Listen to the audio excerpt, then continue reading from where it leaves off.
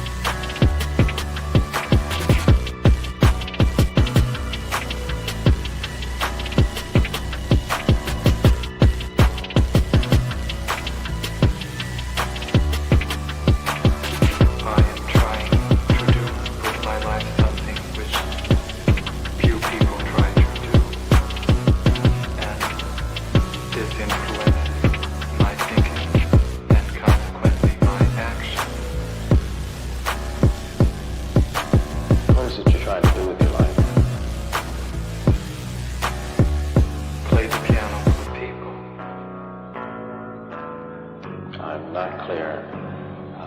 How is it that playing the piano for people has eventually resulted in your being here in the hospital?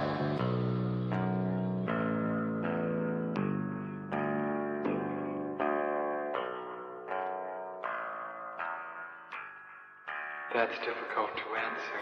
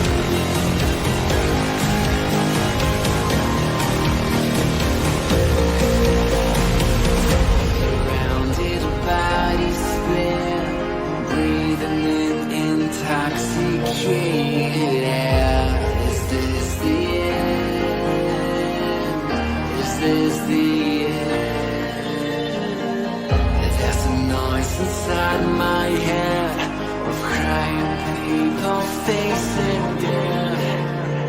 Is this the end? Is this the end? Oh, I'm burning in the stone.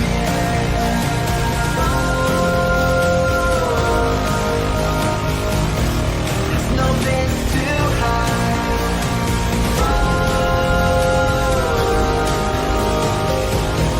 I'm burning in the stone.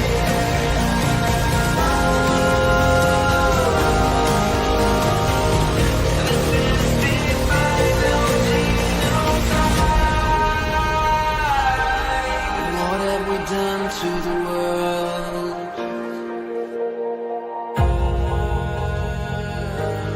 What have we done to the world?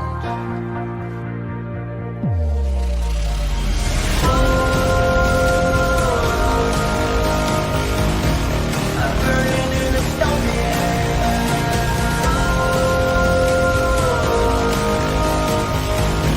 There's no place to hide.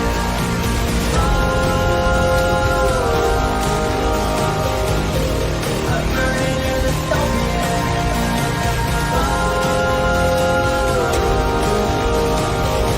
This is the final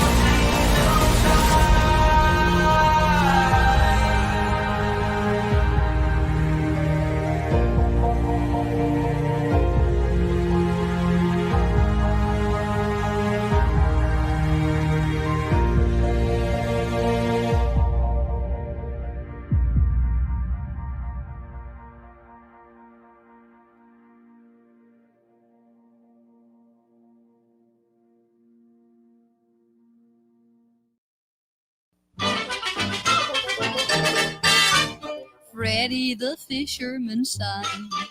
He's got all the girls on the run. With his pole in his hand, he goes fishing on land. That way he says it's more fun. Freddie knows how the girls feel. When they see his rod, they all reel. This fabulous rod measures over a yard, and a thing like that you can't conceal. Under the moon, he hollers harpoon. That means Freddie is at it again. In some little nook, he is dropping his hook, playing the old fishing game. When Freddie goes fishing at night, he carries a great big flashlight. I know it sounds odd, it's tied onto his rod. The girls know his sinker by sight. When Freddie was only a boy, his pole was his only toy. His dad said you can bend it and even extend it, but once it gets broken, you never can mend it. Then he had the awfulest fright. He had just put his rod out of sight when some dizzy dame who was searching for fame tried to carve her initials one night. He'll always remember that day in September he almost ran into his fate. He met a big barracuda just up from Bermuda, and she wouldn't let go of his bait. He sure had a narrow escape. Took days to get back into shape. His rod was all bent and it had a big dent, but he soon patched it up with Scotch tape. On hot nights when he'd go to sleep, his pole out the window he'd keep. A strange bird came along singing the woodpecker's song and started to hammer away loud and strong. But Freddie slept on. What a man! He was dreaming of Dorothy and Fan. But when he awoke, he found out 'twas no joke. He still had his pole, but the poor thing was broken. Yes, broken in two. Now there's nothing he can do. So Freddie hangs down by the beach. He's still got a yen, but he's no man among men. He's still got his line, but his pole doesn't reach. Freddie the fisherman's son His fishing is over and done. You'll find him with Grandpa down in the square. Both of them crying their eyes out down there. They have one thing in common, shouldn't happen to you. Grandpa's pole doesn't reach to.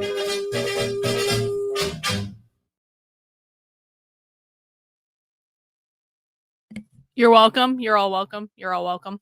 Listen, Trendlin sent in a super chat at the very end of yesterday's stream, and I just didn't see it before I ended the stream. And so it's Trendlin's fault. And I just want everyone to keep I just want everyone to keep in mind during this entire stream today that we're going to do, just remember, it's Trendlin's fault. And I want to be very clear about this. I was even in a mood, I had no idea what to stream today. I've had a really lazy day. I haven't been feeling great for reasons.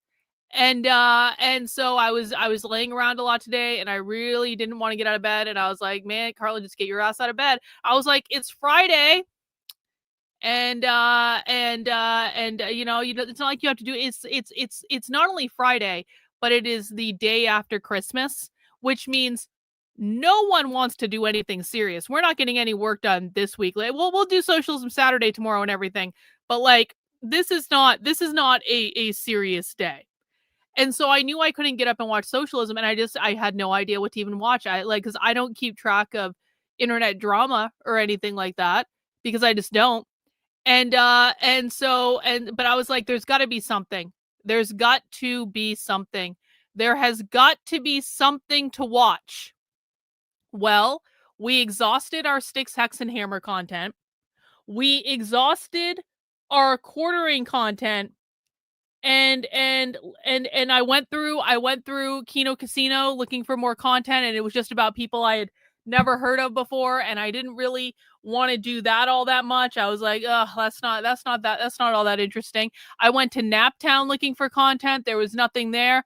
And I asked Amalek. I sent an emergency DM to Amalek. I was like, Amalek, do you know of anything that I should watch on stream? Because I just don't know. And even Amalek, and Amalek generally has like, it's actually funny. I cannot actually remember a time when I've asked Amalek a question and he didn't actually have an answer for me, because I don't know what the fuck that guy does. He reads everything. He knows everything that's going on. He has an insane recall on the information in his brain. He always has an answer for everything. And even Amalek was like, I don't know, Karlyn. I don't know. There's nothing. There's no content. And then I got to tell you, even in the back of my head, I'm like, do I need to pick another fight with big tech just to have content on the internet? Like, do I actually need to do that? Do I need to actually pick a fight with that asshole in order to get him to react to something, in order to at least have something to do on the internet for the next week? Because listen, I'm under no illusion that the content drought is not going to continue for another week. And I have a really hard time believing that I'm going to be able to get people to focus on socialism that much in the week between Christmas and New Year's. And so I was like, seriously, do I have to pick a fight with that bald asshole in order to have something to do on the internet for content? Because I really don't want to do that either. But at least I know I would probably get some sort of reaction if I really went at him, and I know how to go at him to get him to react. Like, if I really went at him, could it because listen, the conflict with big tech is never going to last all that long, because the minute that it actually gets good and it actually gets fun, he ends up going back into his fucking hermit-like cave and giving me the silent treatment. For like, as soon as it actually starts to get good and normalized, he runs away and never speaks again. So it's like, I was like, maybe I can get a good week and a half of content out of this, and then we can just roll into the new year, and then it can just be 2026 and we just move on, because there's just nowhere for it to go. And I was like, maybe that's not like the best idea in the world. Maybe that's not the best idea. And then Trendlin called me on the phone. And I knew Trendlin had been replying to me on Twitter, because I posted on Twitter. I was like, I really don't know what to stream today. Is that punk video that you sent me, Reagan, that you're talking about? I do want to watch that punk video that Reagan, I was thinking about maybe watching that for Socialism Saturday tomorrow. Anyway, So I posted on Twitter that I was like, I have no idea what to watch today. And of course, the first person to respond is Trendlin. And Trendlin's like, you should watch Andrew Wilson. And I was like, I don't know about that. That, like, picking a fight with Andrew Wilson may actually be a worse idea than picking a fight with big tech. At least, like, no one really, like, you have to be in an obscure internet niche to even know who big tech is. So it's kind of one of those things that can be contained. Andrew Wilson is a lot more like in the public sphere, and his followers are annoying and stupid. And I was like, do I really want to do that though? I don't know. I don't know. I don't know. Kate says, since you covered James O'Keefe before, did you see he started his own documentary on the blow up of Project Veritas?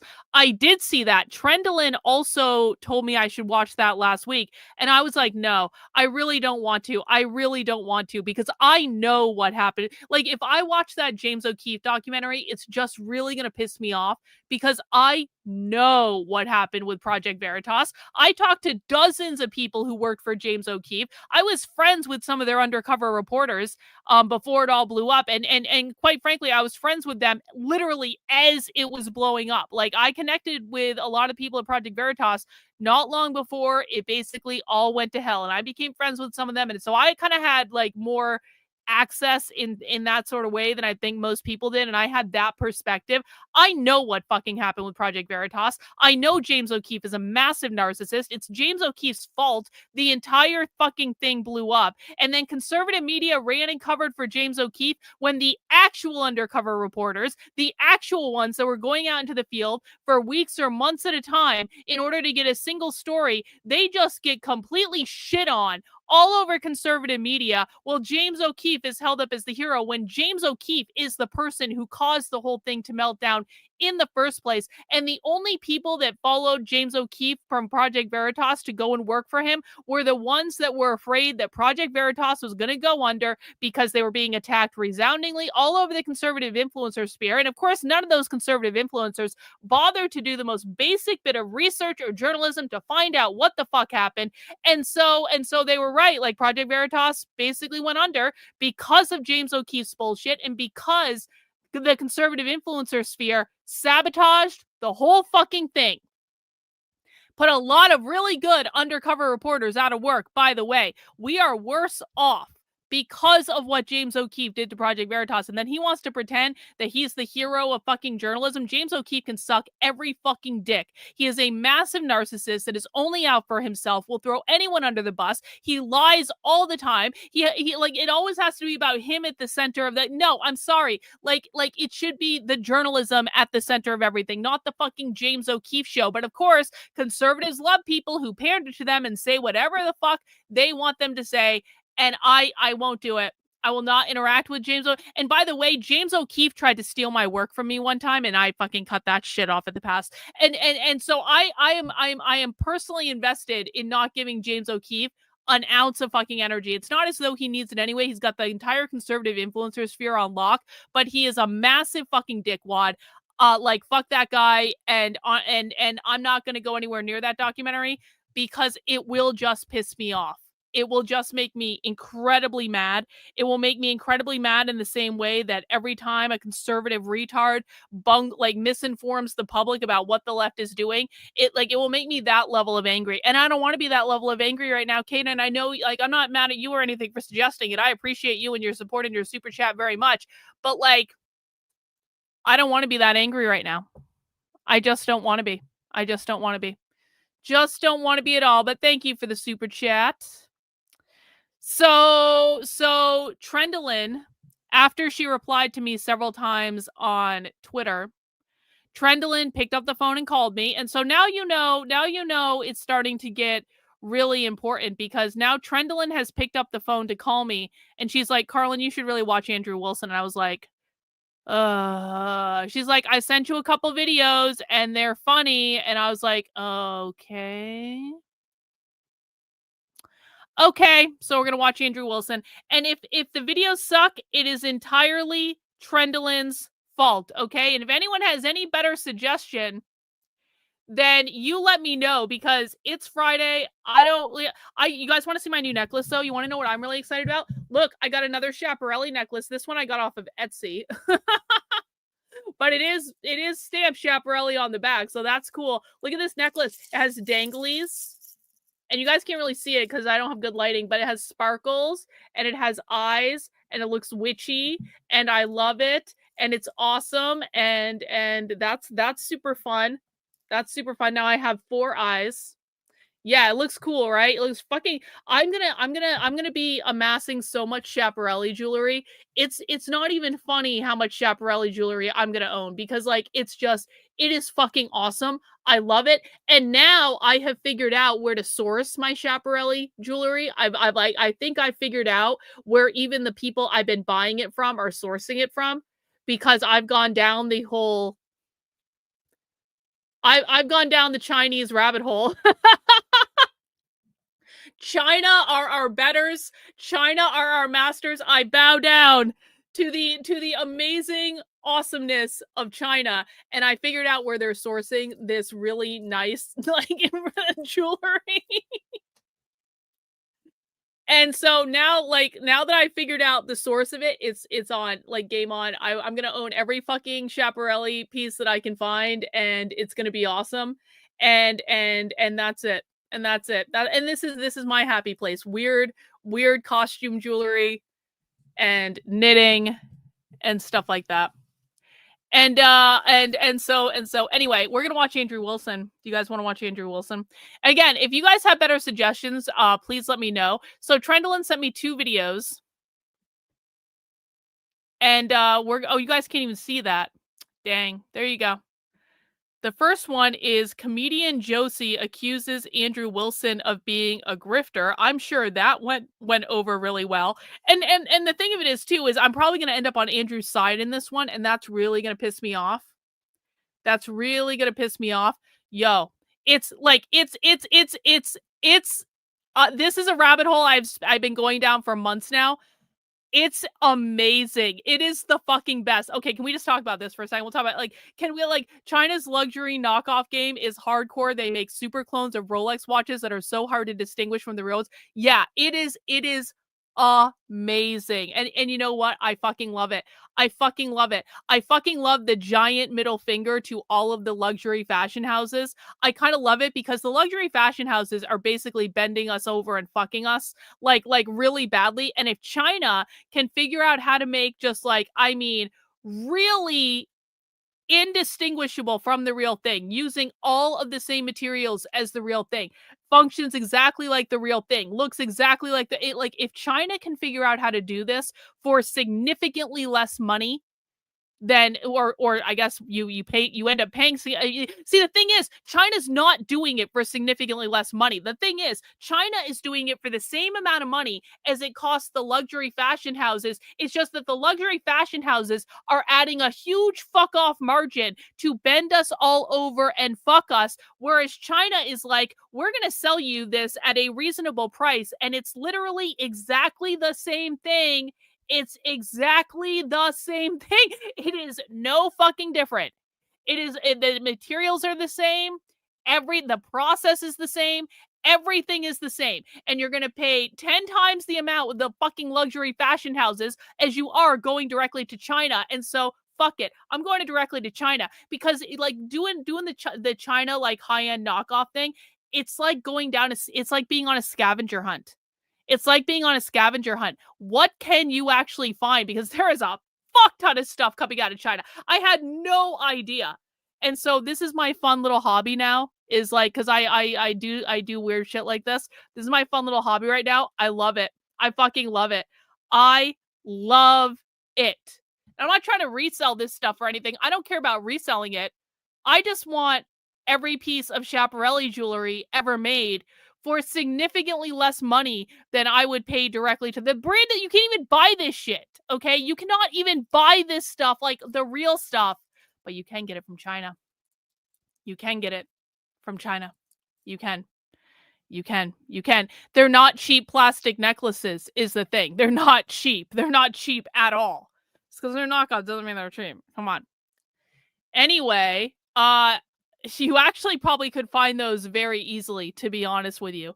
But we're not talking about that right now. We're not talking about that. We are not talking about high-end knockoffs from China. We're talking about Andrew Wilson. So this is yeah, you're welcome for you like the quartering stream?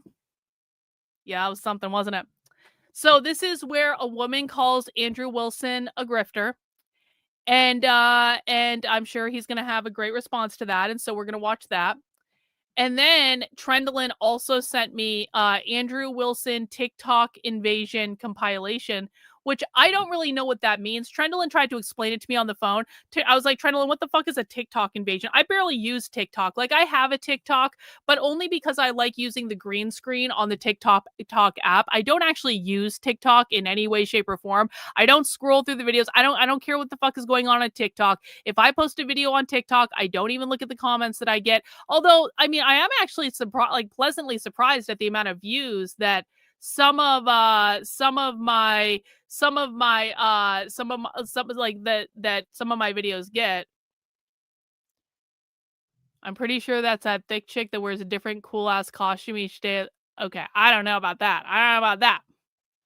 Anyway, so I don't know anything about this TikTok like invasion stuff. Trendlin tried to explain it to me, but she said just watch this video, and I was like, all right, well, okay, fine.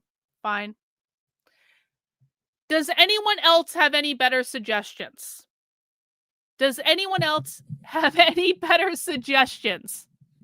I'm sure we have some Andrew Wilson fans in here. Does anyone else have any better suggestions for us to watch than the ones that have been selected? Okay, Reagan, I know you don't want to watch this. I know, Reagan. I know, okay? I know. We'll watch that tomorrow for Reagan, I promise you we will watch the Skinhead documentary tomorrow for Socialism Saturday, okay? Can we just do that tomorrow? I don't want to watch the Skinhead documentary right now.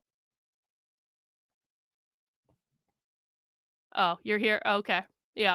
See, you gave, I tried. I asked you for content and you were like, I got nothing, Karlyn. I tried. You had your golden opportunity to get me to watch whatever anti-Christian content you've been watching lately, and you failed. And I'm deeply disappointed. I'm deeply disappointed in you, Amalek. It's over. It's over. All right, so I guess we're watching this then. And I've got, this is better. Okay, great. I've got some coffee. I do have some cider sitting behind me if I feel like drinking, which I probably will at some point in this video. But you know what? Let's just relax. Let's just relax and enjoy. Few things with Andrew Wilson. While secularism and feminism are points upon which we disagree, and I look forward to the discussion that we'll have about those two topics. The reason that we're here tonight is because I publicly called Andrew Wilson a grifter, and I stand by that statement. So I'm not here to argue whether or not Andrew is lying about his political ideologies, and I will not argue whether or not he's got Christ in his heart. When you go to receive your judgment, it's not me who's going to be standing in front of you. However, to win a debate traditionally, you make your arguments in front of a judge or panel and then try to determine whose arguments were more persuasive and well supported through evidence. That judge or panel is meant to be neutral. Debates are traditionally meant to sway those who are on the fence or convert others to your side of thinking. In informal debates, that is not the case. In formal debates, there are rules for speaking and decorum. Informal debates are not seeking to discover truth. They are simply just to be right. They are to own the other side. Andrew's own courses, Verbal Combat or Debate University, in name alone, give a false sense of prestige, credibility, and expert-level knowledge. Psychoanalyzing... That's a pretty lame criticism. Psychologically, Jesus. It derives trust Junior. And postures him as a leader or authority figure. Hey, hang on.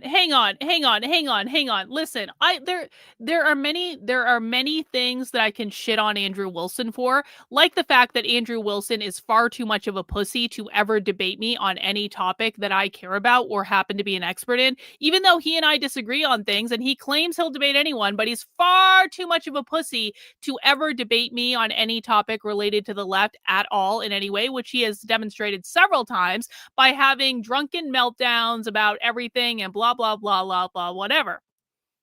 I can be plenty critical of Andrew Wilson. But what I will say is like him launching some sort of debate university, that was actually a really smart idea. That was a smart idea. Andrew Wilson is objectively good at what he does. For people who want to do that sort of thing, I think he is a good person to like at least be like, you know, to reference and things like that in order to study what he does, why he does it. And I think that him having the idea to launch a whole fucking online series of class about that, that's called being a smart entrepreneur, because there are people who want to learn from him. And so if those people want to learn from him and they want to pay Andrew money to teach them his ways, then why shouldn't he do something like that? That's just an intelligent thing to do. And so for her to drag him, like he started a university, like he's some kind of expert. He is an expert. Andrew may not be an expert in every fucking topic that he chooses to debate, but on like just the strategy of debate and what he does, there is no denying that Andrew Wilson is one of the absolute best at what he does. And of course, other people would want to pay money to learn from him. That just makes sense. Like, yay, capitalism. This is not something that is unique to Andrew. It is a truth for virtually everyone in this new age debate bro era of informal debate and online discourse, and that applies to people on both sides of the aisle. Andrew is no different from Brian Atlas, Destiny, Myron Gaines, Dean Withers, Charlie Kirk, or Hassan Piker.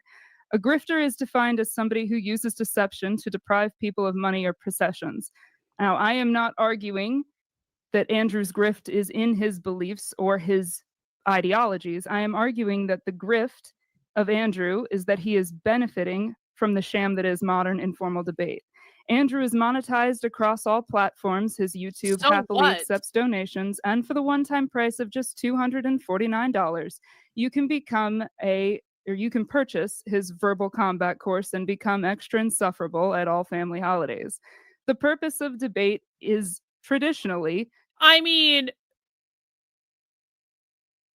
I know, I'm sorry, like, it would not surprise me if Andrew's debate course had done very well, because I can imagine that, like, in the grand scheme of things, $250 is actually not that much money for, like, an invaluable skill that you can use to annoy people for all fucking time. And so, again, like, to call Andrew a grifter because Andrew did something smart that made him money, no, come on. to further exchange ideas, sometimes conflicting ideas, and to work towards progress. Formally, excuse me, sorry. I may need my glasses at some point because I am blind and I am reading my notes. Forgive me. In the sport of these live social media debates, the objective is not progress. It is just to win, as I mentioned, by owning your opponent. It is to create drama for clicks and curate algorithmic gotchas.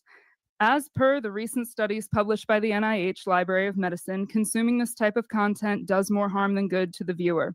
There has been a particular uptick in reported cases of anxiety, depression, suicidal ideation on both sides of the aisle.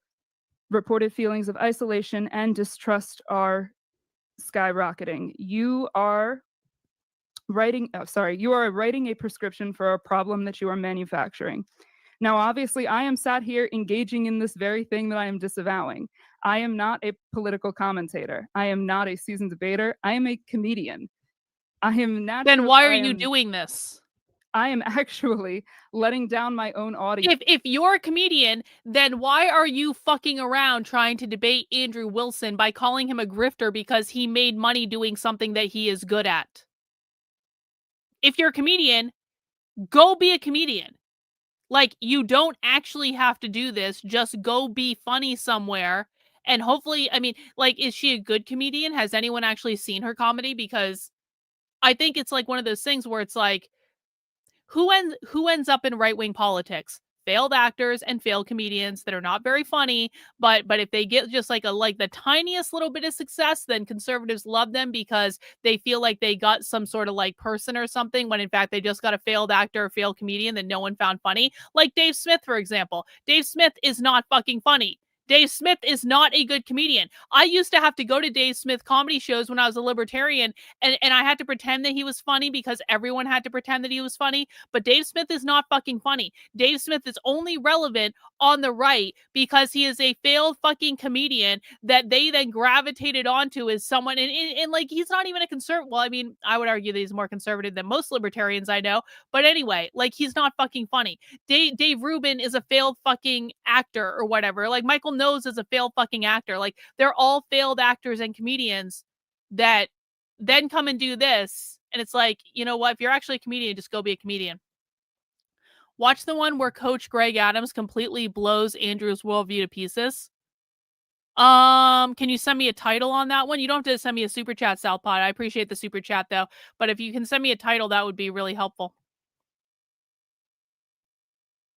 Tonight, who wants nothing more than to see me call you a big gay dildo and then rub the olive jar moment in your face. But that is not my plan for this evening. I am not here as a comedian. I am not monetizing from this stream in any capacity. I am not making a move to be a figure in the debate What is space. I'm sorry to keep stopping this, but like, what is the virtue of not monetizing? I remember when Enrique Tarrio had me on his show to do that fucking hit piece on me because the blonde whore he was fucking was upset with me, and so Enrique Tarrio had to do a hit piece on me because the blonde single mother whore he was fucking got pissed at me, whatever.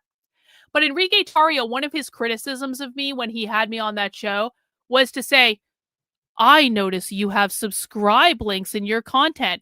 And I'm like, yeah, bro, like, you, what? Like, I'm not supposed to have subscribe links in my content. That is the level of criticism that the conservative right is like, is like, I'm not supposed to have subscribe links on my content. I'm not supposed to say, hey, if you like the work I'm doing and you want to support it, head over to my Substack, Karlyn, KARLYN.substack.com. Sign up for $8 a month, $80 a year. You guys keep me in business because I'm 100% funded by you. I'm not allowed to say stuff like that. How the fuck am I supposed to fund what I do if I'm not allowed to ask for money? How the fuck is Andrew supposed to do what he does if he's not allowed to monetize his own fucking channels? Being a content creator on the internet is fucking hard. And yeah, there are times when you can make a lot of money, but I've been doing this a while now. And I can also tell you, there are times when you can make a lot of money, and then there are just as many times when that can go in the other direction and you don't make almost any money for a while, because content creation on the internet comes in waves. Very few people are able to make very high levels of money consistently, and most of the time you have to sell out to do it. So you have some good runs and you make a fuck ton of money, and then the space moves on to something else and you don't make as much money, and then you go viral on the internet and you do make money. It's like this for years and years and years. And that's cool, man, if you're going to ride that wave. But to say people like shouldn't be able to monetize, literally fuck you. How, like, do you ever monetize any of your comedy shows, supposed comedian? Do you ever charge people money to go to a comedy show? If you charge people money to go to a comedy show, then how the fuck are you any different than Andrew Wilson? And if you are not charging people money to go to a comedy show, then I have to assume that you are a pretty unfunny failed comedian, because I absolutely will pay money to go to a comedy show when the comedian is actually fucking funny. So how is charging for a comedy show different than charging for a class where Andrew teaches you how to be a good debater on the internet? How is charging for a comedy show different than monetizing a YouTube channel? The answer is it's not. And so if your criticism is Andrew Wilson makes more money than you and you're pissed off about that, that seems like a pretty retarded criticism to make. The objective tonight is to pull the curtain and show the audience what this really is, which is just a money grab. I have no intention to operate in this space or be a political pundit moving forward. The fact that Andrew is here and willing to debate me is evidence of this grift in and of itself. I Oh, have said things about Andrew Wilson wow. before, publicly, on whatever, on Twitter, on various forms of social media. I've said things about Andrew, and he has never engaged back. It was not until one person with 5 followers tried to appeal to Andrew, and then I tried to very directly tell this person, he does not care about you. This is not he doesn't actually care about his audience. He's not your crusader. He's not trying to help you. It wasn't until I made that point and made that curtain pull that Andrew then decided to acknowledge one of my statements and challenge me to this debate. The fact that you would waste your time on an unseasoned, inexperienced debater, someone who is not in this space, is evidence that you are just looking to own your opponent and to clip farm through this. So that is my opening statement. I'm Thank you. excited to see what we're going to have in front of us tonight. I'll look it up. I will yield the rest of my time. Thank you, Josie. And Andrew, to you, please. That's it. Like that. Are you sure? Got it. Yeah. Thank You had you. all that time, and those were the points that you wanted to make. There will be more points. We have a 2-hour discussion ahead of us. Yeah, I know, but I mean, it's only 30 minutes. So you're sure you can bring up whatever you want, like whatever you want. You can bring up in your opening. You still got plenty of time. You sure? No, I'm sure we can end that part there. I don't need to just ramble on and give you a speech. We'll have time for discussion. Okay, so I guess we'll go through it one point at a time. She defines a grifter as somebody who deprives people of money through nefarious means. I don't see how me having a debate course people ask me to make for them does that. Sounds like somebody's asking me for a product. I Thanks, created the Alpod. product and then I sell the Appreciate product. you. And now, if it were the case that I was selling a product and then wasn't delivering on the product, that would be depriving people of their money through nefarious means. And I would say that, yeah, that would probably entail grifting of some kind. She also makes some kind of ridiculous statement. She says a judge or a panel in a formal debate needs to rule who wins. It's not the case. Most of the time, judges in formal debates are actually there in order to keep the debate on track, just like in informal debates where you have a moderator. She says an informal debate isn't there to discover truth, but that's exactly what it's there to do. The thing is right now, the entire inquisition that she's giving me on being a grifter is for her to try to tell my audience what she believes is the truth, right? So she negates her own opening statement immediately. She says, for $249, you can purchase Debate University. That's true, but I just want to let you know when I launched it was $500. We sold a lot of courses. I'd only recently lowered the price since Christmas because I'm a really nice guy. She says the objective of debates isn't progress. It's designed to own the opposition. The truth is that we live in a world in which people have very, very small attention spans. Because of this, in order to kind of grip them into the things that you're trying to relay to them, and by the way, comics do the same thing. They release bits of themselves, kind of highlight reels of the things that they do and the things that they actually said which were funny, in order to put that out so that people can find them and watch more content from them.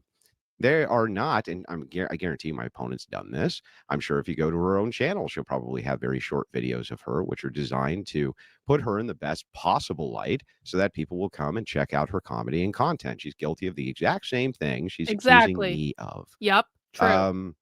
She also says that she has a study, but I want you to actually produce a study, and here's why. Something I'd like to point out is that most people who produce studies, especially in debates, haven't actually read them. True. I would like to actually ask my opponent directly, and I'll give her just a very quick amount of time here because it's still my opening statement, to just answer this truthfully, right? Did you actually read the study, yes or no, or did you just read a synopsis of the study? The truth. I read the study. Okay. Both of the studies. Okay, what And was how the many inclusion pages is exclusion the study? criteria? I read it through the web browser. Yeah, how via many an pages was it? What Andrew should have asked is, what is the inclusion exclusion criteria? Who is included in the study? Who is excluded from the study?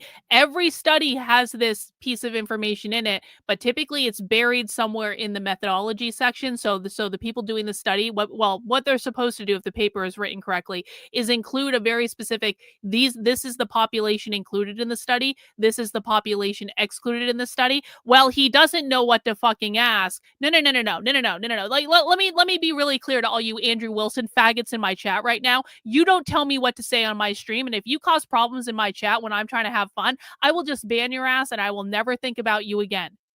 If he is not asking what is the inclusion exclusion criteria in the study, he does not know what to fucking ask. How long is the study? She read it on the fucking computer, bro. She actually is giving the correct answer to his question. If he had asked what is the inclusion exclusion criteria, he would have learned right quickly exactly how much she has not read this fucking study, because that piece of information is buried in the methodology of the study. And regardless of whether you read it on the computer or whether you read it on a piece of paper that you printed out, the inclusion exclusion criteria is always going to be there. And I promise you that bitch has no fucking clue what the inclusion exclusion criteria is for the study. So maybe shut the fuck up and learn something if you're going to be in my chat. Otherwise, get out, because we don't allow low IQ retards on my channel.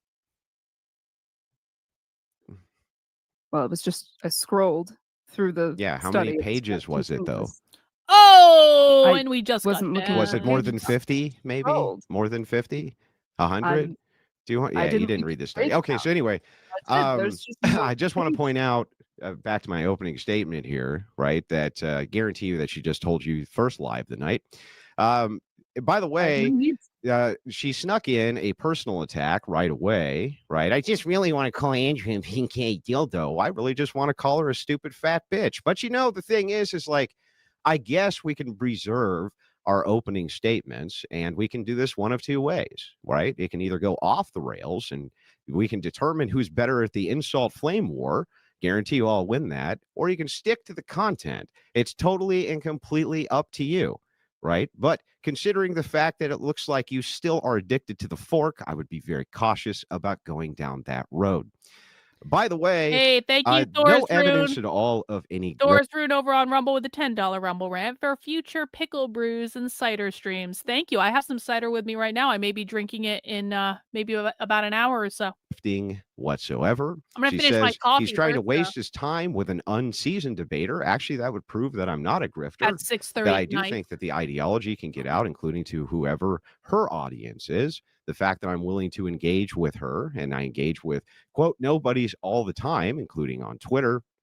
I have no idea where she's even trying to go with that exactly. So so far I haven't seen any evidence of grifting. All I've seen is one of the things I do actually appreciate about Andrew, even though he's far too much of a pussy to ever debate me on any topic that I actually care about, is I do actually appreciate that he engages with just like anyone on Twitter, or on his like debates or like whatever. Like one of the things that really drives me crazy about like influencers is they're all elitist douchebags. Essentially, we're like, I will not engage with someone who doesn't have this many followers or this many. It's like literally go fuck yourself. Who do you think you are? And so I'm a big fan of like people who just engage with like normal people. And I think that it shows, at least for me, I think it shows that he's doing this he's doing this because he likes this. He's doing this for fun. He's doing it because this is more of like a genuine thing of just something he likes to do, which is the opposite of what a grifter would do. If he was actually a grifter, there's no reality in which he would be engaging with people who had significantly less followers than him, because that's like, if you want to know who's a grifter and who's not, look at the people who are always kissing the asses of the people with the big follower counts, and then look at the people who are just engaging regardless of whatever numbers. A bit of personal incredulity. Andrew Wilson have course, sell course, therefore grift. Very strange. I don't see why it's a problem for me to create a course that highlights various debate skills that people seem to want and are willing to pay for. So with that, I'm willing to dive right into it. Just remember, it's up to you how the debate goes. It's up to you. Thank you so much, Andrew. And as a kind reminder to the audience, we're going to get through the Andrew is a grifter portion of the debate, then we will move into secularism and then feminism. Of course, we will get through the debate. I like that Andrew Wilson would go on Piers Morgan and just be sitting there smoking cigarettes. I actually think that's really fucking hot, honestly. Go into closing statements and then read and respond to your kind super chats. Thank you so kindly. Of course, as always, tomato tradition, we will go into open panel afterwards, but I know we will be kind of on a time crunch as far as the debate is concerned. He has this theme song called Smoking Man Bad. Yeah, so how does me having a debate course give evidence of grifting exactly? Okay, so why did you name your course Debate University? Well, because the idea there was to follow up with more courses for debate that I could sell for a profit in the future. So there was no intention behind naming it university to maybe foster a sense of trust or imply a level of expertise. I think it rolls off the tongue well. And It's a name the for a whole course. verbal combat. Why did you choose to go with a theme of war or fighting? Yeah. So What? It's a lot of debate. my debate style comes from there's a sequence of old books, especially written by prison guards, who express and explain the ideas behind what is called verbal combat. What verbal combat is, and combat no contact, is that you're always, when you're engaging with opposition and engaging with ideas, you're in a form of mental combat. That's what's going on. And so the reason prison guards obviously do it is because they want to defuse situations so that they don't escalate. If those situations escalate, their very safety is at risk. I was always a big fan of that because I think ideologically that's also true between the left and the right, that these are very high stakes conversations. Ultimately, they do change minds and that they do have effects in society. And it is a war and it is combat with no contact. You feel that this is combat, that this is a verbal war. That the ideology between the left and the right, yes, it is war, yes. But Yeah, the agree. discussion between you and me, you feel that this is Yes. Well, the combative debate and course, Yes. the debate course isn't Yes. called, how to debate with unfunny comedians. The debate course is called verbal combat. The idea behind it is the left-right dialectic and how to engage with progressives and feminists in debate and beat them. And yes, I So- do think that is an ideological war, and it's been going on for a long time. And so who are your famous or political or who are your famous graduates? I'll frame it that way. We'll keep the university theme. You don't Who get are diplomas. It's not a diploma mill. You just buy. Okay. You can buy the course and watch it.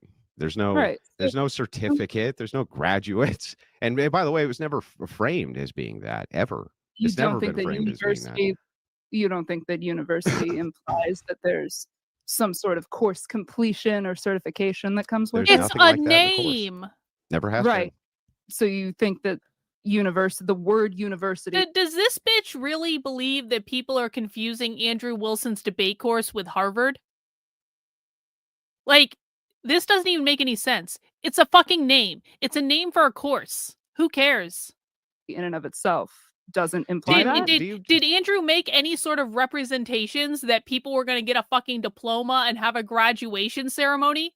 Was that promised to people? Did literally any single person who signed up for Andrew Wilson's course ever complain about the quality of his course? Or did they complain? They were like, really, I thought this was going to be more like a university experience, and I thought I was going to get to wear a cap and gown and walk across the stage. Like, did anyone ever complain about that actually gave Andrew Wilson money?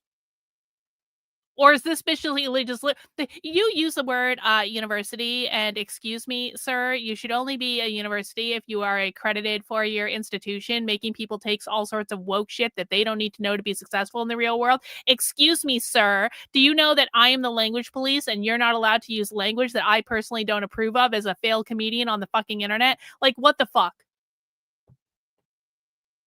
Do you assume that people who are interested in debating with opposition It includes a using, free doctorate degree, their yeah. verbal IQ are so fucking stupid that they're going to be fooled by the word university inside of a slogan to get them to buy a debate course? You just think that they're really fucking stupid and that you're really smart? Like, you wouldn't be fooled, of course, just them, the stupid plebs in my audience. They're just too dumb to understand that even though this was marketed as a way in which you could tango with somebody ideologically and win, that somehow they're going to be fooled into thinking they get a diploma in what? How to debate kind of better? Like, what do you think that they're being fooled by? You should actually do that. I think they're being fooled into thinking that, okay, well, if I learn from Andrew Wilson, if I buy his course, I'm going to be an expert. I'm going to know how to be an expert debater. That's what it's going to be. So maybe not necessarily a physical diploma. Certainly. Have you watched the course? I'm not giving you $249, Andrew. Okay, so the answer is no. Yeah, of course it's no. Okay, so No, then she's if you not don't smart even enough to be in my know what the chat. content is or True. what's expressed in the course or how things are described to the people in the course, this is not a classroom style where you have a chalkboard. This is me expressing the laws of logic. I brought in multiple logicians who were expert apologists to walk through the format of logical debate online. And thus far, I've gotten a very, very positive response from people who have viewed it. I And don't what know have what to those tell people you. gone on what have those people gone on to do? What have they Well, accomplished? many of them debate pretty prominently online. Many of them right here on this very channel that you're on right now. There's been dozens and dozens of them. Who it seems to have helped them quite a bit. I get many Listen, emails from people who say it's I used to be in the coaching world. I was an executive coach, I was a performance coach, I did, like, a limited amount of, like, career coaching and stuff like that. But, like, I tell this story to say that, like, I went to all sorts of coaching conferences, about, I don't know, 10 years ago or something like that. And so I was going to coaching conferences all the time. I was interacting with other coaches. People can create courses on anything.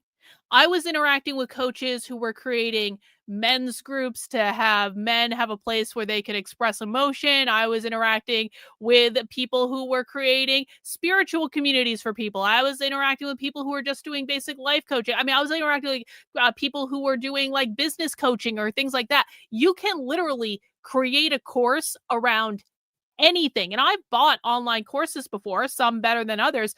I have paid significantly more than $249 for a course on something that I was interested in on a website where people just make those courses, you know, for money, basically, but they're also teaching you things, that they're teaching you skills, they're teaching you other things. And guess what? When you're a coach and you're creating that type of content, if one course isn't good, you aren't going to be able to sell other courses. So you want to make sure you're delivering on the promise of like whatever course you put out there to make. And most courses are a lot fucking more than $249. And most people who are doing coaching or the type of thing that he's trying to do with that course, they're charging way more fucking money than that. It's not that much. If someone has a skill that you want to learn, it's a value exchange. You have this thing that I want, I have money. I mean, it's just like, I don't understand the problem. seem to have helped them quite a bit in their personal lives when it came to dealing with their boss, coworkers, things like this. Um, I was surprised. I didn't even know that that would be a potential side outcome for the course, but apparently it was. This was really just focused on how to engage in ideological verbal combat across ideological lines and how to prepare people who have my ideology for that if they had interest in it. And it appears that it worked very well. Can you name any of the seasoned debaters that you have educated? You mean the ones that go on this program? I've personally never seen this program. Oh, well, I don't know their well, names. then how would you know if I named them and I was lying or not? You should take my course and then you wouldn't fall into those traps. I'm saying you can name if Oh, they're, sure. John, you know, Jill, Jack, Jim, Fred, Chuck, Terry. Go ahead and refute that I'm lying. So prove it. so Prove that I'm lying. Prove it. but no household names, no major names in the debate space, nothing like that. Well, what does it take? What's a major name in the debate space? What would you I mean, consider I that would to be? argue that your name would be a major name in the debate Yeah, space. Anybody would. so people have been at this for years and years and years. And do you think that this course was marketed as though if you took it, you were going to be launched into prominence on YouTube for your debate skills? Well, Do you honestly think that? again, the word university would imply that if you complete it, you would gain some sort of level of expertise. No, it I doesn't. believe It doesn't imply that. that is actually Yeah, what the word university would imply. no, Yeah. it A literally doesn't university. imply that. All that the university would imply is that there's some level here of learning that's going on, not that there would be a level of expertise that goes on after you're done learning whatever the said thing is. For Oh, but instance, you that's can not have an what introduction to debate, which I have, for instance. Why would that entail that you would instantly have some sort of higher level of expertise? All it would mean is that you receive some form of education on something. That's it. well, then why not debate elementary school? It's not as catchy. I would argue that it would be more appropriate. Why? it's You How don't would get you to know? decide You haven't watched that. the course. How the hell do you know? Your own, Like, by how do your you own- know? by your own admission. Okay, well, Just look. now, Let me ask you a you're not few. saying Here, let's Go. let's find out if this holds muster. If I ask you what are the 3 laws of logic? Can you tell me? No, No. Can I? If I ask you what are metaphysics? Can you tell me? no. Can you tell me what epistemology is? That is the knowing like what the truth is and the difference between a belief and Yeah, Suzanne says some people cause us having to see warnings on products. Yeah, I was, you know what? I was thinking about this the other day when I was at the beer store, because they've got this giant fuck off warning sign about cigarettes behind the counter, and like I'm gonna be honest, I haven't smoked in probably decades. Like I smoked a little bit in college, but I just never quite took to it. And even like I was looking at this giant warning sign behind the counter for cigarettes, and I was so pissed off that they had to hang a giant fucking warning sign about cigarettes that I swear I almost bought a pack of cigarettes just to be rebellious of the whole situation, because it was just dumb. It was dumb. It's like women like this ruin everything. She should not be allowed to talk on the internet. or an opinion. No, but it's still. I mean, it's still a good try. I'm not going to beat you up about it. But what about ontology? No. No. Okay. So the thing is like these are very basic forms of philosophy that most people kind of leave on the table. But if you had checked out the course, you would know that I brought in experts, guys who do have PhDs, like David Patrick Harry and others who are famous Christian apologists.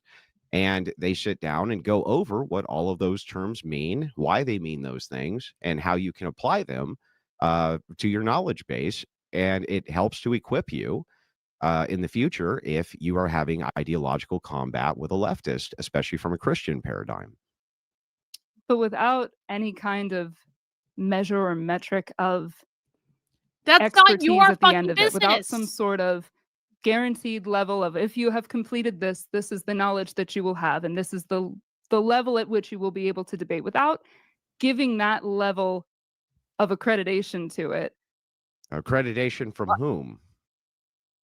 I The mean, there online are debate universe. accredited, like the actual debate societies in America are Do you think accredited. that I'm running some kind of actual polished college or something that you have a 4-year degree or an associate's degree at? Or did I market that I would build out a course that's roughly 7 hours that would assist you with debating ideologies online? Because I'm pretty confident that that's what I marketed.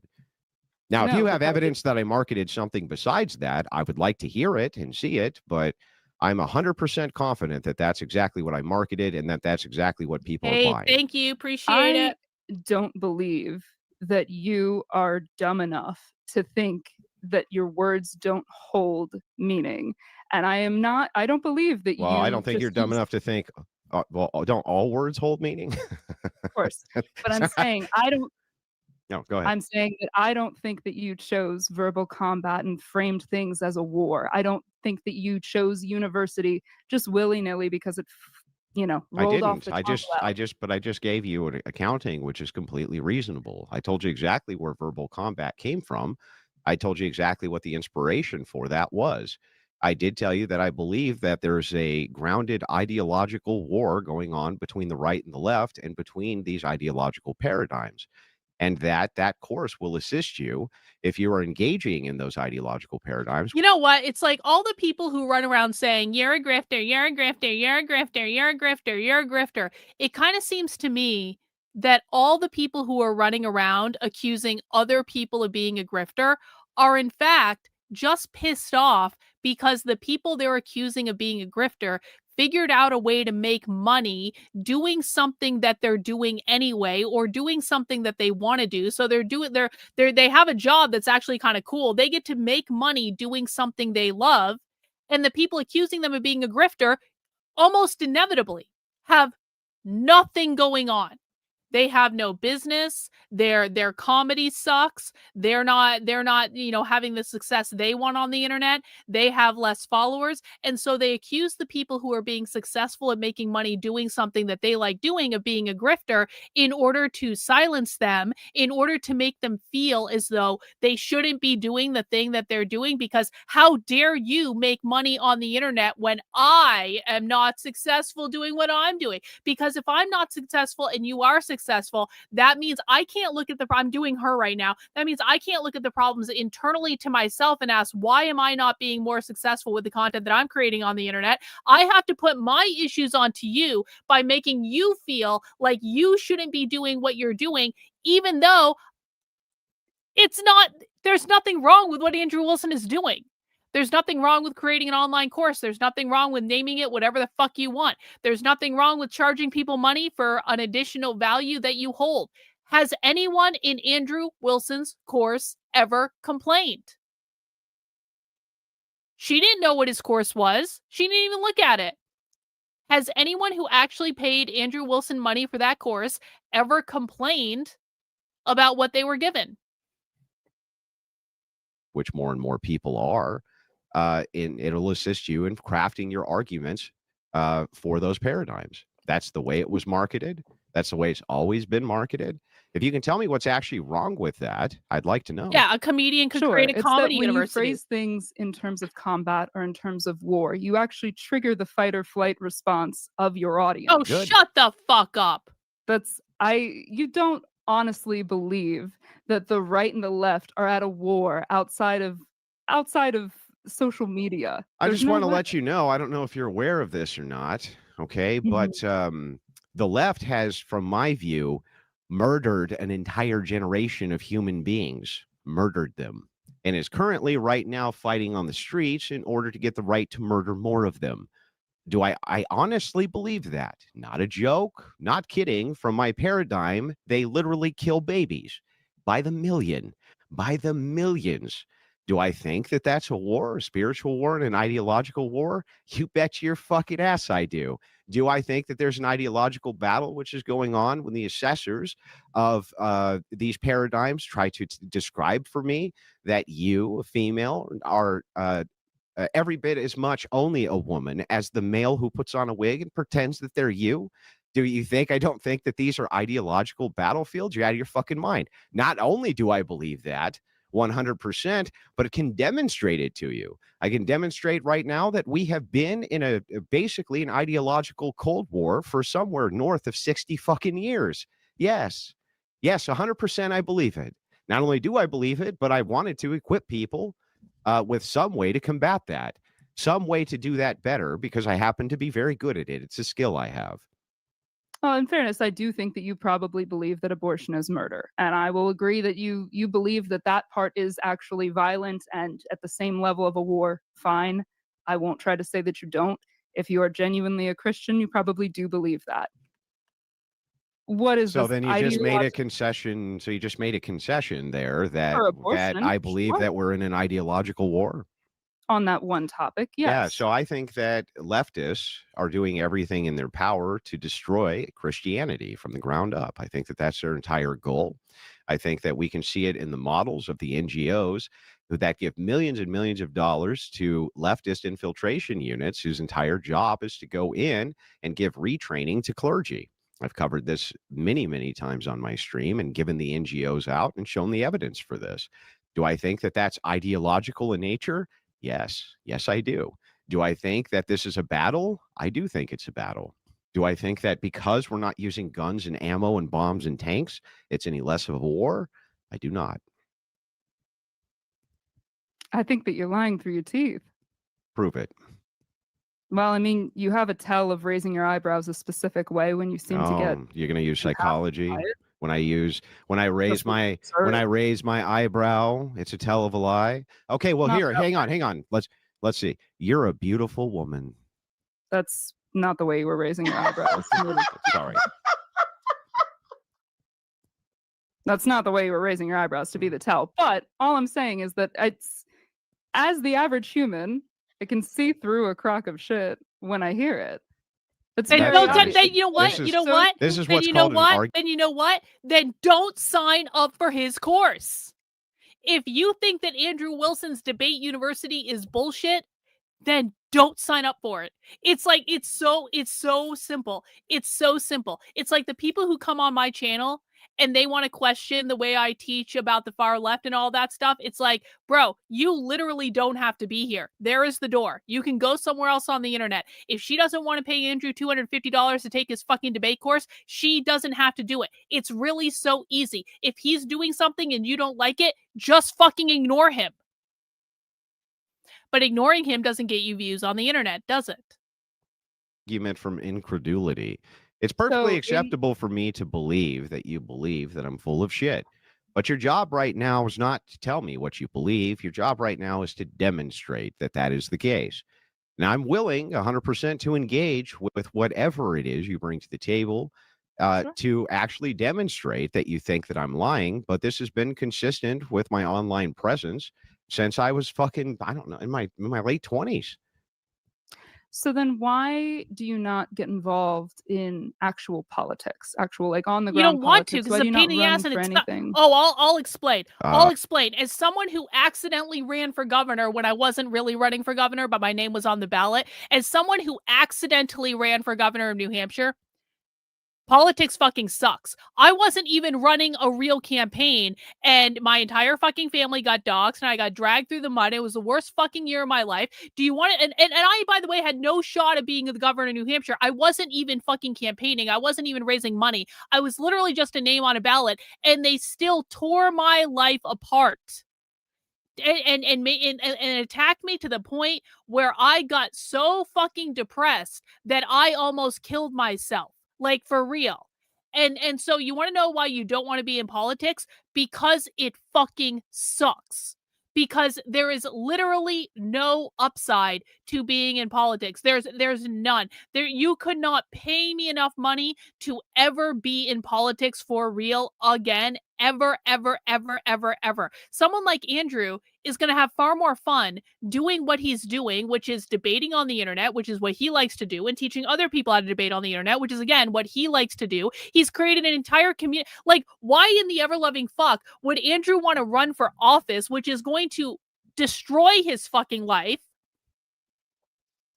Why would he want to run for office when he can make a fuck ton of money on the internet doing exactly what he wants to do? Andrew Wilson is, my perception, I mean, maybe I'm wrong, but like, Andrew Wilson is making a fuck ton of money on the internet doing something that he loves. You want him to give up making a fuck ton of money on the internet doing what he loves in order to do something that would make him miserable, would make his wife miserable, would make his kids miserable, would take a lot more of his fucking time, would involve far more attacks on him than he gets on any given day? That just doesn't make any sense. Well, first of all, I'll tell you a couple things that I've experienced here, learning from different creators, especially. One, it does not transfer over well. Being very popular online doesn't necessarily transfer over very well to popularity in the mainstream. If you're a big movie star, perhaps like Arnold Schwarzenegger or Jesse Ventura, people like this, that can transfer over fairly well. You're a household name. When it comes to online popularity, however, that does not transfer over well for grassroots. No, it doesn't And at all. there's many content creators who've gone that route, like Sargon of Akkad, for instance, went that route. Destiny went that route when he tried to do canvassing campaigns, and many other did. And it was an abysmal failure, even though they're very popular online. It's very possible, I know you probably never thought about this, but the translation of the skill set that I have may not translate well to IRL politics, but may translate well to informing IRL politics. Yeah, real, actually. So you put in absolutely no work outside of just these online debates. You and think what he streams does isn't work? for your ideology? No, That's your form of I engaging. didn't say with that at content? all. I engage So what do with you do? politicians all over the place, assist them with arguments. I've assisted with grassroots campaigns, which have been spearheaded largely by a guy who works for me named Rob Knorr, who interacts with the RNC on a regular basis. And we've helped to change a lot of the conversation when it comes to this. But that and me being a skillful IRL politician are two very different things. Do you realize that politicians, for instance, have political strategists? They have speech writers. They have rhetorical trainers. They have people who assist them in all aspects of political strategy. True. It's not just oh, Andrew's really good and informed on No, politics, no, and no, so no, therefore no, he'll no, be a good no, no, no, politician. no, It no, no, doesn't- no, no, no, no, no, no, no, no, no, no, no, no, no, no, no, no. No. Just to be very clear, there is no universe in which I would ever go on. They could offer me $1 million and I'd be like, literally, go fuck yourselves. No. Like that is never going to happen. Always transfer over that way. What And a by the way, giant waste of my nobody's time. better at knowing my skill set than me. Certainly not you. I mean, I've seen your display of skills online. So Have you? I've seen more than I'd like.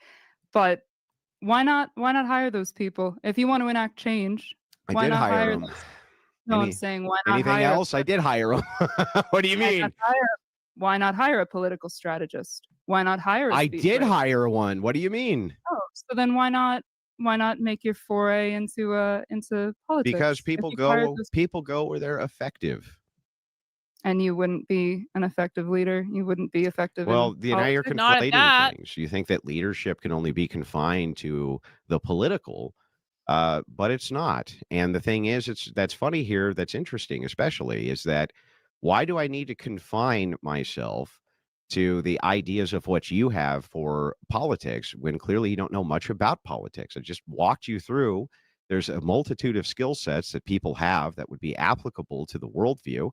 Some people are very good at being in front of cameras, IRL, and kind of delivering the rhetoric that way. They're very likable, perhaps. They have all sorts of various skill sets which would gravitate people towards them.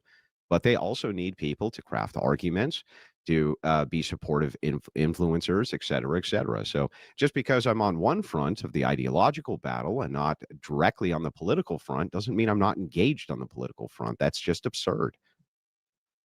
Would you argue that there are some people in this world that set a goal for themselves that they can never achieve?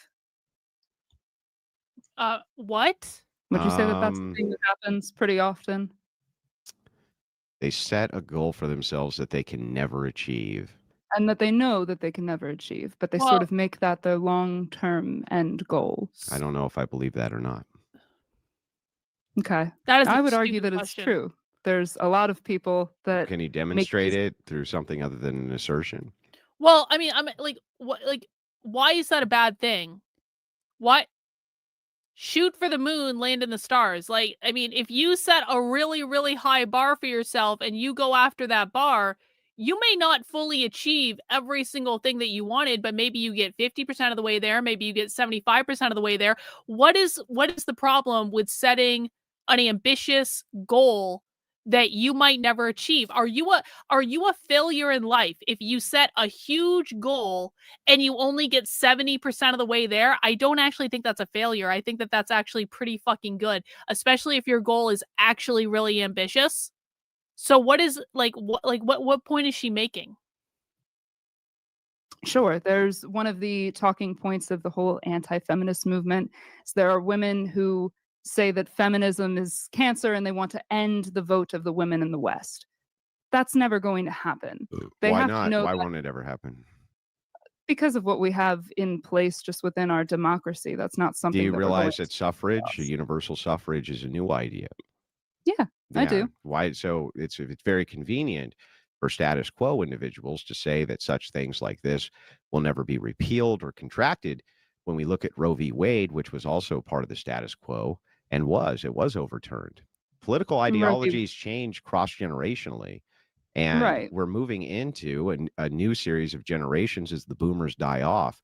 I don't think you should feel as secure in the idea of suffrage as you seem to think you should. That's not what the political current is, at least that I see. Roe v. Wade was not inscribed in the Constitution. Women's suffrage is. It's much harder to overturn an actual amendment. So was slavery. Yes. And then it was. And then it was exactly. And so was prohibition. The ban on alcohol was also inscribed in the Constitution. Women got that pushed through. I think only property owners should be allowed to vote. Honestly, like that's my and I own property, so I would be allowed to vote in this particular scenario. But I don't like the whole like banning women from voting thing. I think that property ownership should be the mark of who gets to vote or something like that. Because at least like if you own property, you have to have some level of responsibility. And so I feel like that is a better way of, because there are women who, I mean, maybe I'm just being like, selfish here. There are women who do actually are like, aren't this fucking stupid on the internet. And if someone is smart enough to figure out how to own a piece of property, then they've passed at least some sort of bar. No. If you have a mortgage that you're paying off, I'm sorry, that still counts. That is the world that we live in. If you have figured out the way to make a down, like, have you ever worked with a fucking mortgage broker? Working with a mortgage broker fucking sucks. Okay. So if you have figured out a way to amass enough money to have a piece of property that you are paying on, that is the bar. You have demonstrated enough responsibility where you have amassed some sort of a down payment. You've made a responsible decision. You actually have something that you have to take care of. So no. We're not playing this fucking libertarian fucking game. Long before they ever had the right to vote, they were able to make, because they were set in a moral high ground, they weren't just political cogs, they were able to actually get an amendment passed long before they could ever vote. Isn't that interesting?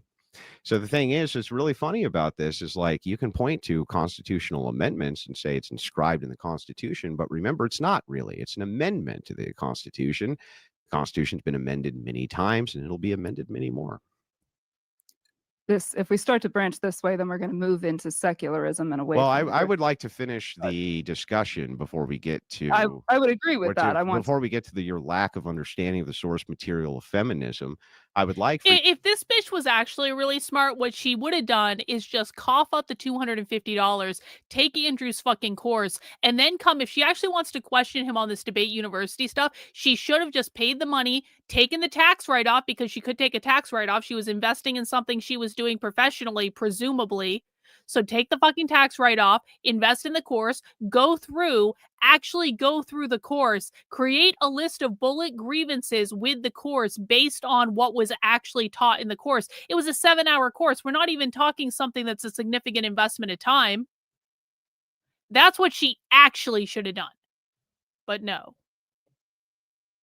You to just go ahead and demonstrate in very simple words why it is that you think I'm a grifter, because is your only evidence, your only compelling evidence that you think that I used university in debate university, and that the people who buy the course are so fucking stupid that they think that they're going to get some kind of actual accredited degree because of that, and that therefore they're being fleeced, and that it was marketed this way? Or are you saying something besides that?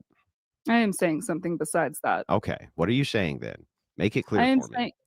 Okay. I am saying that this framing that these online informal debates creates is that we are at this war, the left and the right. Everybody's at each other's throats and we're incredibly polarized. And I have had the privilege of traveling the country and also the world for my job. And that is by and large not the case. That is not what is happening on the streets and in day to day. It certainly is what's happening online in these spaces because they are very satisfying to the algorithm. Yeah, I actually agree with that point, that in your day-to-day interactions, things will seem like they're completely normal.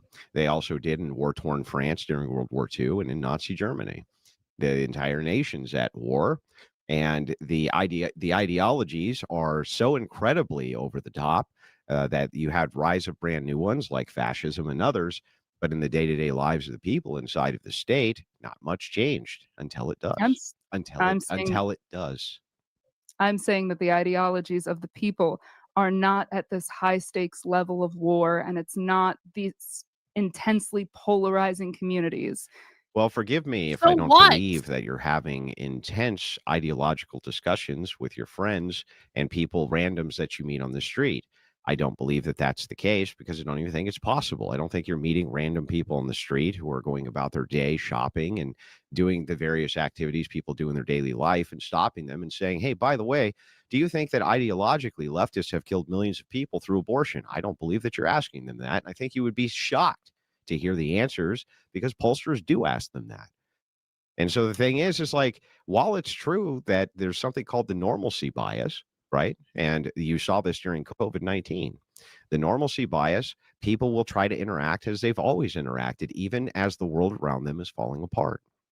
So you're incorrect in that assumption. That is exactly what I do. That is what I do for my Okay, day show me job. where I can see that. Show me some I, evidence of that. due to my NDA, I cannot reveal the shows Well, that that's I've awful worked for. convenient, isn't it? That's just the reality. I'm not willing to risk my job for this. Yeah, well, that's awful convenient. Then you that shouldn't have you brought say, it I up. do things, but And can you never demonstrate shouldn't to you have that brought I do. it up. Once I move on from this particular show, I am happy to come back and let you know what the show was. But while I work on it, I'm not allowed to say what it is. Well, whatever the show is, where people are But that going is out what I and do. asking about ideologies, if it is the case that you So think she's not a that comedian? ideologies are not polarized Failed right comedian. now Like I said, in failed comedian. 2025, then you're just simply not telling the truth. No, I am All right, I gotta pee. I'll be right back. Let me know if this woman says anything stupid while I'm gone. telling the truth. But Okay. that's what I'm saying. Well, is then that how come every single pollster and every single political commentator seems to disagree with you based on the current data of the people that they poll and what it is that they believe? Why is it that it's so ideologically brutal right now that we're waiting for constitutional crises? Why is Trump sending the military into various states? It doesn't appear that things are nearly so ideologically stable as you seem to be pretending. for the average person, it is. The average person all wants the same things at the end of the day. We all basically want the same things. We all have the same things that we're striving for. We're not actually that divided. That's my whole point, is that these online informal debates are fostering that divide. It's just pushing it forward. It's making you think this person is, this side, this ideology is out to get you. And I am the only one, Andrew Wilson, can sell you a course so that you're equipped with mental and verbal armor. I'll give you the verbal grenades to go ahead and launch at your opponents. When in reality, it's not that. It's not, nobody is actually benefiting from your ideological armor. It's just not happening, Andrew. Let's be real with each other. Can you demonstrate it? I can demonstrate that what you are arguing just doesn't happen in the real world. It only happens here online. Then demonstrate it. How would you like me to demonstrate it, Andrew? However you can demonstrate it, I'm willing to listen. I'm telling you that through my own experience of being out there in the world, and not just anecdotally, not just from what I have experienced, but just out in the world. I'm telling you from my own experience, but not telling you from my own experience. Is that right? I am speaking partly from my own experience. And what are you However, speaking? that is, What is the other part that you're speaking from besides your own experience? if you ask people what their values are, what their core values are, they all pretty much line up. And that is true in the polls. People want their families protected. People want to feel safe. People want their lives protected. Now, the finer details, I'm pretty sure if my we want to values get don't align pedantic with about it, women's. we can. And that's where things differ. But a lot of these ideological wars are problems that are made up. And we think that they're bigger issues than they are. Yeah, it's my truth. Exactly. Was January 6th made up? No. Yes. Yes. Okay. What does January 6th have to do? Yes. Well, I'm just saying, I think it's really interesting that as we see unrest in the street, as we literally see what just happened in the California riots due to illegal immigrants, we see people say that they want less illegal immigration inside of their nation. They want less diversity. They want less of these things overwhelmingly, and then overwhelmingly vote for a president who says that they're going to deliver on those things. It sure seems like an ideological divide to me on Main Street, not just from some elitist online or some rhetorician somewhere. It certainly seems to me like these are things that people take seriously and that they're having struggles Yeah, trust with. me, bro, is Now, not a when you qualifier. say this sort of nonsense like this, you say, hey, Andrew, look, we all have some shared needs. That's true. We all want to see our families protected. We all want food to eat. We all want safety. All of those things are true. But you realize the distinction between ideologies is how we get there. That's how we get to those things. The various ideas of safety. Let's take the trans movement, for instance. right? The entirety right now of the political polarization behind transgenderism is that women don't feel safe in their own sports, do they?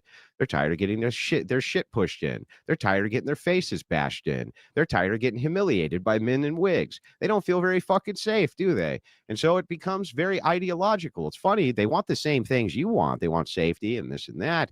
But they seem to think that they're not very safe right now when it comes to this particular issue. And so other people, though, they do. And that's how you end up with ideological divides, right? Are you framing that there's like a mass movement of trans women in women's sports right now? I can only think of a couple instances. No, I'm pointing out to you something which is objectively true, which is the feeling of safety. When you say that there's shared values that people have across the board, I'm willing to concede that that's true because it's obvious. It doesn't even need empirical evidence, nor I think even a logical syllogism is necessary for this. It's observable by almost everybody on planet Earth. People have shared needs. Safety, one of the things that you cited, is one of those needs. But safety also comes at the expense of a feeling, doesn't it? I feel safe. It's not objective all the time, is it? You can be unsafe, for instance, and feel safe. But this is all branched around the feeling of safety. And women right now don't feel safe in sports, even if they're not dealing with any transgenders. And that creates ideological divides. What can you point to that shows that women by and large don't feel safe in sports? Though this is not, I'm not even here to debate the merits of trans athletes, but I think that that's a bit of a claim to say that women in college sport or any sports hmm are fearful of that actively. Do you agree with me that there's tens of thousands of anti-trans activists in the United States? I don't know. I've never looked at those figures. Okay. Well, there are. Tens of thousands Okay. of anti-trans activists. I can point you to J.K. Rowling, for instance, who's a very prominent online figure, and her media has been seen by I don't know how many millions of people and made into movies and everything else. And she's a prominent, what is called, and I'll tell you what they're called. They're called Sorry, can TERFs, I trans real quick? exclusionary radical feminists. And trans, Fantastic. yeah, and Can I yeah, go real ahead. quick? So J.K. Rowling hmm feels unsafe in women's sports? She feels that women's sports are unsafe, and many of the advocates She's who are but trying to she's not a push people participant out, yes. but she's not a participant in women's sports. Do you need to be a participant in women's sports in order to point out that women's sports is not safe for women? Yeah, I would argue that if all of the female athletes in female sports, or the majority even, came out and said, "I do not feel safe within female sports right now," then I would say, "Okay, absolutely, that's a problem that we need to Well, look at." I By and large, agree. I guess that's why so many universities recently changed their policies so that trans athletes can't compete anymore against women if they're males. I guess they must have gotten some feedback from their faculty, which they did, and from their students, which they did, that they no longer wanted to have them participate. And you know what the number one reason that they cited was? They didn't feel safe. so it's not even happening anymore. There's been laws It's passed to still prevent that? happening. Yes, of course it's happening. You just said that colleges have outlawed I said many that colleges from have, happening. yeah, many colleges Okay. have reversed policies that they had on this, specifically because of the feelings of safety from the athletes who were involved in these various programs. Okay, so now their athletes are no longer feeling unsafe? And they're not feeling unsafe because ideology was able to reverse policy. Yeah. Oh, I'm going back to what you were saying, where you're saying the number one Uh-uh. thing in transgen and the number one issue with transgender issues in No, the no, US. don't straw man my position. I didn't say that's the number one issue with I'm not trying transgenders to. in the U.S. What I told Okay. you, I was speaking to ideological distinctions and how the feeling of safety is paramount when it comes to the idea of trans sports. Not that that's the number one issue with transgender anything, only that I can easily use that as an example for how ideology transfers over to the mainstream and affects policy. I have no background or information on transgender people No participating kidding. in sports. I don't play sports. No think you kidding. have a So lot of why'd you bring it background up information then? on Why'd you anything, bring it up? honestly. But Because fair you enough. Oh, I think need that to start people drinking. don't have Damn it. ideological divides on Main Street because you see them Ah, buying their saying that- fucking salads and their chicken sandwiches and not talking about how they hate the trans out in public, right? But the thing is so funny about it is like, You think I'm a food reviewer? no. The point that Okay. I'm making to you is that I'm not asking whatever people your about what they're eating. whatever your anecdotal evidences are of people who are out in the mainstream due to the normalcy bias acting as though everything is perfectly acceptable is the same thing that you would find in war-torn France, war-torn Germany, have a war-torn cider. Russia. People are always moving towards the idea of normalcy, even if there are major ideological divides. And by the way, you still haven't demonstrated in any way, shape, or form how I'm an actual grifter, other than you put university in the name of a course that you sold and marketed as a way to up your debate skills. And you haven't watched it, so you What's can't even that? criticize it, nor do you know what the guest list was that came on, who are PhD, by the way, PhDs. One, a PhD in religions. And the whole point was to show you I am how it actually a is that PhD, and I you think can this is make all retarded. ideological arguments from a religious worldview and not look like a fucking stupid I am a fool. PhD And from an guess what? accredited I had institution, experts and this come is in all who did fucking gay. exactly that. Many prominent That's my experts, in official fact, and many more diagnosis. to come. So I'm not really sure how it is that I'm grifting. Again, And on that note, I did want to interrupt and just let you know you are at about the half-hour mark for that. So it's up to you if you want to continue there or if you wanted to start moving into your other points. It's up to the two of you. Can we move on? I'm fine Please either way. move on. Do you want to wrap Do you this feel up like maybe you in the next? successfully demonstrated that I was a grifter, or we did you have diagnosed anything that more they you are wanted to say retarded. on that point? Yeah. As I'm she trying is. to say Andrew's to you, being fine, Andrew, is actually. that I believe that you are a grifter because you are pushing forth this narrative that is simply untrue. And while you say that, oh, I'm talking to people about chicken sandwiches or whatever the fuck, that's not what I'm talking about to them, to the people on the street. I am talking to them about their ideologies, about these specific difficult issues. And by and large, most people are actually pretty in line with one another. Who It's very, cares? very fractional margins about these like niche issues like trans Lady, people and is Andrew trying to market his fucking debate course to literally everyone under the sun? I don't think Andrew's trying to do that. I think Andrew has an audience on the internet that loves him, that loves what he does, that said, Andrew, can you create a debate course to teach us your ways, good sir? And he said, yes, I will, and I will charge you $500 for it. And they said, okay, we'll pay that. Like, Andrew is not trying to market his debate course as a general fucking educational requirement at a university. Andrew is marketing his debate course to his core audience who love him and love what he does. And that is true regardless of what the general public thinks about fuck off anything. It's so stupid. You don't need to, like, whatever. sports, which at the end of the day does not overwhelmingly affect the population. Sure, there's disagreements about that, but it's also not war. It's not a battle. Nobody's losing their life over it. Nobody's actively in danger in these whether it's trans sports or gay marriage or whatever the fuck. Nobody's actually in danger from any of that. So it's crazy to frame it as combat and as battle. That is intentionally trying to trigger the fight or flight response in your audience. Oh, I'm not intentionally trying to trigger a fight or flight response. I am intentionally explaining exactly what I think, which is that it is an ideological battle, that millions of people have lost their lives in the womb, smited by their own mothers due to the propaganda of the state and feminism, and that is something which has happened, and from my view, is mass murder. I have pointed out multiple times that there's a massive illegal immigration crisis which is going on, which has cost thousands upon thousands of people their lives in crime, even more in fentanyl and overdosing, even more in the drug trade which is going on there, which is going on due to the illegal immigration which is happening in the nation. I can go on and on and on and on and on, but when you make these crazy ass claims, nobody's losing their lives, you're quite wrong. They are losing their lives. They get killed often. Hang on, they get killed often enough that Chicago is a battleground, a literal war zone going on in Chicago. More people were losing their lives there a day than were losing their lives in Afghanistan during the war. Were you aware of that? Yes, not kidding. Look up the stats yourself. Look it up yourself. It is the case that there are literal fucking war zones and battlegrounds right now in the United States. You just don't know anything about it because you've never looked into it.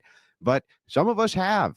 And the thing is that it's nice that you go into these hunky-dory neighborhoods and ask people who are out doing their daily stuff, maybe, what their ideology is.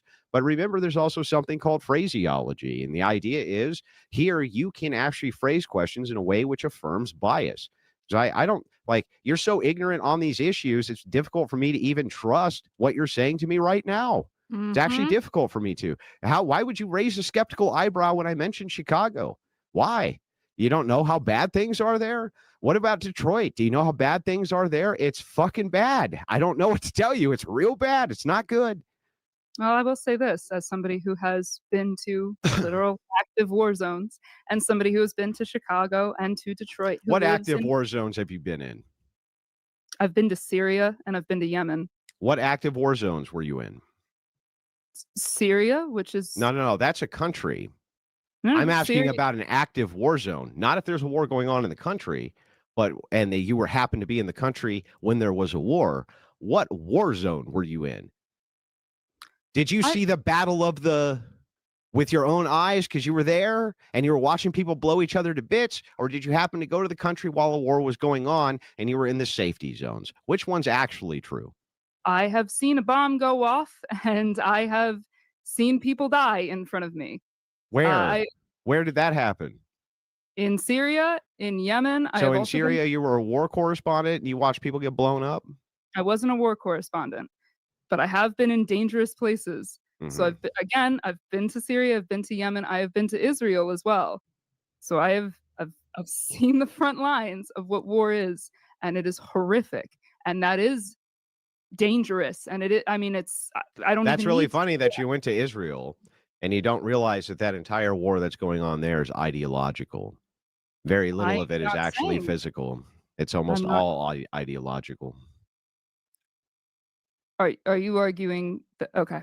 I was not talking about politically outside of the U.S. When I talk about the grifting this that you're doing, doing, stupid. I'm assuming that is going to U.S. consumers or maybe people in Canada, but English-speaking. I think people worldwide have bought the course. Okay. You know what? Then it's global grifting, baby. Global grifting. Yeah, good for him. That university in the name is just making people lap it up. They're so fucking stupid. They don't realize it, even though all the marketing that I did was that, hey, this will probably assist you with your debate skills. And it seems to have actually done just that.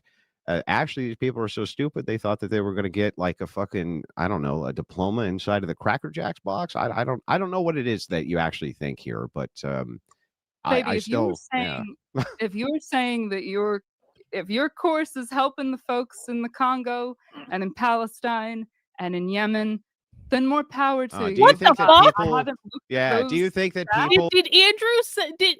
What is she even talking about?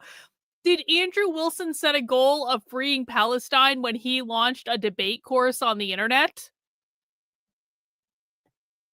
People who are in different nations may have different priorities for the things that they value. Like perhaps people in the Congo value monkey brains more than they do debate, but perhaps people who live in the middle of the UK who are in an ideological battle from tons and tons of Muslims being imported into their country may need to have an edge in political debate because that's the problem they're dealing with. Do you think that maybe problems are diverse around the world and that the debate course wasn't designed to solve AIDS in Africa?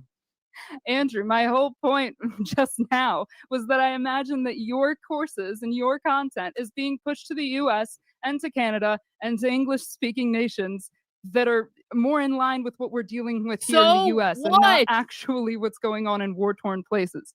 But we're getting off track. So what's the grift?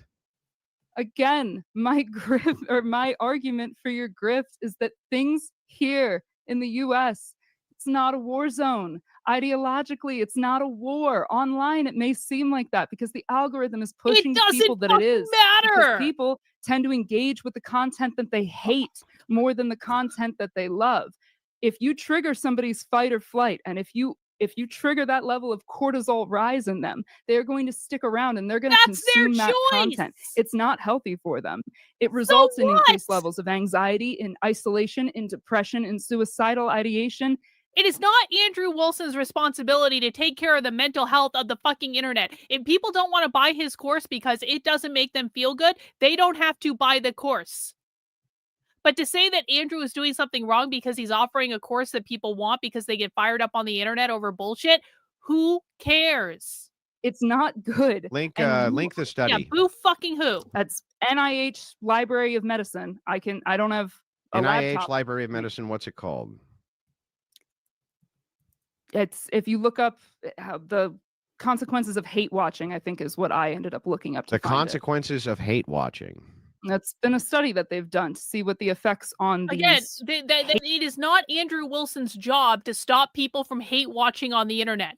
That is not his job. His job is to teach people how to debate that want to learn how to debate. Andrew Wilson is not in charge of the mental health of the internet. This dumb bitch, who obviously is not a funny comedian, is not in charge of the mental health of the internet.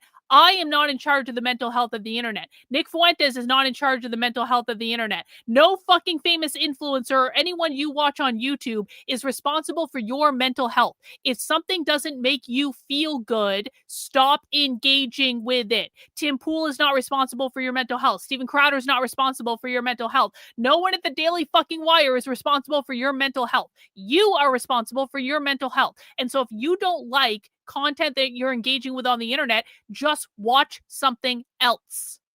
It's really not that hard.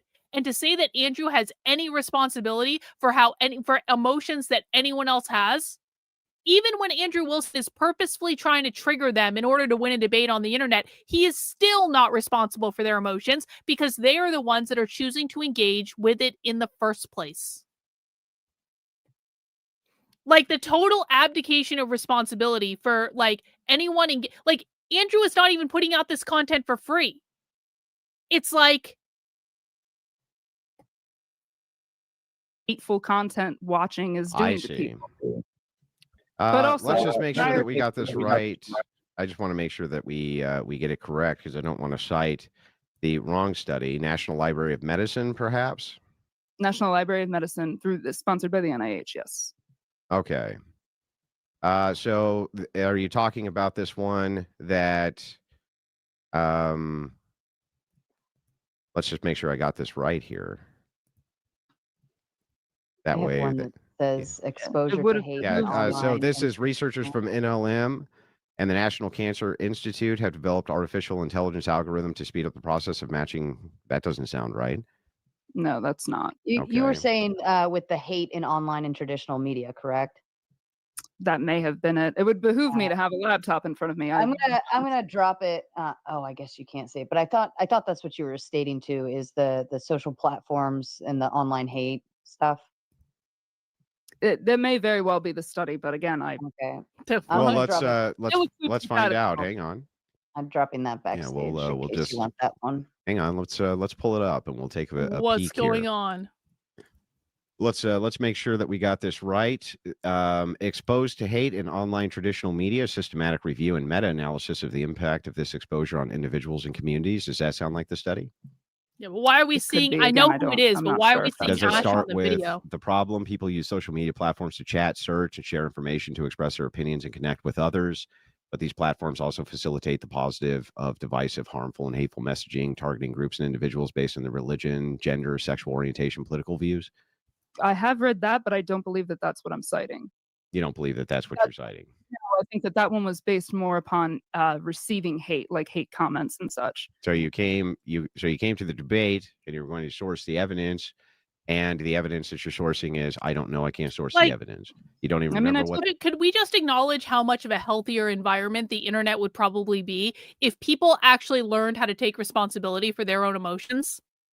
Like, if people actually learned, hang on, I'm spending all my time pissed off. Maybe I should change my behaviors. If I'm pissed off all the time and that's stressing me out all the time and I'm making myself sick because I'm pissed off all the time, maybe I should take personal responsibility and maybe I should change my behaviors and what I'm contributing to the situation because I'm the one that's choosing to follow all the clickbait artists. I'm the one that's choosing to heart all the clickbait content. I'm the one that's choosing to retweet all the clickbait content. I'm the one that's writing angry replies on every piece of clickbait content that I see. Perhaps if I just change my behaviors and I stop interacting with the stuff that's making me sick and stressed out, perhaps my life would become marketably better. It's really not that difficult. If you don't like what you're seeing on social media, then you need to start interacting with social media differently. When I interact on social media, I have to look at the news on some sites, but like when I'm interacting on like Instagram, I look at shopping, I look at art, I look at food content, I look at royal content. I don't interact with politics in my personal social media, and I try to keep it to as bare minimum as possible in order to remain educated on what I'm doing so I can teach the public. But like in my real life, when I'm not doing socialism on the internet or reacting to stuff like this, I actually just interact with things that make me feel good and that I like talking about and that I like doing knitting content, like whatever it might be. And if you change the way that you interact with the algorithm, I promise you, it will start feeding you content that you like and content that makes you feel good and content that makes you happy. But like Andrew Wilson is not going to fix your internet algorithm. The study name is. We have to Google it instead and hope that we hit the right study. Is that what we're supposed to do? We're supposed to shoot. How many of these studies should we read so that we can tell if you're telling the truth about this or not? By the way, I just took a look at that particular study. It was 230 pages. How long did it take you to read this study? Just out of curiosity. I wasn't clocking it. I don't know. I don't have a roughly timer on when I read things. I don't know. It could have taken me days. It could have taken me a few hours. I don't know. Can you cite for me or at least tell me just off the top of your head, since you read the entire study, what the methodology was for it? Was there a meta-analysis associated with it? He got so close to inclusion-exclusion criteria. He's so close. Andrew, just ask for the inclusion-exclusion criteria. Yeah, she read the title and she read like the executive summary at the top. That's all she read. No, I can't. You can't tell me. So you don't know if there was a meta-analysis and you don't know. To be really clear, do I approve of Andrew? Well, I don't approve of this unfunny woman. I don't approve of her. And so I'm kind of on Andrew's side by default. But for the record, I think Andrew Wilson is a massive, massive, massive, massive, massive pussy that will only debate stupid people on the internet because that's what makes him look smart. I think Andrew's a smart person. I think he could be doing so much better than what he's doing. But I think that he makes a lot of money debating stupid people on the internet, as evidenced by what we're watching right now. So do I approve of him? I try to call a spade a spade. If someone is right, I say they're right. If someone is wrong, I say they're wrong. And this is regardless of whether or not I personally like them. But like Andrew is a very smart person that is very successful at what he does. And I can acknowledge that and at the same time say, I think Andrew is a massive pussy that has become successful because he only debates with stupid people on the internet. And that, by contrast, makes him look smarter, which is a really smart strategy to go about doing what he's doing. And he has a lot of people that love him. So, like, whatever. If you like him, then like him. If you don't like him, then don't like him. It's all good, man. It's all good. What the methodology of the study that you read was. Both are true. Yeah, both are true. I didn't memorize the study. I'm not asking if you memorized it, but you should off the cuff. There's a whole big portion. The methodology for how studies are conducted is extremely important, especially when you're talking about something which you're talking about here, which is sociology. So sociology, that suffers from the. But I'm not going to retain all of that. I'm asking you to retain any of it. Can you tell me anything about the methodology? Literally anything. Can you give me anything about the method? One thing out here, which is sociology. So sociology, that suffers from the. But I'm not going to retain all of that. I'm asking you to retain any of it. Can you tell me anything about the methodology? Literally anything. Can you give me anything about the method? One thing about the methodology. It's out in front of me. No, I don't have a full. So you don't remember a single thing about the methodology. You can't. Was it men and women? Do you even remember that? Yes, it was men and women. Okay, and then what were the ages?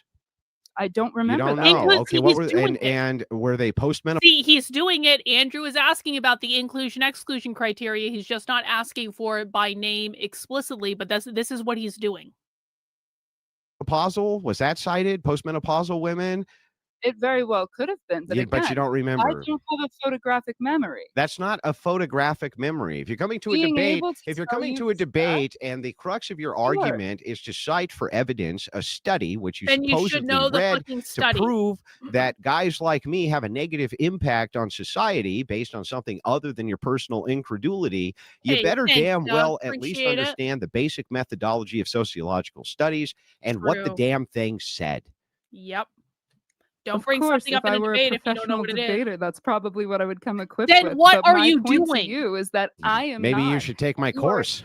Exactly. If you You took should have my taken his course, course. you would have come Exactly. with that information Exactly. to make sure Exactly. that you didn't look as bad as you do right this second. Yup, Andrew I is would argue right. that if I took your course, I would be no better off than I am right now. I Based don't on think what? that at all. I mean, She I would be think doing you much would. better if she took your But, course. okay. In fact, Look, I'm happy. I'm happy to move on to whatever the next topic is. I'm happy to do it. No, I'm happy to continue trying to answer your question for you. Oh, If you're okay. still, Go I ahead. can repeat my point. Oh, God. My whole thing is that, again, this is unhealthy for our society. It And it's sucks. not actually a major issue outside of the online world, but you are posturing it that it is. You are sort of, you're fostering this sort of tribe or community where you feel like, or where your audience, I'll say, feels a sort of parasocial relationship with you, and that if you So attack what? and own your opposer, that they've somehow won something. But in reality, it doesn't. They're not any happier. You're not any happier. Yes, Nobody's they are. any better off They're for not any arguing their happier. ideology. What are you talking about?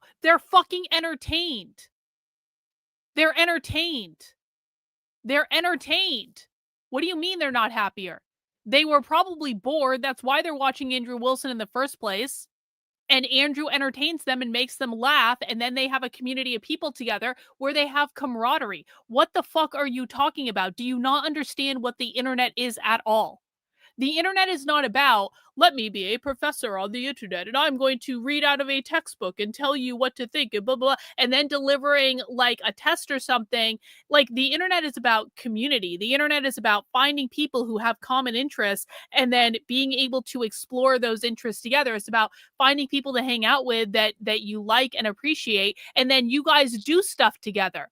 And the person doing the streaming is the facilitator of whatever the fuck it is, whether that's something like what Andrew Wilson's doing or something like what Adam Green's doing or something like what Kino Casino does or something like what Tim Pool does or Steven Crowder does. Like any of these people on the internet, they are the facilitators of a social ecosystem in which you attract a certain type of person to your social ecosystem and you guys hang out and you talk about stuff that you want. And there's entertainment value delivered and it's something to do. It's something interesting. It's something that like you get to do stuff that like you're really into, whereas other communities get to do stuff that they're really into. Like this is, I just don't understand what this woman is fucking doing. Of course that makes people's lives happier. They're doing stuff they want to do with people who they share a common interest with. In YouTube comments or with their family at Thanksgiving. It's not a real issue. You're giving a prescription for a problem that you're helping further and cause. It's like this self-sustaining ecosystem. It's you, but it's also people on the other side. It's Destiny, and it's fucking Dean Withers, and it's Hassan Piker, and it's Charlie Kirk, and it's any of them. It's all what her real issue is that she doesn't know how to do what Andrew does. She doesn't know how to build a community around her. She doesn't know how to build a social ecosystem around her. She doesn't know how to be entertaining to people. It's like if she could do what he does, she would not be upset at all. Do you want to know why? Because she would be out doing what he does.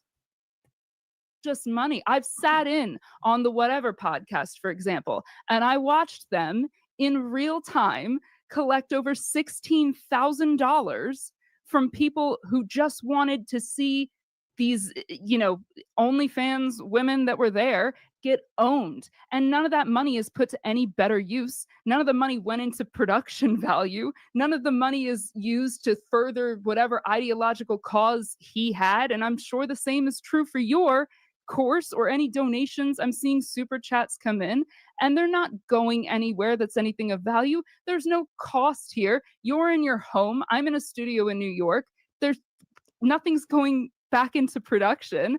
It's all just a money grab. You know that it works algorithmically, and it's lining your pockets. If the world changed tomorrow, if we woke up and suddenly we were in Andrew Wilson's perfect world, what the fuck would you do? What would you do to make money, Andrew? He would How keep would you- debating. Your grift would be done because we'd achieved your goal. But you know, There is no universe in which we are ever going to have a perfect world in which there is nothing to debate. If Andrew Wilson got a monumental political victory tomorrow and women were banned from voting or whatever the fuck he wants to do, like, do you know what he would do? He would wake up. He would go do commentary on talk shows about it. He would still run his streams where he and his audience would hang out and do stuff they want to do. He would literally be doing exactly the same thing. know that we're never actually going to achieve your goal in our lifetime and in this world. You've set That's such not an the fucking impossible standard point. that you can never actively get there, but you can stoke your followers into thinking that you're so close and we're on the battlefield, we're on the front lines. Just give me a little bit more money. Let me monetize a little bit more and we'll be able to get there. But you never actually will get there. You'll never cross that finish line. So you'll just collect and collect and collect from these poor people who have bought into your bullshit like they're part of a super church. It's sad. It is genuinely sad. The reason that I responded to that guy on Twitter was because I actually felt bad for him, because he was appealing to you and trying to get you to interact with me and to tear me down a notch. At the end of the day, you don't give a fuck about that guy. You don't give a fuck about any of your audience outside of them giving you money. And if it's a threat to your grift and to your money, then you'll engage with me and you'll attack me or whoever it is. You'll challenge that because this is challenging your livelihood. But it's not like a real battle. So to make sure I got this right, if I hadn't engaged in this debate with you, that would have been a challenge to my livelihood. Yeah, because How? maybe that guy maybe that guy donates money to you. Interesting, He because watches before you. that you said you tried to get my attention multiple times, and I didn't see it or didn't engage with you, which is really interesting because it seems like by me not engaging with you, that's no threat to my livelihood at all, and yet somehow you think that you have enough influence to engage with me, or not by not engaging with me or me not engaging with you, that's somehow going to threaten my livelihood. I think that's You're an interesting. misunderstanding. Well, I'm not misunderstanding, and I just you're let you go on your misunderstanding whole what I'm fucking speech. So now it's my turn. The truth is that You're people misunderstanding the people point like there. people like you are just jealous as fuck. What's Yup, happened is you've had a stream exactly. of failed career opportunities. You're not a fine Exactly, comedian. Andrew. Comedians themselves and Exactly. satire is the front line of ideological battles. Exactly. Always has been. Satire, for instance, in Russia was exactly how in the Soviet Union people were able to fight back against the government. They used satire. Comedians were on the front line of that. Had a long conversation with Dave Smith about this one day and clarified this perspective for him as well. And I put out many tweets about it. Satire itself is a way in which comedians utilize humor in order to attack ideological systems that they don't like. That's what they do. Dave Chappelle does this. Louis C.K. does this. Dave Smith did this. Steven Crowder does this. The list goes on and on and on and on and on. Yep. And many of those guys I know and have had many conversations with. You, on the other hand, you want us to believe in this rose-colored view. The rose-colored view being, Andrew, you're trying to set impossible standards. What impossible standards am I trying to set that you think are unachievable in this lifetime? There's many standards which I attack, which I think we can go after immediately and try to. Also, on top of that, inside of this like rose-colored view that you have, you seem to think that I'm trying to grasp some sort of parasocial relationship between myself and my audience. However, the very industry that you're in, which is an industry of comics, how are they any different? Aren't you accusing me of the very same thing that you guys do? The entire idea of why people show up to see Louis C.K. live when they could just watch him on their TV is because they want to meet him, they want to shake his hand, they want to talk to him. Is that parasocial by nature? I don't think so. I think parasocial has a specific meaning, and so does fostering a parasocial relationship. And I think ultimately, You've never proved Exactly. ever how I'm a grifter. And all you've done so far is use arguments from incredulity and also use blanket assertions with zero evidence. Andrew, what you believe is this. Okay, where's the demonstration that that's what I believe? Well, I just think it is. Well, Andrew, this isn't really what's going on. Okay, where's the evidence that this isn't what's going on? "Oh, well, I don't have any. Andrew, I have a study here that shows Smoky Man bad, and so are all the other people who are talking heads and influencers, such as yourself, who are on ideological front lines. They're all bad too, and I have a study that shows it. Yeah, did you read the study? Well, yeah. Okay, can you tell me anything that's in it? Well, no. And it's like, well, so what am I supposed to believe here? And by the way, it's really funny to me that you, in the most uncharitable way, attack me for talking to you when you're the one who came and attacked me. Right. And so I'm willing to air your grievances out in front of, I don't know how many thousands of people are watching right now, right this second, but there's thousands and thousands of them watching right this second. And I'm willing to air your grievances out, willing to let you challenge whatever my worldview is so that we can engage in what that is, because I think that I can maybe change your mind on some things, because that's what I do, and I'm real fucking good at it. But somehow that's still a grift through your rose-colored glasses and this idea that everybody's singing fucking Kumbaya. Lady, they're not. That's one. And two, I would like a demonstration of these things past assertion and how you feel. I'd like some actual evidence for any of I these agree. claims. I'd actually like to see that. Can you give me that? Okay, so we'll start from the beginning then, I guess. I'll clarify what you misunderstood Oh my about the whole Twitter God. engagement. I wasn't saying that I have so many followers and I have such a heavy influence that what I say about you is going to somehow change by the mass. If I put out a tweet about Andrew Wilson, that's not going to change the masses. But me talking to that individual who does watch you, who does engage with you, who may very well donate through super chats, or who may very well purchase your course, by me telling him and sort of pulling the curtain that you don't actually genuinely give a shit about him or whatever he's going through, that's challenging your audience. Lady, and do you realize, like, I've been attacked by names that are fucking huge in this industry. Hang on. And I'm attacked by them often. Am I allowed to finish my pardon me point? for being very incredulous in this case about you and your perceived influence of a guy tagged me in a post and Yeah, talking shit. And I said, if you want to debate, let's actually. debate. But anyway, go ahead. Again, I'm not saying that my particular influence is going to somehow damage your, again, me saying anything about you isn't going to just have an outright downfall for you, because my audience already doesn't like you. We have different audiences, Andrew. So me saying to people who already don't like you, Yeah, I know. I have one. You don't. That's I have one. You don't. We do have different audiences. It's true. Okay, and again, that then leads into the whole failure thing. You can try and attack me and insult my career, which is not a failure, which has improved every single year. You can attack the fact that I don't have an audience, but across all my platforms, I do have about. Why shouldn't I assume that you're only attacking me because you How want does this to woman try have to pull 300,000 followers? members of my audience towards Who the you? fuck is she? Doesn't that seem like that's a really good motivation for somebody who has such a small audience to want to engage with me specifically and call me all of these names and a grifter and everything else? Make that the entire centerpiece of what it is you want to debate with me about. Isn't that really just you trying to pull people away? You think you're peel people off? Audience size. What's I don't that? think we have that big of a difference in audience size. Oh, I think we do. No, that's not true. How many Come followers do you have on. across all platforms? Followers don't matter. It's live engagement that matters. I don't live stream. So in live No. engagement, sure, you win. I'm not a streamer. It's But, always been yeah, live engagement and who can fill the seats. Never about who can buy followers on their fucking Instagram account or who can have a clip never go bought a viral follower. and 80,000 people sub up and then watch nothing else that they do. What matters is who can fill the arenas, who can fill the seats, and who can get the viewers on them when they're live. Is that you? Are you filling arenas?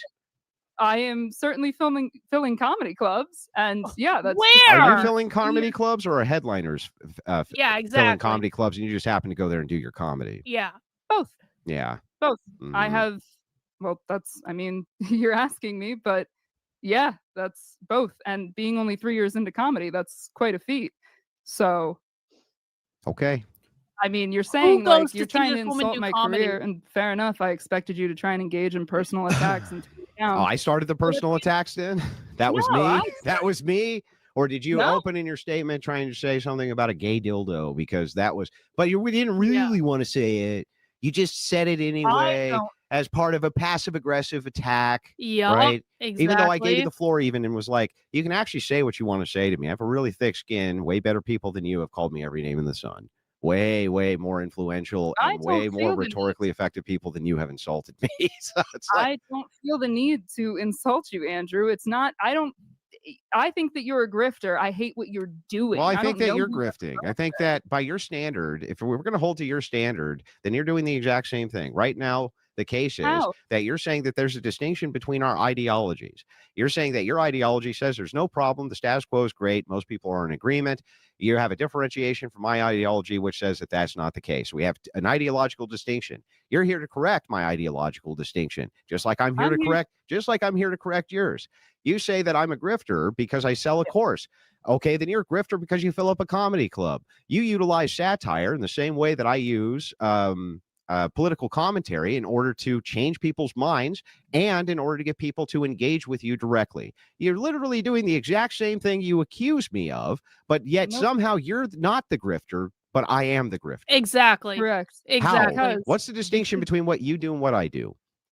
Andrew's Well, better a at it than she is, comedian that's why. brings joy to people. It relieves He stress. brings It joy to brings people. laughter.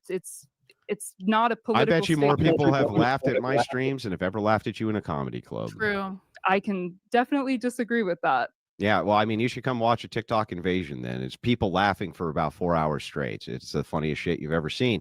But the thing is, we'll is do like, that next. We'll have I think that I bring tons of that. And I'm, by the way, I'm a political satirist as well as being a political commentator. I don't really see you doing anything that I'm not doing, except you just decided that you're not. I fucking hate it. I fucking hate it that sometimes I like Andrew Wilson because I do think he's a massive pussy. But like, I'm going to start calling myself a political satirist. I'm going to start doing that. He's right. He's right. He is a political satirist. I'm a political satirist. He's right. There are a lot, and political satirists are really the best people to follow because, like, political satirists, like, they understand the whole fucking game. Because you can't do good satire if you don't understand the game. So, okay, Andrew, yeah, he's not right. grifting, and I am. The difference is I wouldn't call you a grifter. I would just say that I am not monetizing bad off comedian. of what is inherently bad for people. I am not monetizing off of giving people. Yeah, but what makes it inherently bad? A study that you can't cite, quote, and never read? So if the definition of grifting is monetizing off of things that are inherently bad for people, so McDonald's is grifting. So every single beer company that's ever been is grifting. So what else? What else? Every fast food restaurant is grifting. Every soda company is grifting. Every candy company is grifting. Every ice cream company is grifting. Like, lady, people are allowed to partake of stuff that is not healthy for them. Like, I mean, I did read it. Yeah, but you don't remember anything about it. I'm sorry that I didn't come with it printed out, and I don't know the exact sample You didn't come sizes. to a debate. You didn't come to a debate with the thing that was supposed to make your point in the debate. Yeah, I'm not a fucking debater, Andrew. why That are was you the whole doing point. Don't you think that's common sense, though? Isn't it common sense? Do you need to be a debater to bring the thing that's the crux of your argument, to bring that to a debate? You think that you need to be a skilled debater in order to figure that out? That I know. I don't think that the responsibilities of a debate are common sense. The responsibility of who would you ever confront with evidence of their nefarious wrongdoing without the evidence? Who would you ever do that with? Somehow in a debate that goes away for what reason? What? Again, I am citing a study. I'm sorry that I don't have the study with me. Sure, that's unprepared on my part. It's not, you know what? If you didn't have the study with you, I'm a very charitable person. I was happy to go through and look it up, but you can't remember the name. I was happy to ask you basic questions about the methodology, the key part of the study. He didn't remember any of it. He didn't remember any of the words in the study. He didn't remember how many pages the study was. Everything that I asked you can roll your eyes, but if you were in my shoes, the very first thing that you would say is, see, that person there is saying a bunch of shit that they don't even know is true. Sounds an awful lot like rhetorical grifting to me. If I were in your shoes, no, I would not be asking, all right, what's the page count on this thing? I wouldn't ask How would you something like that. ascertain if somebody actually read the very piece of evidence that they're claiming goes against the other person's Oh worldview no, you're hang arguing on, with, hang on, except to hang on, ask them hang on, questions hang about it? on, hang on, hang on. Did I see Haas posted an intentional Christianity equals communism edit? Can you send that to me? I would really appreciate it. Thank you.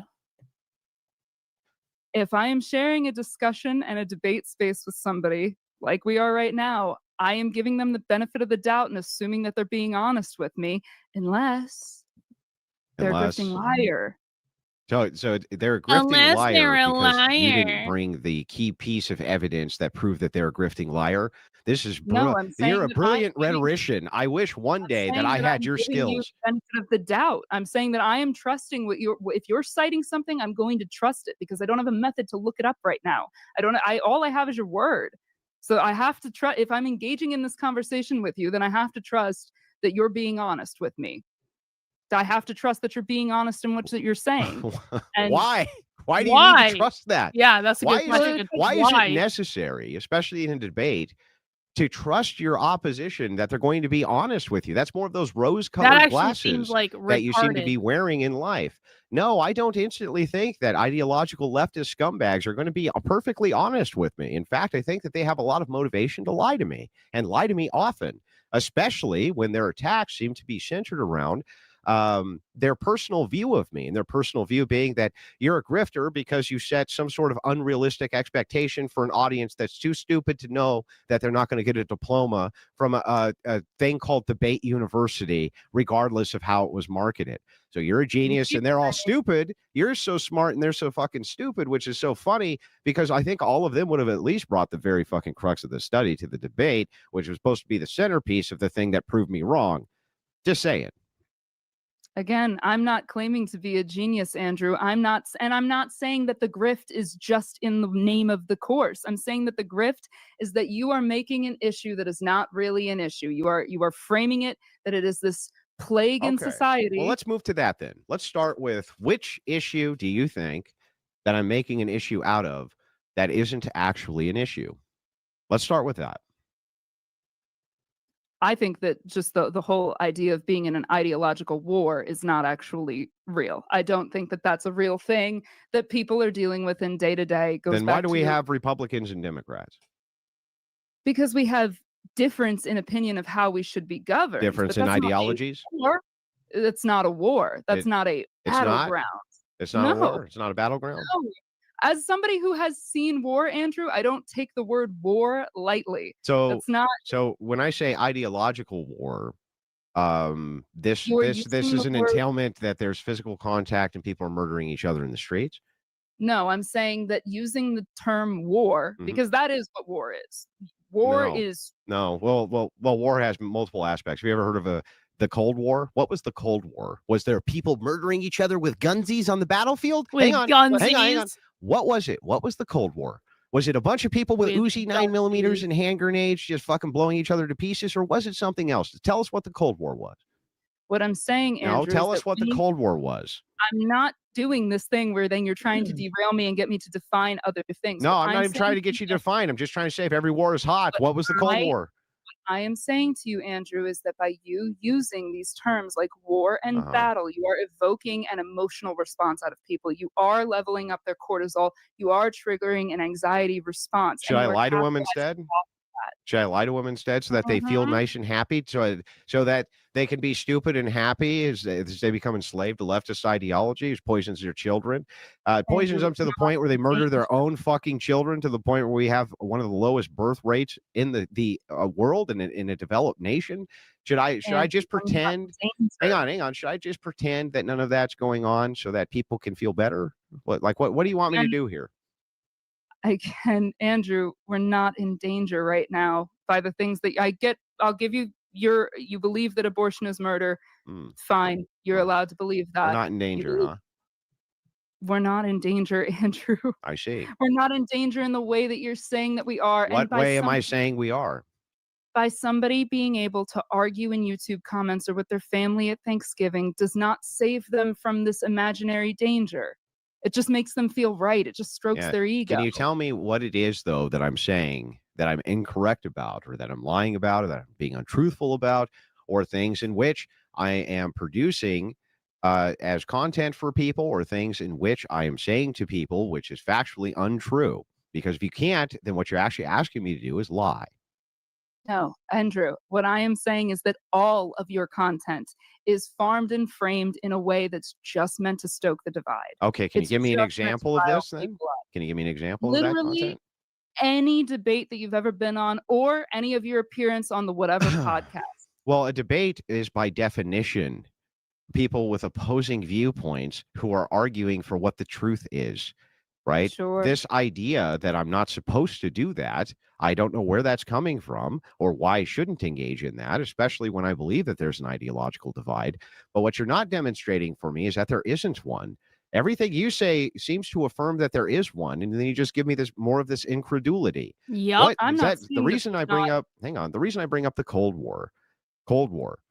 Would you agree that the Cold War was an ideologically distinct battle between the United States and the Soviet Union based around the ideals of communism, capitalism, Americanism, and Sovietism?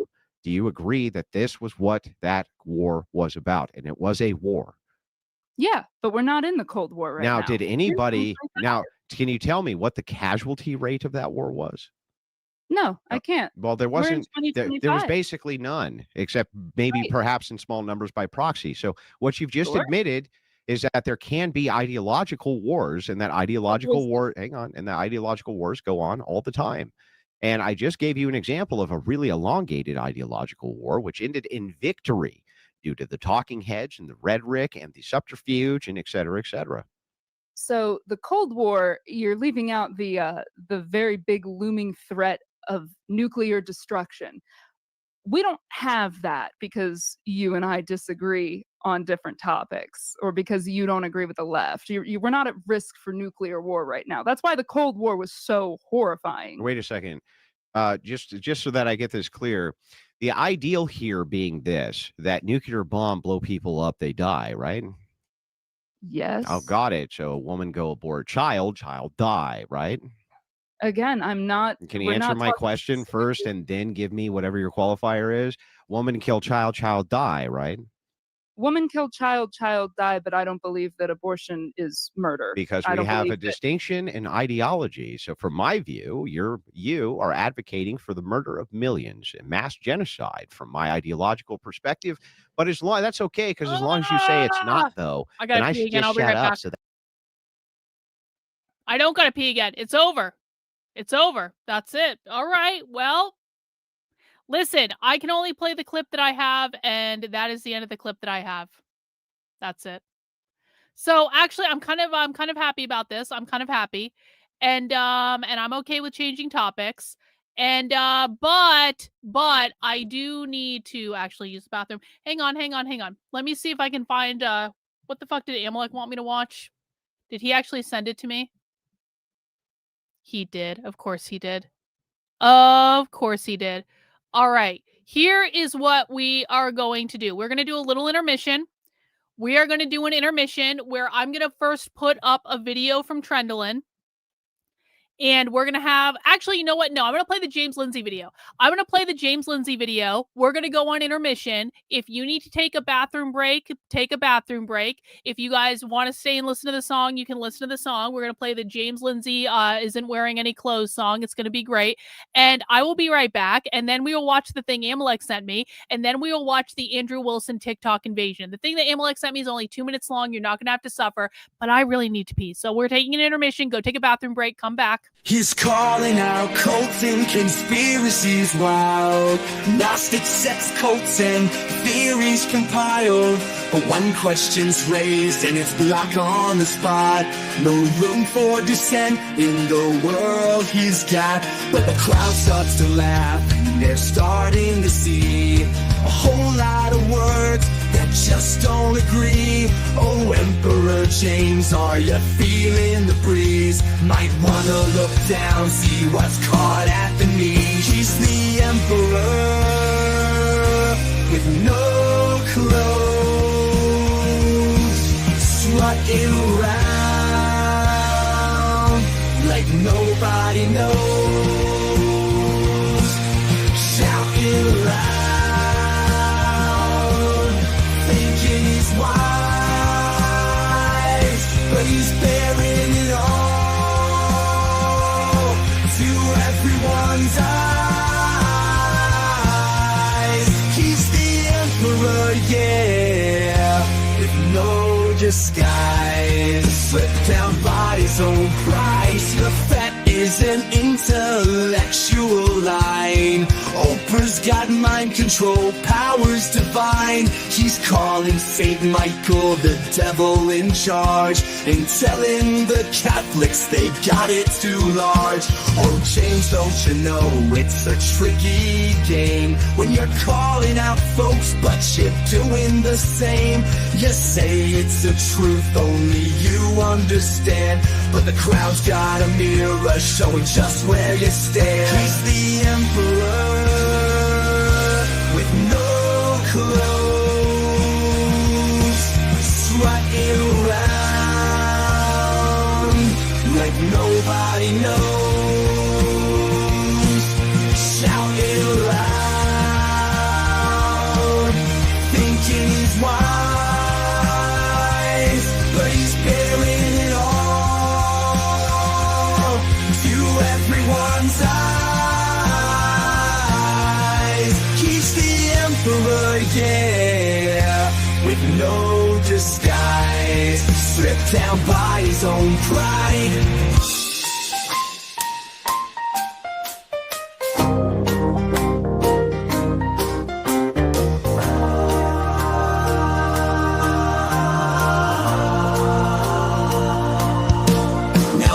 Start to fade and the truth comes around. His theories unravel like threads on the ground. The court starts to giggle, the people all cheer, for the emperor's naked, the truth's finally here. He's the emperor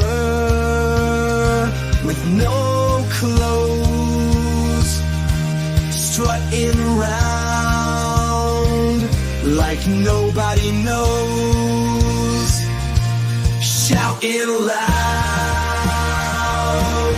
thinking he's wise, but he's bearing it all to everyone's eyes. He's the emperor, yeah, with no disguise, stripped down by his own pride. So here's to the lesson, let's give it a toast to emperors walking in nothing but boast. Join Karlyn's cult and open your eyes. She's here to expose James's epic lies.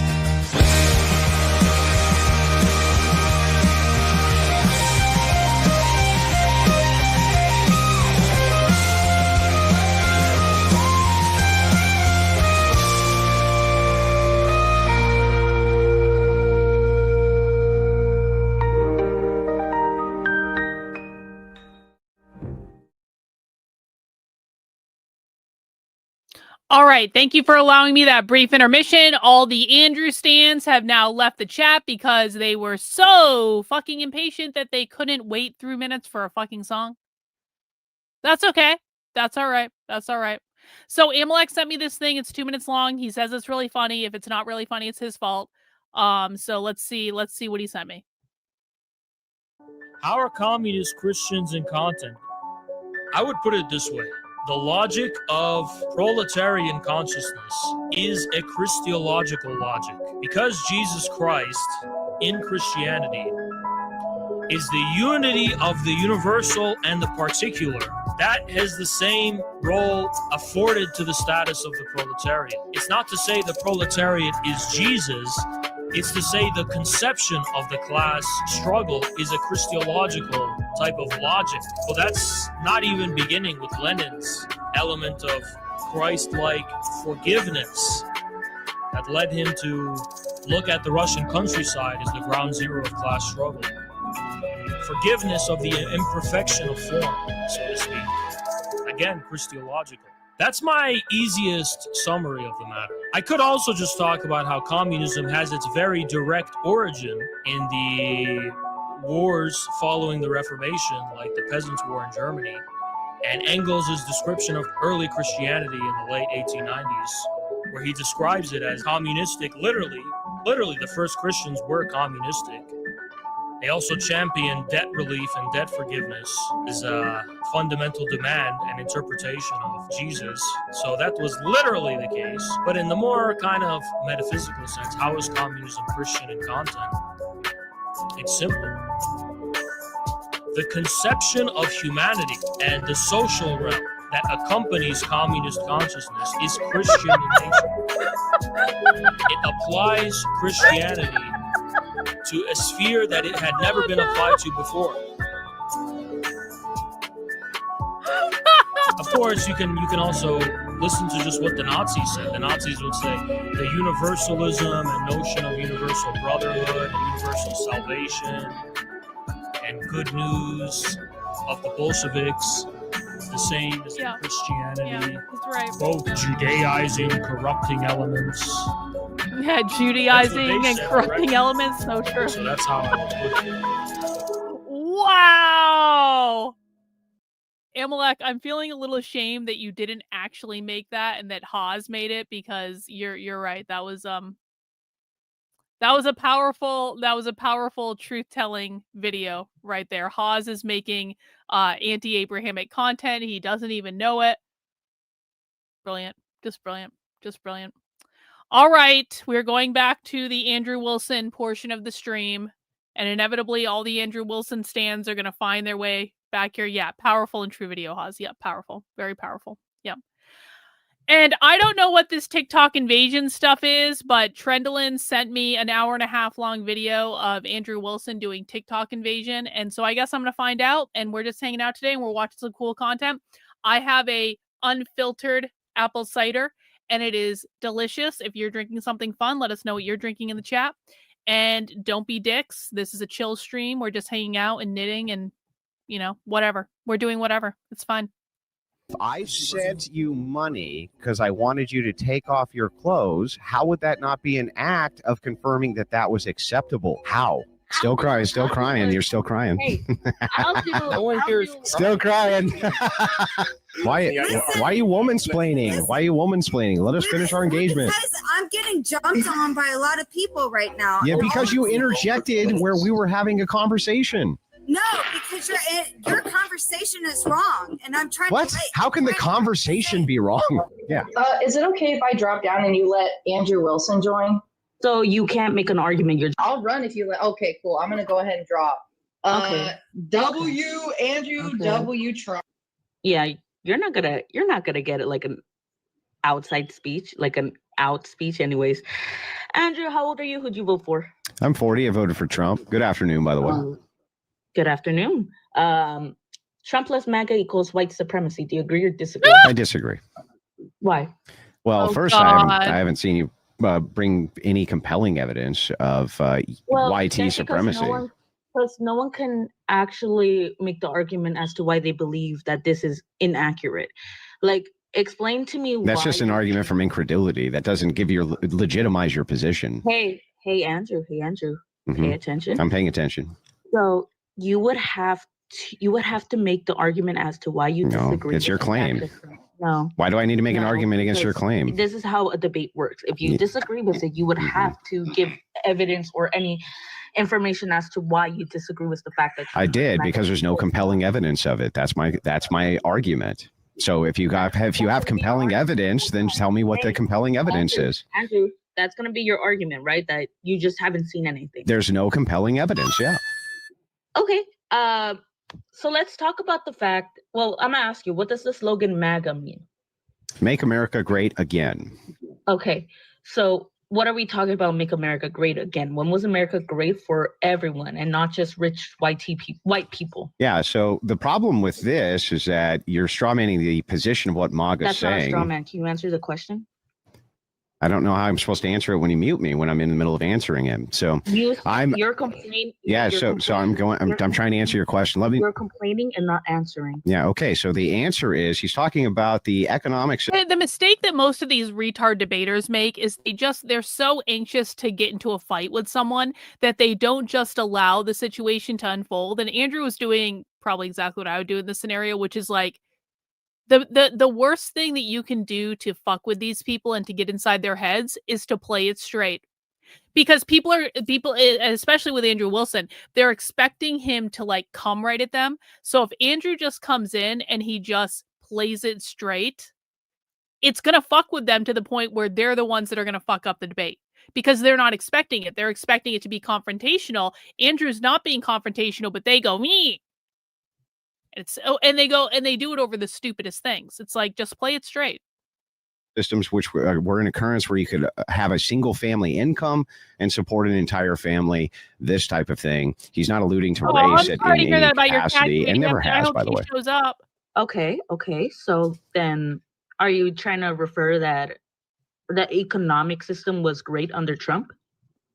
No. I told you what MAGA was. What that's referring to. You understand? That's a reference to the thing you asked me. Has nothing. Why? I have no idea why you're going down this path now. I am asking you. Are you saying in any way that the economic system was great? No, I didn't make any of those claims. I told you that there's no compelling evidence that Trump is a YT supremacist. Do you have any evidence? Do you believe in that? Or you're not allowed that the economy was great under Trump. Why does it matter what I believe for you to prove your claim?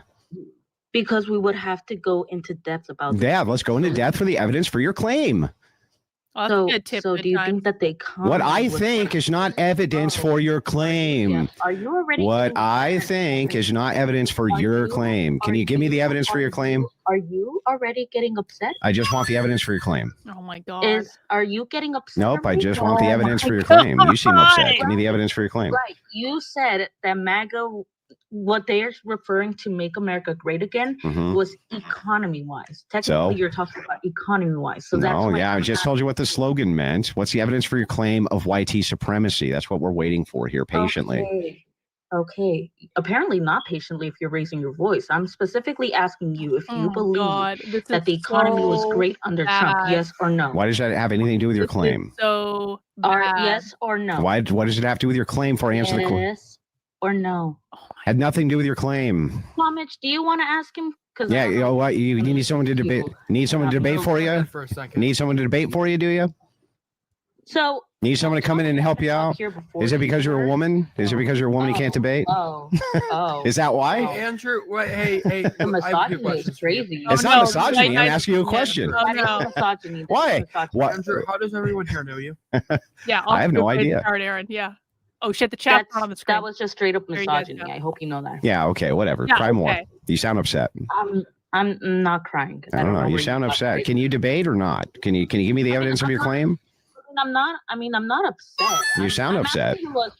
I'm asking you a specific question. Yeah, I know, but it has nothing to do with your claim. You see the claim? Can you read the claim for me? Can you read? Do I need to talk? I just need you to read the claim. It's the senile person. What's the claim? To speak caveman to you. Can you make the claim now? Can you give? It's a senile person. Waiting for evidence. Caveman. Just waiting for the evidence. Go ahead. Hey, does the senile person need me to speak caveman? I need you to support your claim. This is like when people hate me on the internet. And I don't even try to fight with people who hate me on the internet anymore. I just block them and move on. But occasionally members of my audience will try to fight with people who hate me. And I always tell them it's a bad idea and a giant waste of time. And the people who hate me will be like, she's crazy and mentally ill. And the people in my audience will be like, where's your evidence? And they go, she's crazy and mentally ill. And then people in my audience go, yeah, but do you have any evidence of that? And then the person goes, she's mentally ill and a narcissist. And then the person in my audience goes, have you ever even watched her content? And then they respond by saying, she's a cluster B narcissist and she is, and it's just like, it goes on and on and on and on and on and on and on. And I tell people not to engage in that bullshit because it's just like, they want to suck the life out of you. You know who doesn't want to suck the life out of us, who wants to give us life, is Cynthia, back with another 5 channel memberships. Thank you, Cynthia, for your donation to the chat. We really appreciate it. Congrats to everyone who got a channel membership from the Queen Cynthia. You brought up the economy, which is why I'm asking you that. I didn't bring up the economy. You asked me what MAGA was a reference to. The economy. No, you asked me what MAGA was. You asked me what MAGA was a reference to. Okay, fine. I'll just be muted. Was the economy good under Trump? Yes or no? Not evidence-free claim. So I want to change the topic very slightly. I want her to give me the evidence of her claim of YT supremacy, the topic of the debate. That's what I want. Yeah. So how about we do this? You can't. You just say you don't have evidence. Hey, listen. How about we do this? I'll give you evidence as to why my claim is my claim. If you could answer me, do you think that the economy was good under Trump? Well, that's a loaded question, one, but two. It's not a loaded. Well, I need to know what you mean by good. What do you mean by good? What do you mean by good? I just gave you a proposal. Do you think that the economy? Let's say that's not a proposal. That's a question. That's not a. Okay. Yeah, so that's a question. It is a proposal. It is a proposal. No, it's not a proposal. Yes, it is. No, it's a question. I'm telling you. It's a question. Your question, if you answer mine. That's not a. Okay, so wait a second. What does anything that I think? No. Okay, the economy under Trump was bad. Now, can you provide evidence for the YT supremacy? Thank you. Can you provide evidence for it now? Sure. So when we talk about YT supremacy, we could talk about the fact that Trump refused to rent to people of color, marked their applications with C, which indicated color. The fact that he pulled out a full-page ad calling for the death of the Central Park 5 kids. The fact that he said about Kamala Harris that she must have changed to being Indian to Black. And also, let's not forget the fact that he said this is America where we speak English and not Spanish. A very xenophobic remark. So yes, we could say YT. We need to deport every single fucking Spanish-only speaker in this country. People who only speak Spanish should be first on the fucking deportation list. We speak English in this country. We do not speak Spanish. Fuck Spanish. It is a stupid fucking language, and I'm tired of hearing Spanish in New Hampshire. I live in fucking New Hampshire. I don't want to be surrounded by brown people speaking Spanish who don't speak English, and I don't think I'm asking too much. I live in New Hampshire. We need to deport everyone who refuses to learn English.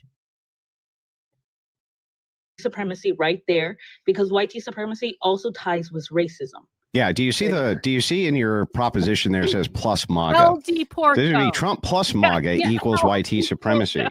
So hang on. Can I ask the question? I can't even ask the question. Okay. I already know where you're going. Yeah, you already know the question that I haven't asked yet. Okay. We could talk about how MAGA as a group defends that they didn't see racism as a problem when they voted for him, and the fact that they think that Make America Great is going with Trump. The fact that Trump took MAGA from previous people and then took it for his own slogan. Yeah, okay. So I'll address each one of these claims one at a time if you don't mute me. You don't want me to address the claims? Okay. What happened? Go ahead. Yeah, so you have to stop muting me. You understand that, right? You can't mute me while I'm trying to answer. Are you crying? No, it sounds like you're the one crying. Keep muting me. You're crying because you're crying about the fact that you're muting me when you ask me a question. I'll take each claim one at a time. I know you have to mute opposition because you're a woman. That's your fault, though. So anyway, so very quickly on the Trump thing, each one of these claims down on the apartment nonsense, right? This is highly contested. Hey, Lily, let's address his. Nope, absolutely not allowed to answer, right? Yes. You're going to cry? Oh, you're crying. You're crying. You're going to cry about misogyny now. Because you already pointed out. Yeah. Like. But guys, I love you. I love you guys. I don't know why you keep muting me. I love you. Why do you gotta keep bringing up the fact that I'm a woman, though? Well, why do you keep bringing up the fact that you mute people and then say they're crying, and then when I say anything about you being a woman, you cry? You said, hey, Cerote. The fact that you brought up the fact you said, well, you're a woman, that's why you're muting me. That has to be. That's the only logical explanation for why you're muting. That's not because you can't provide evidence for your claims. There's men who also mute people in TikTok. So why I believe it. Yeah. Do you have evidence? Yeah. What's your evidence for that claim? What is it? He's not a woman. What's your evidence for that claim? He's not a woman. Who? Tomich. Well, did you just assume his gender? Tomich, are you a woman? No. Oh, I disagree. I think he is. Oh. So Okay, then let's address that. Okay, just weird. let's address it. You're weird. Okay, where do you get that from? Just your voice. You sound like a female to me. Oh. Yeah. I mean, don't cry, though. Who's crying? I don't know. He sounds like he's crying. Us or the person who's complaining that he gets muted because he has absolutely no idea what he's talking about. And you know what? Still crying. You're still crying. Hey, I'll do. No one here is Still crying. No one's crying but you. I'll do what Biden did, taking our First Amendment right, and I'll do the exact Taking our Amendment right, and I'll do the exact same thing with you. And let me make something extremely clear. Let me make something extremely clear for your little buddies in the comments who are saying, W. Andrew. This is why women choose the bear over you. Yeah. I wouldn't choose. This is why the women choose bears over you. I like bears. This is why women say it's all men till it's no men. What are you talking about? And look who wants to come up. It's Mom. Do we let her up? No. Yeah. Actually, yes. I have a question. Okay. Wow, thanks for letting Andrew come up. He made some really. They muted her. Come on, stop dick writing him. It's sad. Explicit. If you're gonna ask me something explicit, can you at least ask? You're dick writing him. Can you please ask permission? You're dick writing him. That's explicit. I don't give a fuck. Well, yeah, look, your name. It's just silly 69. Look at your name. 304. I'm a 304. How am I a 304? Your username has the number 69 in it. Yeah, you don't know what my body count is. You really don't. I'm sure it's high. What are we How do you think it is? Oh gosh. No, let her answer. Let her make a. I would guess hundreds. You guess 100?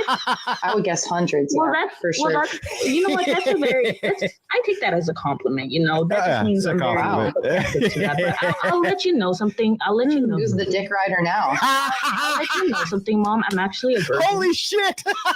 Oh, yeah. And Trump won in 2020. What is this? He didn't. I thought he did. Oh, sorry. I just thought we were stating things that aren't true. Did. I thought he did in your cards.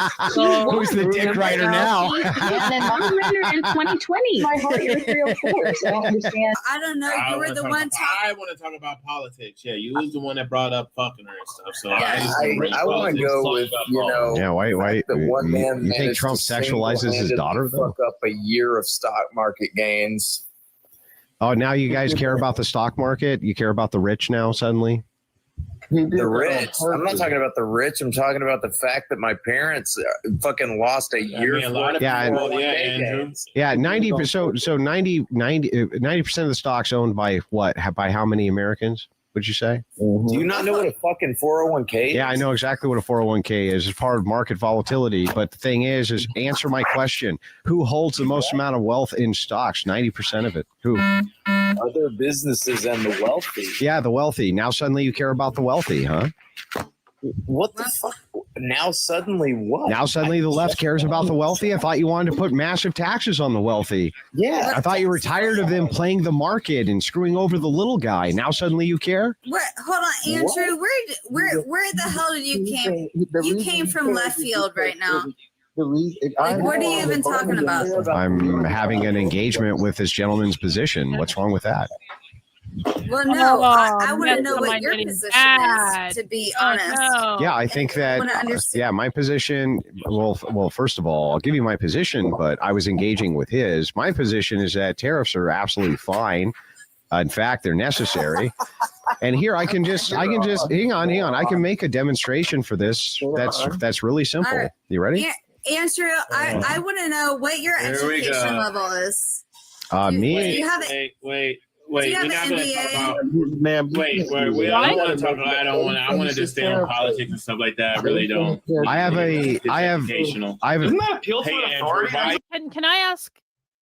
Can I ask what might be perceived as a slightly racist question, but I'm okay with it being I'm okay with that. Do you guys does Andrew only hang on. Cynthia, hang on. Before I'm racist, let's celebrate Cynthia's new 5 channel memberships. Thank you, Cynthia, for the gifted channel memberships. I really appreciate it. Congratulations to everyone who got a channel membership from Queen Cynthia of the chat. You guys are all slacking behind Cynthia, and I want you to know that, and I want you to internalize that, and I want you to see that as a measure of your worth. Okay, here's my question. Does Andrew only debate with low IQ Black people on TikTok? Are we about to just hear a whole string of just like low IQ Black people believing that they're smart, but they're really not that smart? And it's just like, is that what we're about to watch for the next hour and a half? Like, does he debate any white people in this video, or is it all just like Black retards? Will I be viewing more of Andrew's TikTok? I don't know. I mean, we just started watching the video, so I don't know if I'll ever watch any more. But I'll tell you what, if I go through an hour and a half of Black people trying to debate with Andrew Wilson, I don't know how much more I can do, because that's a lot. And yeah, I knew Amalek would like the racism. That's why I did it. Why you believe that the way the stock market is aiming towards right now wasn't detrimental to the poor or anything like that? Wasn't what? It's not. Like basically not harmful to the poor. I can see that. Or let's say the average American. Yeah, but it's the most harmful to the top 1%, not to the poor. No, it isn't. Yes, it is. That's not true. No, it's Okay, not. well then No, tell it's me not. how many stocks and bonds do you That's think not poor true. people hold in comparison to the wealthy? It isn't necessarily just a fact. But I understand that at least 90% of them. I understand that 93 or like 90-some% of the wealth is held by the rich, but that doesn't matter. It does matter. 10% of Americans that has no, it doesn't. Yes, it because does. Because if you're an average working person who's just put money in stock and you lost the majority of it, that is a problem. Yeah, but here's And the rich will always get their money back. The rich will always get that money back. If you're under that 90%, you will not get that money back. So okay, so hang on. So I'm not allowed to respond. Okay. I don't mind you responding. Yeah, I know. I'm not allowed to respond. I get it. Hold on. Can I just please leverage an example right now?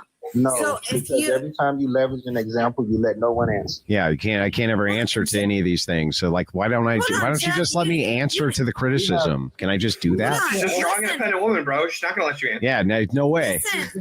Exactly. Hold on. If a person, Y'all are being mad. Why are you woman-splaining? Why are you woman-splaining? Let us finish our engagement. because I'm getting jumped on by a lot of people right now. Yeah, And because all you of interjected where we were having a conversation. No, because your conversation is wrong, and I'm trying What? to. How can the conversation be wrong? Conversation is I would not still take away wrong. your right to vote. It's just a different point. Listen. Yeah, Let's hear what. yeah. Listen. Let's hear what she has to say. Go ahead. Of Listen, course.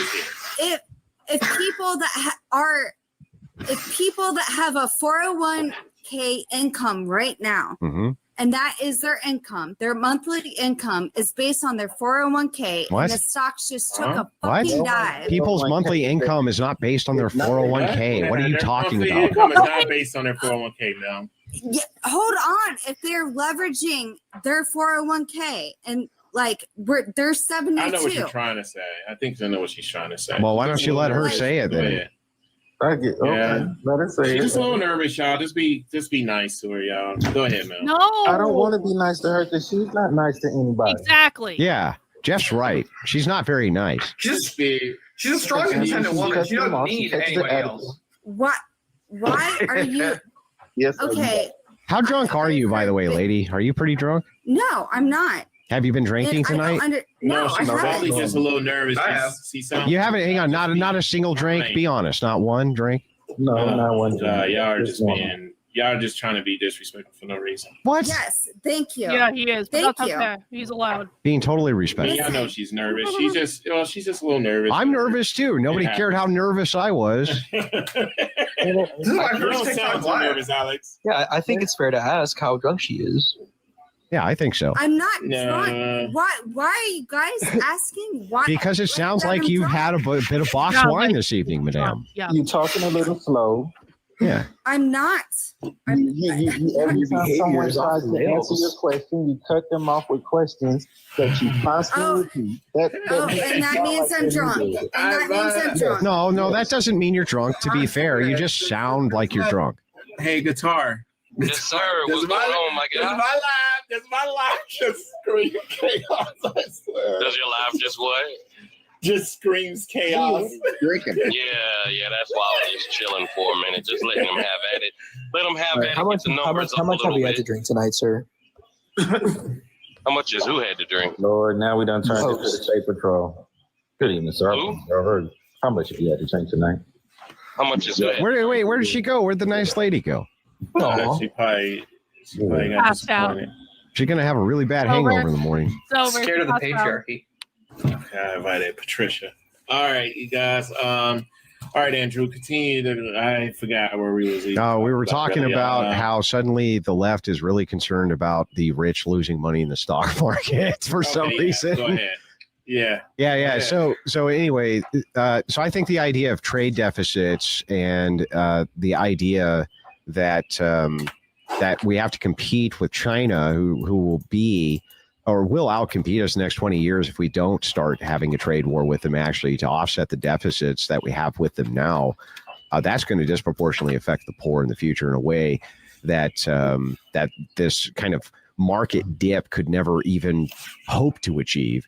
Yeah, but isn't a trade deficit though? Can that also be considered like a strong economy also though? Sometimes in a typical way. Yeah, sure it can, but that's not the case now. Even though we are in a trade deficit, well, we kind of is. I mean, America has always been in a trade deficit, but we. But, no. The deficit is no. This is a reverse. Like, look, our deficit is that the Chinese hold a massive deficit against us, meaning that we are importing way more from them than they're importing from us. That's the deficit. That's what we're trying to correct here. But that's partially our fault as well. Yes, I agree. We sent our businesses over there. Totally agree with that too. So, I get it. We do need tariffs. Everybody needs tariffs. That's the way the world makes their economy. I don't really like the way he's doing it, but I do understand the concept. And just like they were saying, it hurts the poor people. It does. It hurts rich people more now. But think about it. In a year or two, these poor people can go and they can get more stock because it's going to be at a bottom and it's going to go back up. It's always it has to go back up. I ain't going to say like it can't get worse. It can always get worse. And you're right too. Hang on. No, we're not. We're not in any way.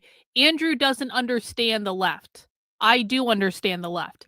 Andrew is fighting against some made up enemy that the right has made up because it generates good clickbait content on Twitter. He's not fighting against the actual left. He doesn't understand the actual left. He is doing this thing where he's putting out content to make people believe he's fighting this thing that you guys don't like, but he doesn't actually understand the origin of it, and he doesn't actually understand what they believe, and he doesn't understand how they're being successful. So I understand why you say this. It might seem like we have the same enemy, but we actually don't, because we are doing two completely different things, and he doesn't understand what I do. I get what he's doing. He has no fucking clue what I'm doing. Because the market's driven by speculation. And so they're just speculating against tariffs that haven't even gone into effect, right? They're just speculating. So if you want to blame people for the huge market dip, you can blame these top stockholders to begin with, because they're basically running pump and dump schemes. They're using the hysteria around this to convince people to come off of their stocks so that they can buy them up for cheap. That's exactly what's happening. That's exactly what's going on. The rich people are waiting till the stock drop. This is actually one of the most retard things someone has said in the chat all day. But for people who actually watch my content, for people who actually have gone to a Socialism Saturday before, do you guys think that Andrew Wilson is fighting the whole left, and I'm only fighting a niche part of it? You are a retard, bro. You are. If your perception is that Andrew Wilson is fighting the entire left, that is a retard take. That is a low IQ retard take. And what that is reflective of is the fact that you have no fucking clue what the left is, probably because you exclusively watch Andrew. Now, if you guys are watching Andrew and you guys are having fun watching him debate and you guys are having a good time and you have a community together, whatever, man. Like, I don't really care. If that's your happy place, you know, go do it. It makes no difference to me at all. But to say that Andrew Wilson is fighting the left, that is a retard statement by someone who has no fucking clue what the real left actually is. Buy as much of it as possible because they know it's going to go back up. Yeah, and it's the left-wing media speculation which is causing this artificial panic. So it's like, you know, I don't know why suddenly the left cares about poor people. They're the ones driving this panic. And I'm gonna say this about. I don't think it's the poor people driving the panic, and it's Cynthia! probably what the No, not the poor people. And right on cue, our queen Cynthia comes in with another 5 channel memberships. Cynthia putting everyone to shame, per usual. Thank you, Cynthia. Congrats to everyone who got a channel membership. Off of a global, yeah, but the stock market also runs off global fear. Bro, again, don't be a retard. Don't be a retard. You're a fan? Okay. What's the left's definition of capitalism, Good Times? What's the left's definition of capitalism? You know everything about the left. Andrew has taught you everything about the left. What is the left's definition of capitalism? This is only for Good Times. No one else answer. You're a fan? If you're a fan, then you know the left's definition of capitalism. What is the left's definition of capitalism? They want to overthrow capitalism. They want to abolish capitalism. How do they define it? You want to fucking debate? You want to know what that's like? What is the left's definition of capitalism? Go. Could Andrew answer this question? I'm betting you he couldn't. In fact, I know. No. See, this is a retard take. This is a retard take. No, bro. No. That is not even anywhere close to the left's definition of capitalism. Completely wrong. If I'm so enlightened, why don't I teach those who don't understand? Oh, wait, why didn't I think of that? Why didn't I think of that?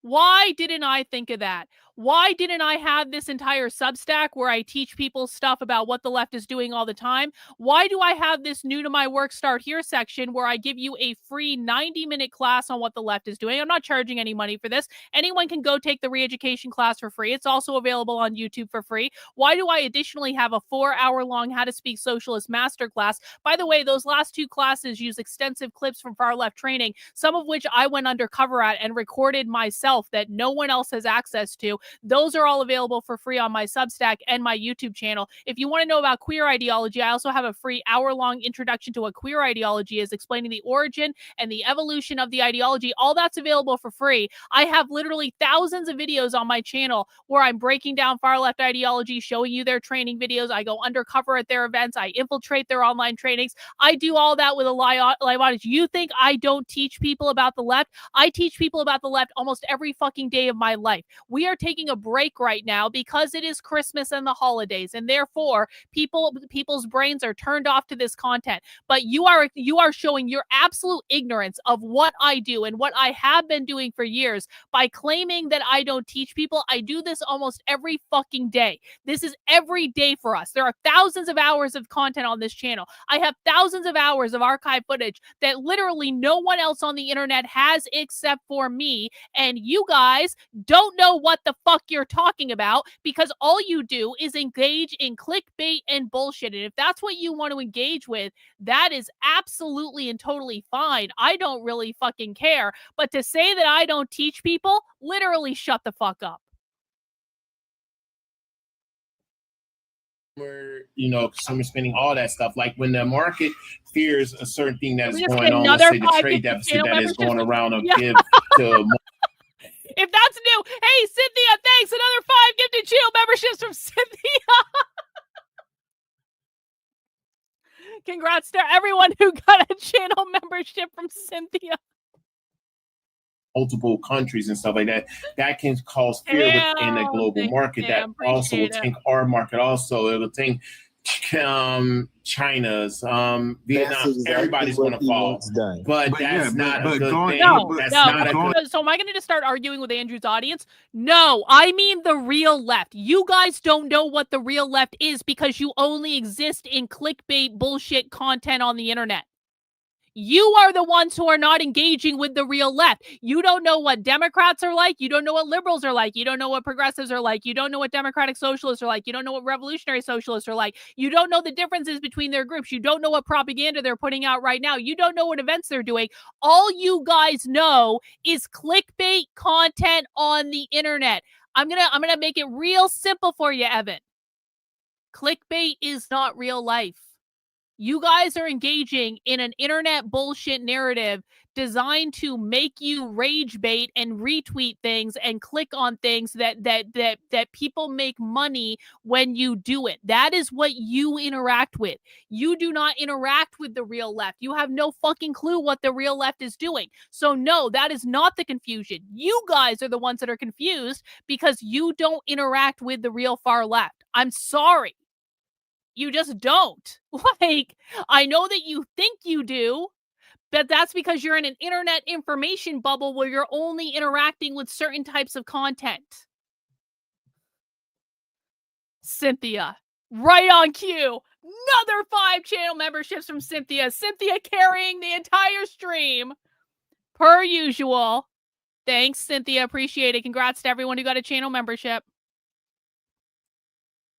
Thing, y'all. Look, here's what's going on, dude. That's Andrew. The moment he put a pause on it, it skyrocketed. Yeah, going back to the market, the tariffs on China last week, the stock market was stagnant, but it started falling. Yeah, listen, speculators use NGO groups who hire economists to go on mainstream media channels and predict doom and gloom. And then what happens when they predict the doom and gloom is that average Joe comes off of stock because they're terrified of the doom and gloom. Rich people swoop right in and buy that shit right up. It's calculated and orchestrated. And the left are a bunch of fools. The Bernie Sanders crowd pointed out that these people do this nonstop. But suddenly when they're doing it under Trump, it's like, oh, no, this is all Trump's fault. It's like, not really. It's a speculator's market based on panic. So I think that when women are referencing a pick-me, it's not that it's a woman who is seeking validation from men, but rather a woman who gets validation from men, whether she's seeking it or not. True. And this in turn makes women extremely upset because they don't generally get validation from men. Well, the term pick-me itself is like, pick me. So yeah, I know. And then they get, but what makes the other women mad is that they get picked. That's what makes them mad, right? That's the point. Well, pick-me is a shaming term. Well, I have a hard time believing that you've been a viewer since September. I'm trying to ask why you think people who come here from conservative crowd think you mean liberals when you say the left. Are you fucking serious? Evan, there is no fucking universe. There is no universe in which you have been watching my content consistently since September. There is no universe, bro.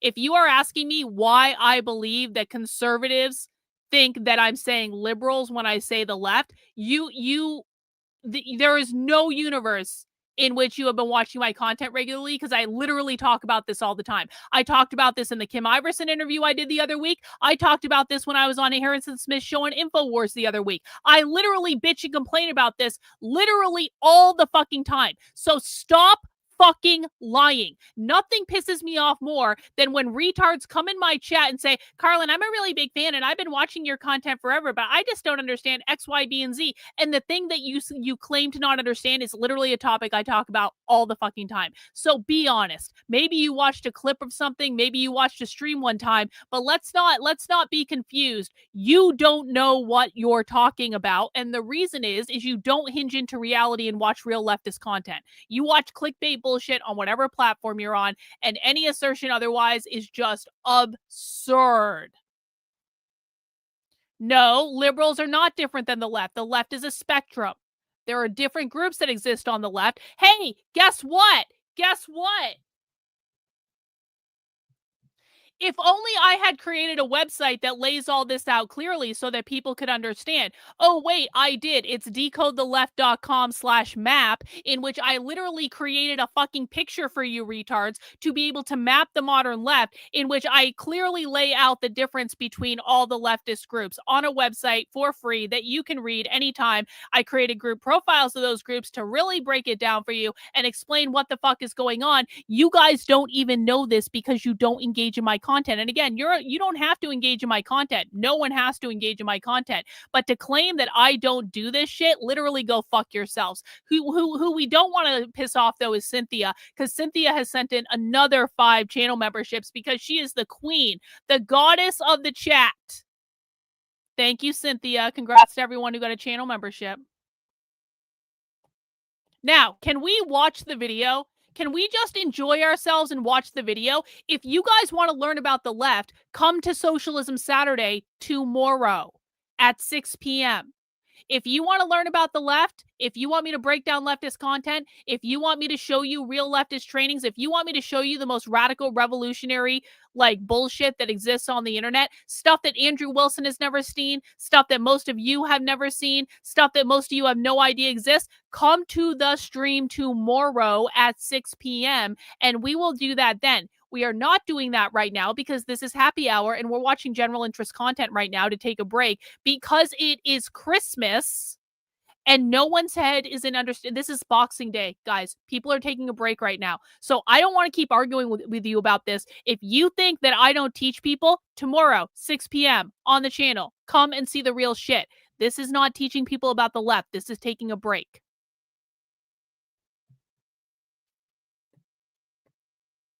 It's like It doesn't make them a pick-me though because they have the validation. Because I do know that women get triggered by pick-me's. So does a simp make you mad? Like, what do you think about simps? Well, I don't understand what you mean by mad. Like, if you point to any societal ill, does that mean you're mad? Or is it just something you like to say so you can be like, are you mad, bro?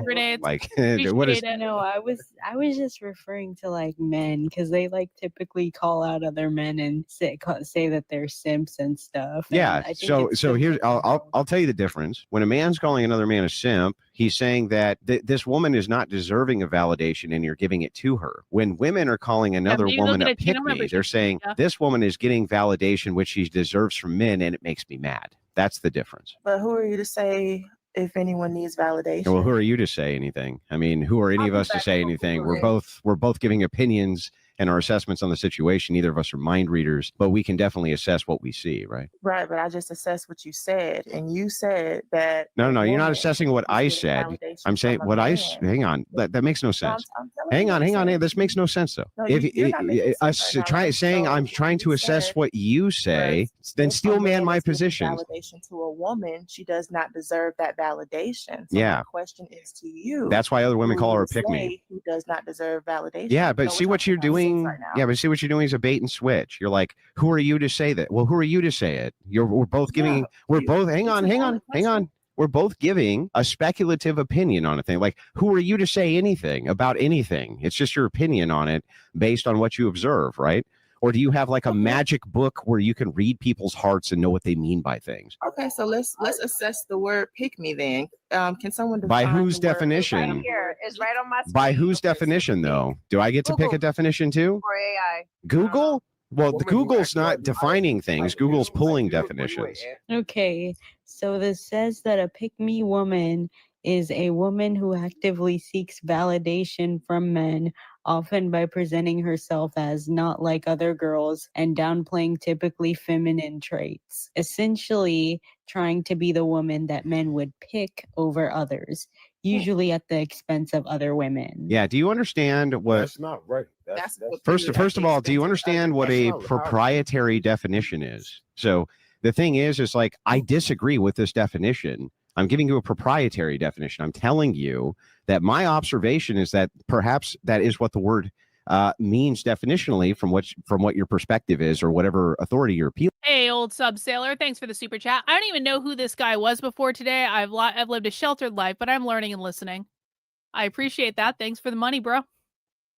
to. What I'm saying is my observation is that when this word is used by women, it's being used by women in order to say there's validation which you've earned coming from men, and it makes me mad. Yeah, it's a shaming tactic. It's to make women feel bad. It's not to make women feel bad, but I actually have a again, question. Okay, but if you're me, you seek validation, whether you have it or okay, not. but If she has I that know it's validation, to, good for her. I know it's But to, if she's you seeking guys are it, saying it's to then make that's a pick women me. feel bad, but how do you feel when the man says that you're a simp? So is that not the same? No, it's not the same. Would you like me to explain? I'll explain it again so that you understand. There's a distinction here. When a man is calling another man a simp, he's saying, this woman has not earned anything for which to validate her. And you're doing it anyway, generally because you just want to have sex with her. Like, that's generally what's going on. When women are doing this, they're not saying this to other women because they think women want to have sex with that man. They're saying it because she's getting male validation, and it upsets them that they're not getting male validation. Right. Oh, sorry. But Okay. there are women who get male validation who aren't seeking it, and those aren't pick-me's. The And ones who so are you're pick-me's, making, the ones who seek validation.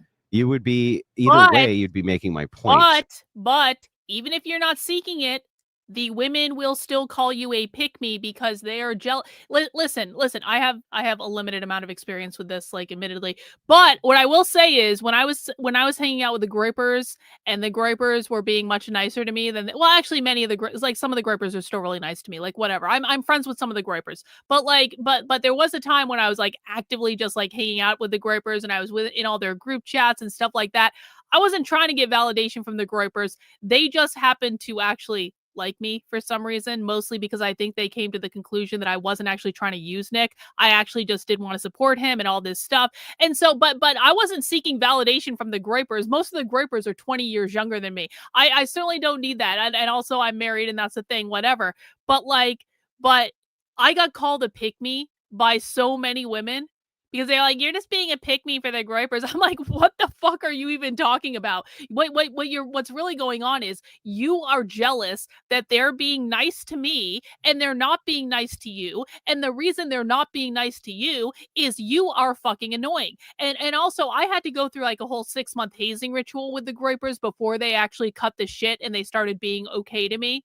It was like you get put through a test in that type of environment where they want to see if you can withstand the amount of teasing and mockery and all that stuff, because the Groypers tease each other too. And so if you're going to be hanging around with them, you have to get used to that, because that's just the way it goes. And other women don't understand this because they don't hang out with boys. I was a tomboy growing up. I always hung out with boys. And so I inherently understood this, I think, anyway, I'm just saying that you don't have to be trying to get male validation for other women to call you a pick-me, because the reason they're calling you a pick-me, Andrew is right about this, is they're jealous that they are not the one getting the validation.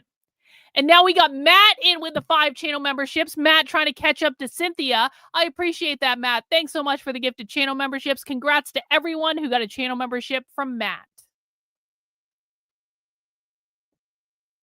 So because the woman's perspective here is this is unearned validation, it makes them upset. And so then they call this woman a pick-me. That just because they think she doesn't deserve the attention, then they say she's seeking the attention. Like, let me give you some key examples of this. Let's say a woman puts out an article that is pro-male. Okay, this doesn't happen very often, but occasionally there are academic women who do. She'll often get called a pick-me, even though all she's doing is getting validation from men who think it's earned because they agree with what she's saying, not because she's seeking specifically the validation of men. Do you see the distinction? Yeah, I see the distinction, but there's also a difference between a woman who's seeking it and a woman who's not. We're typically not calling women doesn't who matter. are It doesn't matter. the ones that are not seeking the validation of men. Women who could care less about what a man thinks but still get that. How do you determine that? Like, how do you know if they're actively seeking it or not? Yeah, if I saw women, like, I would agree with your point. If I saw validation from a man. If I saw women who were like half clothed all over X getting called pick-me's by other women, then I would agree with you. But that's not ever what I see. Instead, hang on. Instead, hang on. Instead, what I see is, you go, girl, you're a girl boss, live your best life, girl, blah, blah, blah, blah, blah. When I see a woman instead give like an academic assertion or a dissertation or an opinion that is pro-man in any way, shape, or form, that's when they seem to call her a pick-me.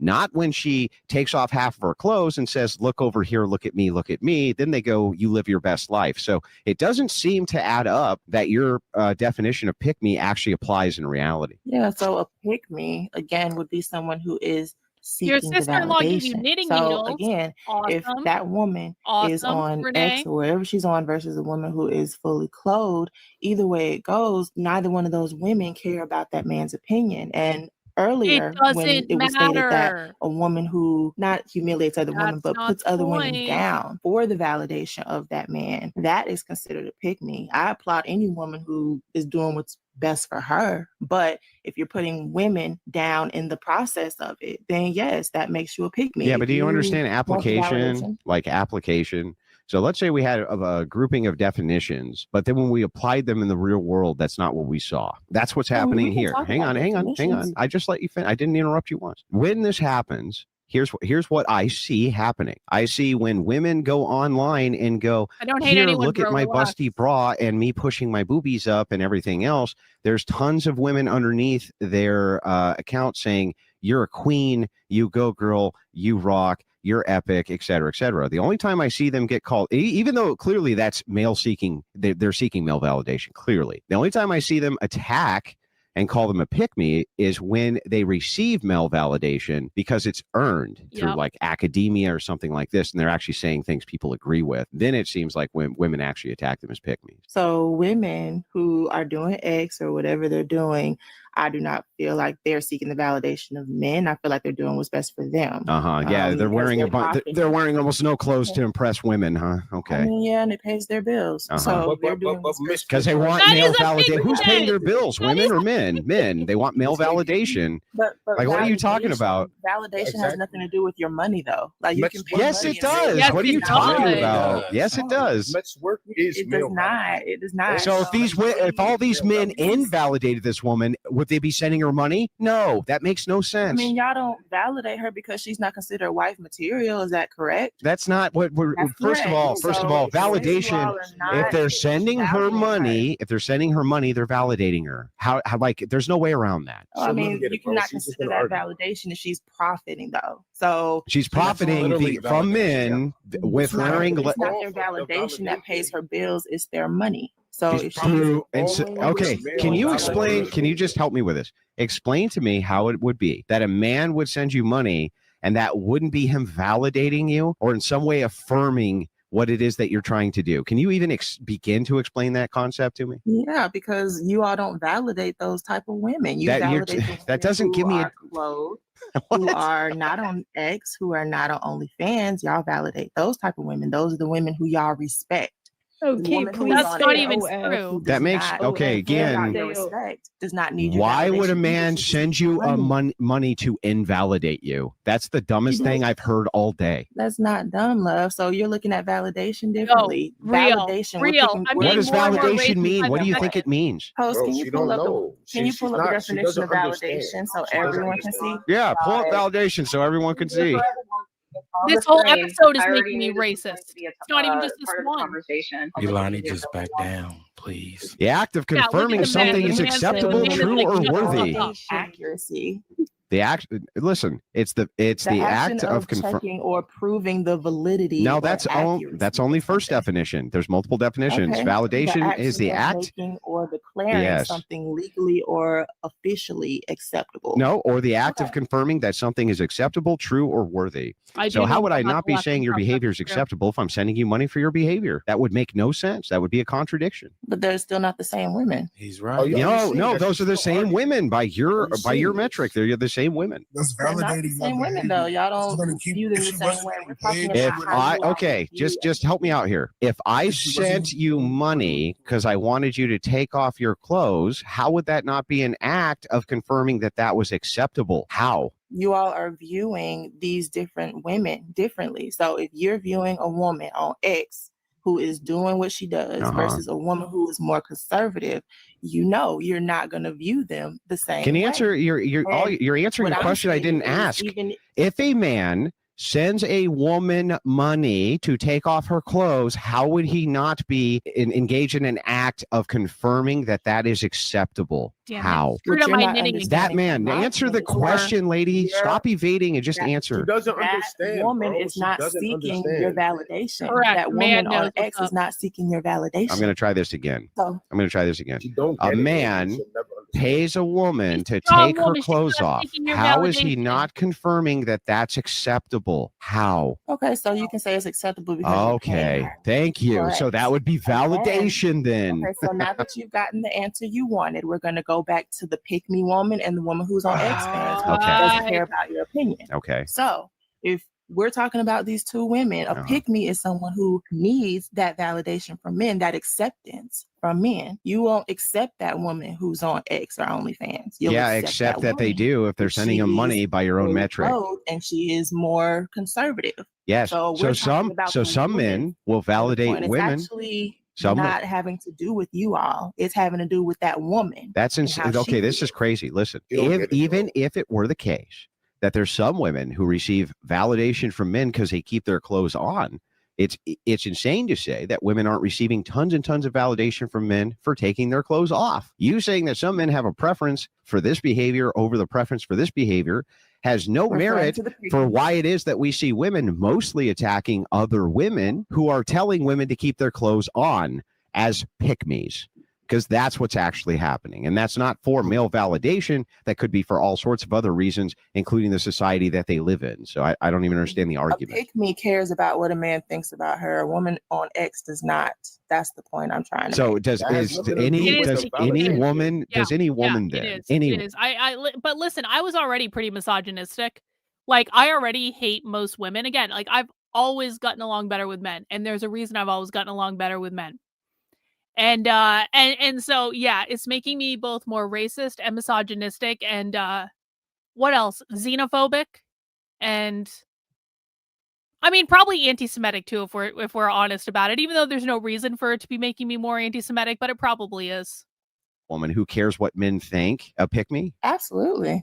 So if you so care any about woman what who a man cares, thinks so if you about care what your father and- thinks, and you're a pick me. You're willing to put another woman down. That's because not what you want just. That's enhance not what your- my question was. My question was. No, and I'm elaborating on my answer. So any woman that seeks validation or acceptance from a man and in the process puts down the next woman. That's a then she qualifier. is, I in didn't. fact, a That's pick not what I asked you. I asked you if any woman wants validation from a man, does that make her a pick me? I'm not asking for qualifiers. Answer that question. So any woman that Wants validation from a man, does that make her a pick me? Yes. Well, then one if should that's want the case, validation from then every girl who wants validation from her father is a pick me. an average man, love. Your father's totally different. Oh, But now, if oh, you're wait, I seeking thought you just said that any woman. Wait, what did he say? Without Christianity, which is Jewish, her ancestors never would have been brought. Yeah. It's so true.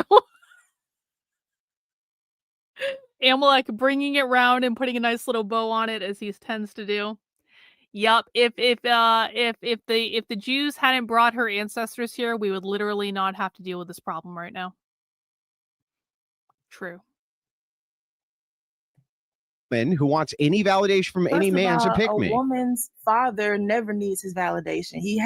She had that from day one. The average woman, I would hope. I'm speaking about the general man and the general Almost woman. every human being on planet Earth wants their parents to be proud of them. What are you talking about? At a man, you need that acceptance and you need that validation from him, and you're willing to put other women down to get that validation from that man. Then yes, that makes her a pick me. Yeah, all you're doing is adding additional qualifiers to the If you want insanity. to refer back to her father, if you're having to step on your mother's toes and downplay your mother and get in your mother's way of your father because you want his validation so bad, then damn right, it makes you a pick me. I see. So if a woman wants flowers from her man and that makes her feel really good, right? Meaning he's engaged in the act of confirming something is acceptable. In this case, bringing her a flower. She's a pick me by this definition. You understand want your that, man right? to do nice things for you. You don't need his Yeah, because you're a pick me by your definition. Because you want validation. You want your man to do nice things for you. Your man now. We're not talking about just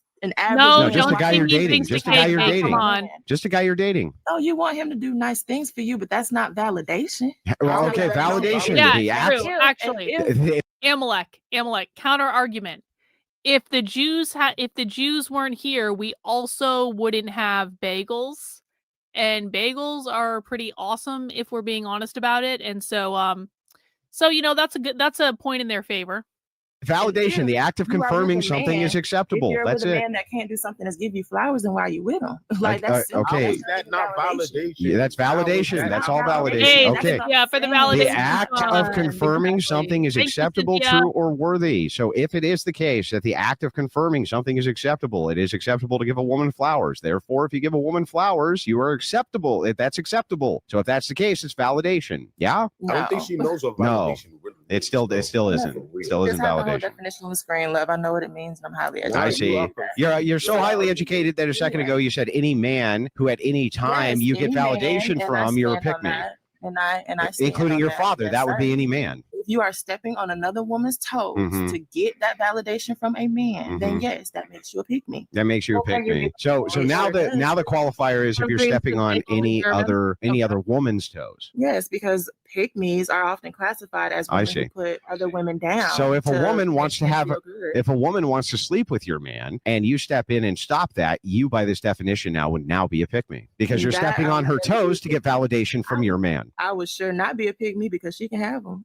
But Well, so by your definition, if a woman wanted to sleep with your man, you wouldn't do anything to deter that because that would make you a pick me. Are you fucking serious? are you asking if I would stop a woman to sleep with my man? That what you're asking? Yeah. Sleeping with my man? Yeah. Ma'am, he's testing your logic and you're failing epically. Badly. No, badly. No. I really want to understand this question. You're asking me Oh, if I would here we stop a go. woman from Here sleeping we with go. my man. No, if you had a woman who you knew wanted to sleep with your man, would you encourage or discourage I it? have a legit question because I just realized what pick me was today. So because I seek a male's approval for whatever it is under the sun, I'm a pick me. And Yes. put down other women in the process. No, Yes, you are. no, I didn't say that. Yeah, but she keeps on adding that qualifier. Just Does it qualify? Yeah, that's fine. It's fine. But I'm testing the qualifiers. What I'm doing. What I'm saying to you is that the qualifier at here makes no sense. I'll show you. You guys are debating on the whole word Cynthia! on what you should throw. Cynthia in with another 5 gifted channel memberships. That brings Cynthia up to I don't know, 35 channel memberships that she's gifted today.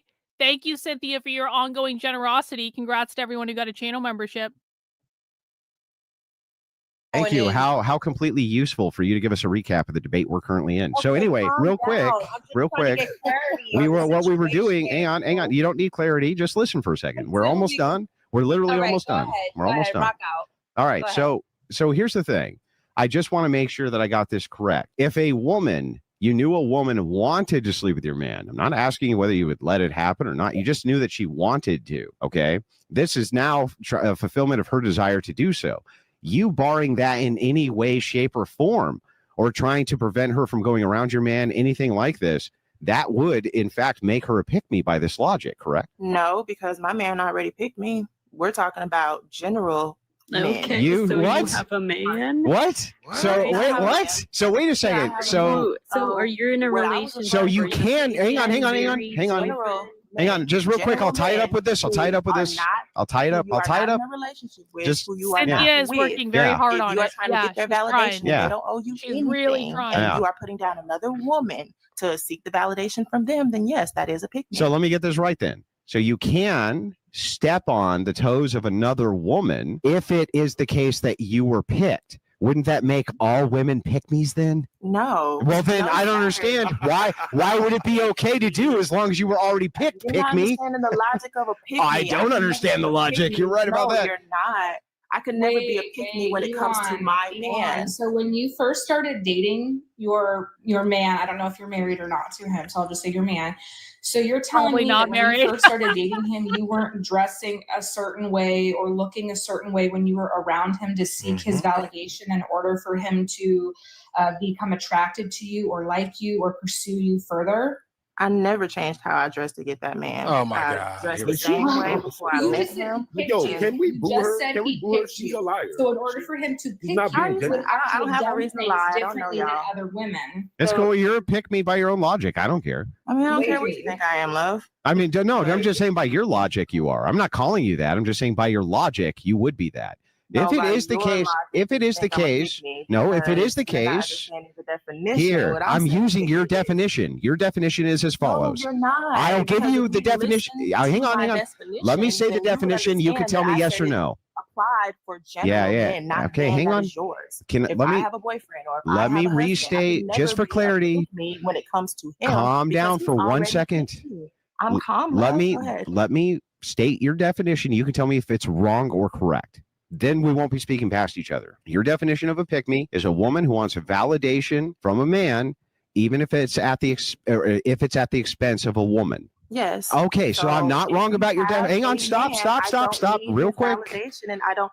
No, We because don't you need talked about a minute, love, 100,000 so more I need words. to I speak just to want to you. get clarification. No, you've given a million. You've given a I million just words, want love, so let someone else clarification. talk. Just want clarification. So, if you are a pick-me, that means you are seeking the Yeah, we validation of know. general men, not Mhm. your man. I got it. Why would you need to be a pick-me for your man? Yeah, I get if it. You've already I get picked? it. So what happens? Yeah, when you I take understand. down- What I'm saying is that here's your logic then. I'm going to give you your logical entailment. If it is the case that you're a pick-me, if you're willing to step on the feet of a woman in order to get validation from a man, and then you say, but that's perfectly acceptable. A man, not yours. Yeah, I understand. But if you say it's perfectly acceptable to do that when you have a man because you've already been picked, then I'm not that saying would acceptable, I'm saying I could never stop, be a lady, pick-me stop. because Just he let me already finish. picked Let me. me finish, Let lady. him finish, please. I'm almost done. If it is the case, then that it's perfectly acceptable for you to be a pick-me for your man, then all women are fucking pick-me's by this definition. All of them would have to be. No, that's not the case. It's not the that case. man have already picked her to be his lady. Yeah, because You so can't she's a be pick-me. If you're in a relationship. Yeah, so she's a You can't be pick-me because she pick-me got if you're picked. in a relationship. Being a pick-me means you're seeking the validation. I have everything I need from my man. Yeah, I know, but So, you're still seeking stepping on validation another from your woman's man. You just think toes that's to fine. Smash my man would not be pick-me behavior because he's my man. Well, what'd you If do it was before a he was random your man, man? if it was a man that was not my man and I'm stepping on that woman's toes, then yes, that would be But what pick-me. did you do? What did you do prior to him being your man,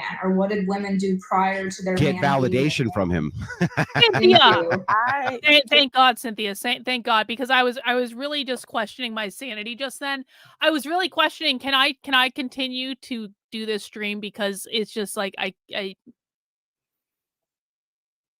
I don't know what I'm doing with my life, because I'm trying to save a country that really can't be saved because there are too many stupid people in the country, and really the socialists are going to win, the left is going to win, they're going to overthrow the government and they're going to execute all of us, and it's going to really suck, or they're going to send us to the gulag or something. And sometimes I just don't know why I even try, because there are so many fucking stupid people that don't deserve my help.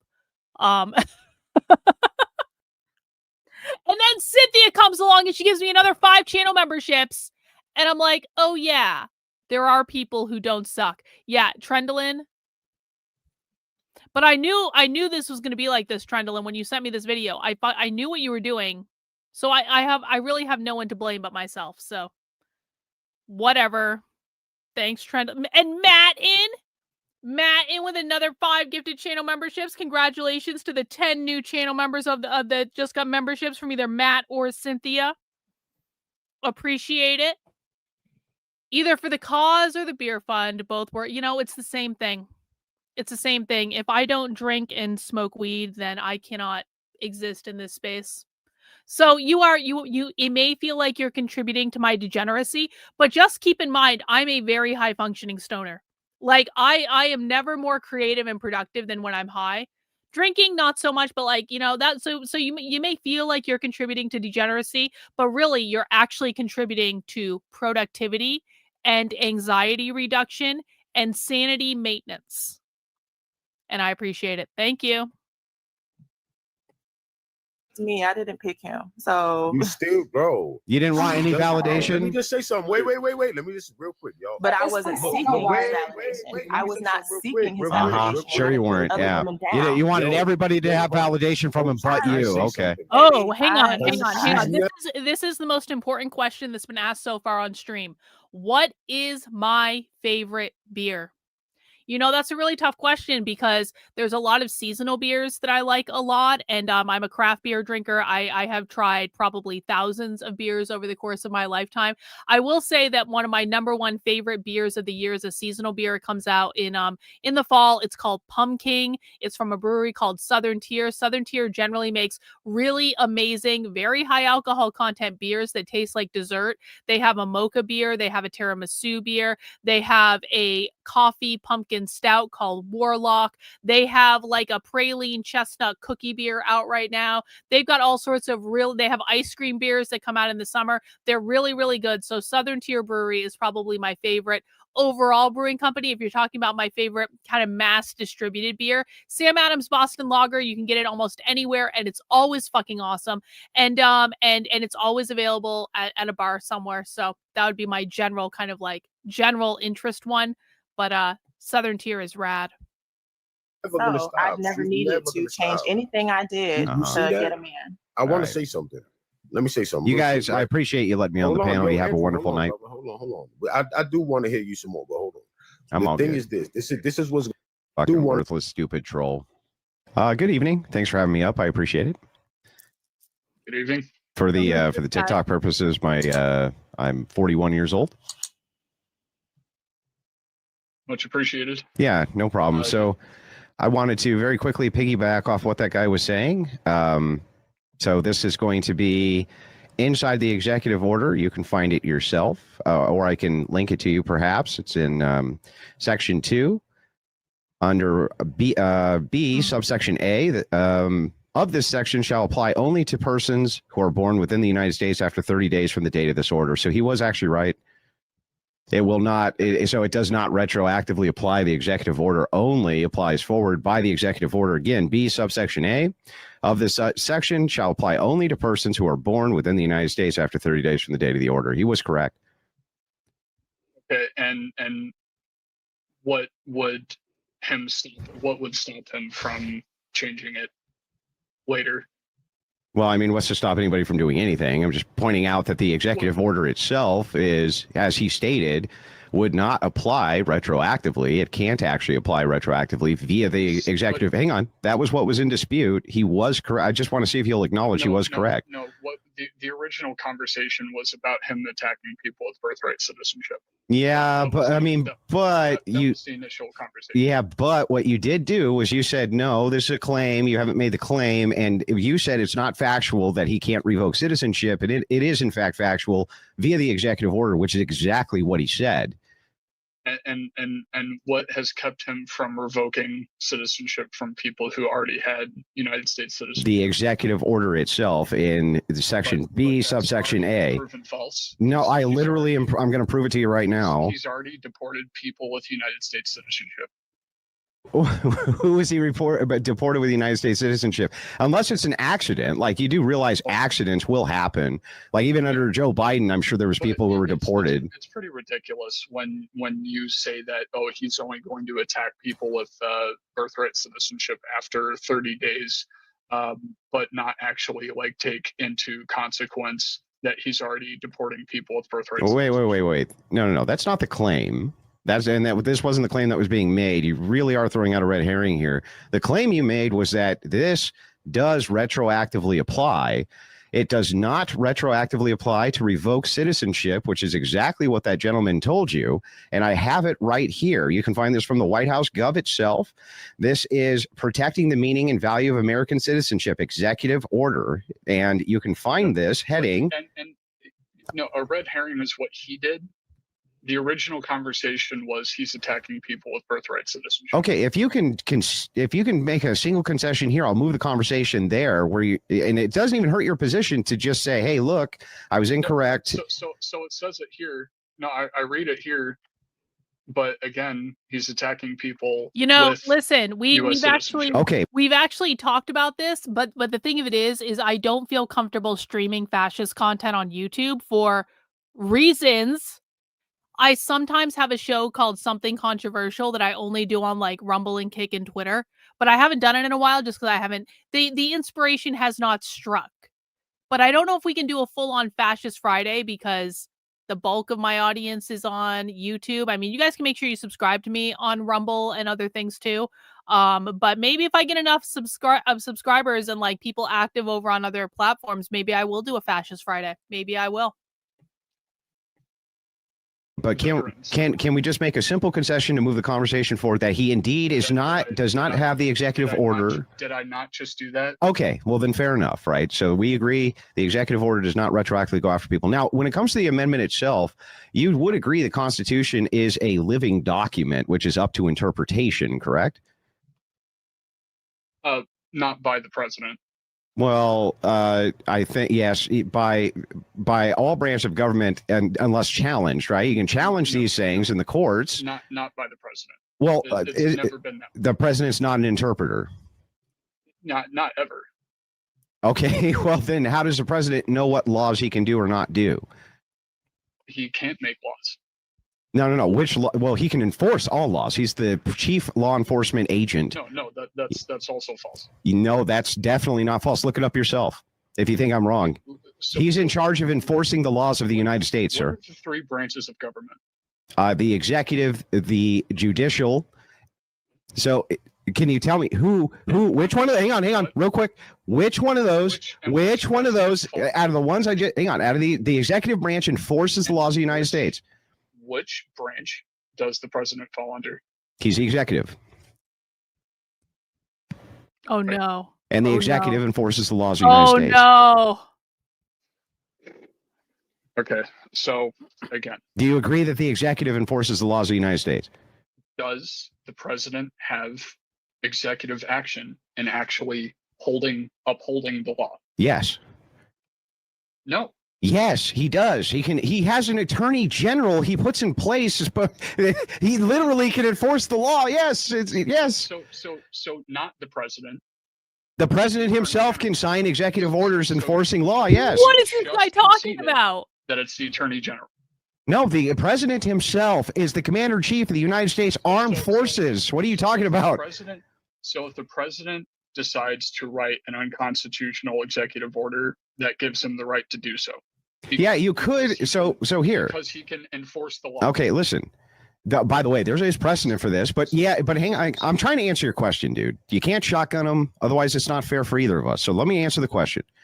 The executive's job is actually, yes, to enforce the laws of the United States. It's a primary job, in fact, primary. So the thing is like, yes, he is in charge of the FBI. He's in charge of the intelligentsia agencies. He's in charge of all of this. And he's also in charge of the United States military. Hang on. Wait a second. The Supreme Court, their job is to interpret the Constitution and see if laws fit the Constitution to determine if they're constitutional or not constitutional. So per the Constitution, Article 2, Section 3, the Constitution provides that the president shall take care that laws are being faithfully executed. That does not mean he himself. Okay, bro, I'll just give you an easy summary. You can just ask this question into Google yourself. Yes, the executive branch of the United States government enforces laws. The executive branch includes the president, vice president, cabinet, other agencies. The president signs legislation into law, vetoes bills. Arguing against the Constitution. Bro. This is not me. Okay, well then, what is the president's job then, dude? What do you think his job is? To faithfully take care that the laws are being executed. Oh, so his job is to execute the laws, like I just said. No, that's not what you said. Yes, it is. No, it's not. The president shall take care that the laws be faithfully executed. Yes, so they're enforced correctly. The laws are enforced correctly. The duty potentially includes at least 5 categories of executive power. Powers of the Constitution. How's my project coming? The president good. I've almost done this section I've been working on forever. 2. Yes. Powers of Congress. Those are all the powers that allow him to enforce the laws of the land, sir. You're not listening. Tell me how I'm wrong. You're not listening. So which branch do you think is in charge of executing the laws of the United States and is in charge of the ultimate enforcement arm, since they're in charge of the United States military, sir? You're not listening. I'm listening, dude. I'm listening. Not only am I listening, I'm giving you a counter argument. You've pivoted to what from the beginning. To what? I told you that the president's job is to enforce law. I told you that the original argument was that that Trump's executive order is attacking people. Yeah, but then you said that the president doesn't enforce and is not the executor of law, and then you were completely wrong about that. Can you just concede on that? No, I wasn't. Okay, well then whose job is it in the government? So who actually enforces the law? Is it the president or is it judges? As far as enforcement goes, is that why we have 3 branches of government or not? Yeah, well, okay. The judicial branch, what they're doing is the executive branch. Yeah, hang on, bro. Is to enforce. Yes, it's to enforce the law. Yes. But the judicial branch interprets. Is also a check. Yes, I agree. I totally agree with that. So now we're making some progress. I totally agree that they're a check to that, but the president's also a check to the judicial branch. The judiciary does not have universal, unilateral control over the laws of the United States. The president definitely can be an They don't. They don't. No. Then what? Then who checks them? If it's checks and balances, then who checks the judiciary? Who's checking them? You just said that the Supreme Court interprets the law. So if you're telling me that the president executes a unconstitutional law, that the Supreme Court has no right to overturn that. No, I'm not saying that at all. I'm explaining. No, I'm not. I'm explaining to you that there's a, listen, I'm telling you right now, there's a check for the Supreme Court, right? Who's that? No one. No one's the check. So this no one's a check for the Supreme Court. So the Supreme Court is the unilateral governing body of the United States. Then is that right? In interpreting the law. No, that's not what you said. Who checks the Supreme Court? Who checks them? If a law is challenged by this and it goes to the Supreme Court and the Supreme Court deems it unconstitutional, who's above the Supreme Court? So if the Supreme Court says that we can sacrifice human children, that's the law. So when was that said? No, that's my question. No. Can somebody challenge that to somebody else other than the Supreme Court? So again, answer the question. What? If the Supreme Court deems a law unconstitutional, who's above the Supreme Court? Yeah, so there could be checks and balances to this. That's that you didn't answer. Yeah, yes. So the executive can disagree. Listen, the executive, I'm answering it. You have to stop talking though, bro. You didn't. Do you want me to or not? If you actually can. Yeah. Yes, the president can definitely disagree with the Supreme Court's decisions and has. Would you like me to give you multiple examples in history where this has happened? I would love. Okay. Love that. So the Supreme Court, I'll pull up the exact case actually. If you just give me 2 seconds so that I can pull it up.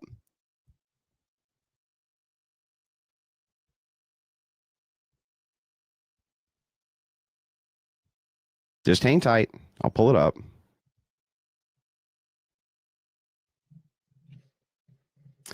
Okay, so Andrew Jackson was one such who ignored the Supreme Court, and he ignored the court. Hang on, so would you stop, bro, so that I can at least cite it for you? Did he do that lawfully? Yes, literally he did it lawfully. Shut the fuck up and let him talk. Yes. Answer that. He ignored the court's. He ignored the court's rulings. He did what he wanted, dude. How can I answer you if you keep muting me or you interrupt me when I'm answering the question? Because you're bringing up bullshit arguments. What's the bullshit of the argument? He broke the law. Wow. No. In fact, wow. He did not break the law. Says who? Says who? You? Ignoring ruling by the Supreme Court. What if they make an unjust law, dude? How do you challenge an unjust law by the Supreme Court, dude? How? You have to challenge it again. From the same court who made it to begin with? That's the way our fucking... What the fuck are you talking about? What? You don't honestly believe that, do you? You don't really believe that, do you? Why aren't you answering the question? Okay, yes, yeah, hang on, yes, the Supreme Court can be checked by the other branches of government. Yes. So which order did Andrew Jackson, the genocider, refuse to listen to? Yeah, I just started to read it to you. Would you like for me to tell you again? Well, continue. Yeah, so there was an order which was handed down about what he could do with the Cherokee, and he completely ignored it and did what he wanted. Unlawfully. Okay, what made it unlawful? the genocide. No, wait, what? What are you talking about?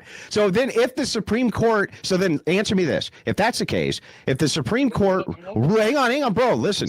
If the Supreme Court rule, dude. What was the actual Supreme Court? Why won't you fucking, why can't I ask you a single question? If it is the case that the Supreme Court rules, dude, hang on real quick. If the Supreme Court, I just read it to you, dude. No, you didn't. Oh, my God. Supreme Court decision. Okay, hang on. I'll pull it back up, even though I literally just read it to you and you just didn't listen. No, you blathered on about what the decision was. Yes, you mean I was reading you the decision? No, you didn't actually read the case. What was the case? The case was Worcester versus Georgia, 1832. It established that the Cherokee Nation was independent. And then Jackson went ahead and did the whole Trail of Tears thing. Thank you, Ken. I appreciate it. No, what made it unlawful? More to come on that in 2026. The Supreme Court said that the Cherokee Nation was an independent nation, and he violated it. That was unlawful. Yeah, what makes that unlawful? The violation of the Supreme Court order. What made it lawful? So if the Supreme Court then had decided that it was okay to use the G word against all of the natives, you would consider that to be lawful and the president to not be lawful. Stop. Just let me ask the question, please. I just answered your question. Please answer my question. If the Supreme Court, if this had gone in reverse and the president ignored the Supreme Court, if they told him not to do a J side, would you then say, or if they told him to do the J side, would you then say the Supreme Court was acting lawfully? Is that what happened? Now, can you answer my question? Is that what happened? Can you answer my question? No, I don't do hypotheticals. So how do I test your logic? With actual case law. What are you talking, dude? Okay. If you can argue in reality, then what are you doing here? I'm telling you over and over again that yes, the Supreme Court's rulings change because you have interpreters of law, and also that they are not the final word or final arbiter. They have checks against them as well, which includes ignoring their laws and ignoring their interpretations. That would be a check, yeah? Which is unlawful. So they can't make, so the Supreme Court can make no unlawful law. They can interpret no law unlawfully. When did I say that? So I don't understand. Well, I don't understand. So the Supreme Court is the ultimate ruling of the land. That's literally their position. So is that your position? So Andrew Jackson's refusal to enforce the Supreme Court decision, Worcester versus, was unlawful because the United States Constitution, the executive branch, is required to uphold the rulings of the judicial branch. The Constitution. Now you ready? Yeah, you ready to get destroyed? You ready to get destroyed now? If 2/3 of Congress says no, it's over, right? Yeah. So you're not listening. If 2/3 of Congress dude, listen to what I'm saying. 2/3 of Congress. Oh my God, this guy. Dude, listen to what I'm saying. So 2/3 of Congress didn't override that Supreme Court ruling. Yeah, but you said they couldn't. So you're wrong. The executive branch is required to uphold the rulings of the judicial branch. The Constitution establishes the principle of separation. This fucking guy, dude. Executive, legislative, and the judicial branches are supposed to operate independently, and each branch respecting the authority of the others. That's so fucking funny, and in dude. cases of Andrew Jackson committing a fucking G-side against the Supreme Court's decision. G-side. That is unlawful. Cynthia! This fucking guy. Yeah, real. Holy fuck. Thank you, Cynthia, for the $20. I appreciate it. The unbelievable fucking Nazi supporters and what the fuck that hate Nazi the fact supporters. that they can't violate the Constitution. Not remotely Nazi enough. Like the fact that you think you can't violate that you can violate the Constitution because it hurts your feelings is laughable. What are you talking about? Your tears give me power. What's going on, man? Hey, what's going on? Just real quick, we can clarify. I'm going to let you speak. You're going to let me speak, but no fucking mute button. That's fair, right? Yep. Okay. Yep. And happy Good Friday, by the way. I heard you're a man of God as well. So happy Good Friday. Are you? Yeah. I'm a Christian. Well, can I say happy Easter to you, man? I sure hope you have a great one. Absolutely. All right. So rules are I'm going to try and defend the position that Trump is bad at foreign policy. No mute button. Let you speak the whole time. And we can. I'm actually excited because I was only debating for a month when you mopped the floors with me with Russia and Ukraine. So you can do a little bit better this time. So with that being said, right. So I'll just go ahead and give my position and then I'll hear how we go back forth and things like this. I think Donald Trump is bad at just has terrible foreign policy for a plethora of reasons. Number one, the threat or the actioning of unnecessary invasions and things to put us bad on the world stage, like Panama Canal, Greenland, Canada, dealing with Iran when he backed us out of the nuclear deal, and this whole weird idea to go turn Palestine into the Riviera of the Middle East, because that quite literally, one, is a bad capital investment on us, and it gives China a reason to try and take up our global trade in the Middle East, and not much going on with Russia and Ukraine. And with that being said, that's my position. And you can feel. Well, let me make a couple of concessions at the outset of this. Of course. Concession one is that you are correct on. Listen, can I just say, like, the amount of high-end luxury knockoff stuff that I've been getting from China lately that I'm just really excited about and really happy about. I don't even care if China kicks our ass. I don't. If China can produce high-end luxury goods at less than 1/10 of the price that luxury dealers sell those things, then and it's exactly the same fucking thing. China can be our overlords. China can be our masters. China wins. United States loses. Like, fuck intellectual property. I don't really care. China is amazing. I love China. I love the Chinese people. No. I'm saying with the I'm saying the whole fucking package. I'm not saying without the label. I'm saying high-end knockoff that is exactly the same fucking thing. China wins, we lose. It's amazing. And I have no shame about it. I have no shame. The Palestinian rhetoric, the idea that he's going to move American bases into Palestine in order for them to displace every Palestinian and move them into refugee camps is insane. However, is that a bargaining chip? That's, I don't know. I think it could just be a bargaining chip, but his relationship with Israel is very tight knit. There's no doubt that that's true. I do think that Greenland has significant strategic importance, and if we can buy out Greenland, I don't see that as being a problem. I think it would be good for Greenland. I don't see why that's bad foreign policy. Or the Panama Canal. I'll also say as foreign policy, I think on tariffs is very good, though it does appear that it's a bit topsy-turvy at the moment. I don't have any problem with his foreign policy on tariffs either. So I think that there is maybe some ground we can meet in here, or I could say some of the Trump foreign policy doesn't seem to be great, but other portions of his foreign policy does seem to be quite good. Let's just meet in the middle where we did. So do you agree? So I take a stance that Greenland is unnecessary and is a net negative. Do you share the opposite viewpoint on Greenland? A net negative how?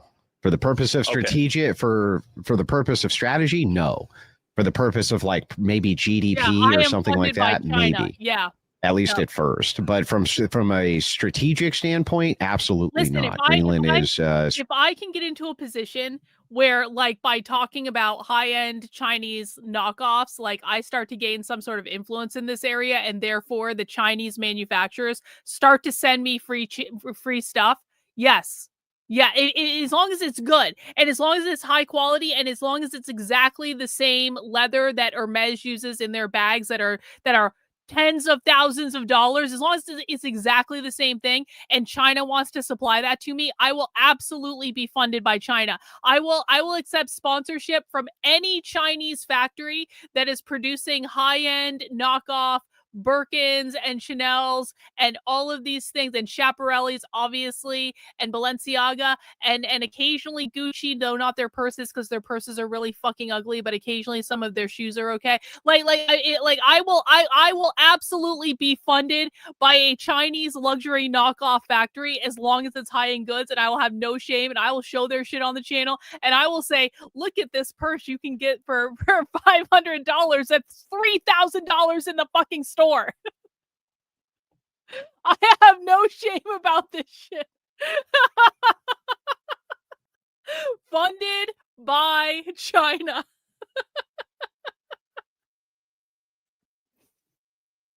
Strategically very important to the United States. Absolutely. So what I meant by that is like the act of going through and the evidence that I would like to use for at least Greenland's opinion is the actual president saying that, speaking on behalf of his people, that we all want to remain Greenlanders, and the population of Greenland, which isn't really that high. There's been a few surveys saying that even all the people there actually want to remain.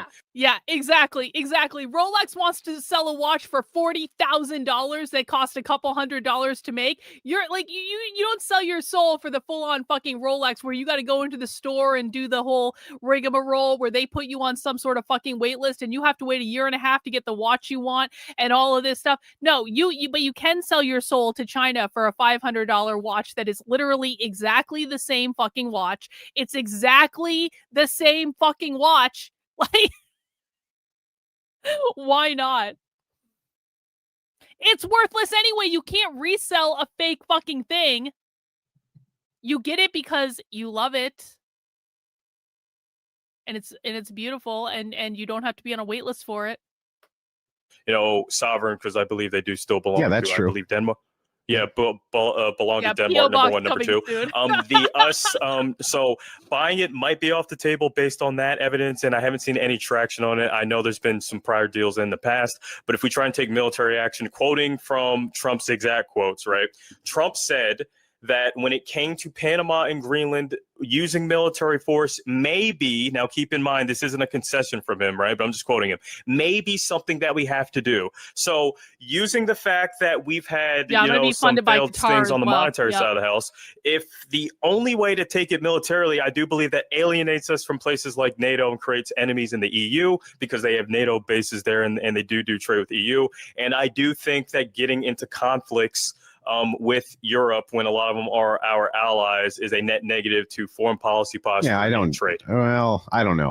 I disagree and agree. So I agree with you that an invasion of Greenland, like a mainland invasion from United States forces, would be highly problematic. But I think that a president has a responsibility to also say, essentially, for most cases, that the military is not off the table. I think that presidents historically have always stated, no, of course, the military is not off the table. And the reason they do that, and it actually makes sense, you would have way more egg on your face down the road if there was military intervention for some justifiable reason. Now, I don't know what the justifiable reason here would be. Like, I don't know. Maybe there's a cell of Al-Qaeda inside of Greenland or something, and we had to send in American forces. And then they're like, well, you said that was off the table. You know what I mean? So I think that it's fine for him to say military force is never off the table, for any country. I mean, for Mexico, it's not off the table. For Canada, it's not off the table. Our Defense Department has plans for invasion for both of those nations. Not kidding. So the thing is like, no, I don't think that there's anything problematic with saying that. I just think it would be problematic if he actually did invade. Absolutely. But I'm just saying, though, if Trump actually wants this done, right, using deductive reasoning, right, we've seen at least 2 times in the past where they've tried to at least make an attempt or launch out saying, hey, can we buy Greenland? So I'm just want to hear, like, I believe on the facts using deductive reasoning. He tried already to buy it. If Trump actually wants his vision to be done, then I would have to use deductive reasoning to say that the only other option is to take it through military force. No, they don't want any money. Well, your deduction's incorrect. I mean, you could do tariffs, you could do economic sanctions, you could do blockades, you could hurt Greenland any number of ways to bring them to the negotiating table, absent military force, which would be even more useful. So you're kind of in a false dichotomy here. The dichotomy is it's either military or they have to agree.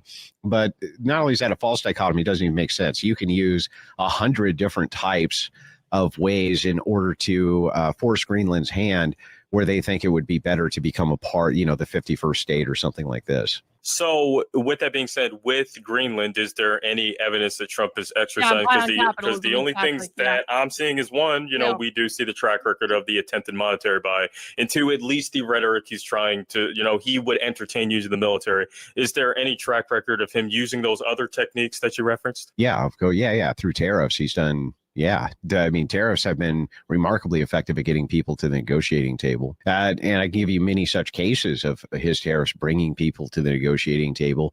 In this case, this would include everybody from China to Israel. I mean, Netanyahu came out specifically to have a special meeting with Trump based on the tariffs that he was going to put against Israel, brought them right to the negotiating table. Something with Greenland could be similar with economic sanctions, of course. However, do I think that Greenland's going to become the 51st state?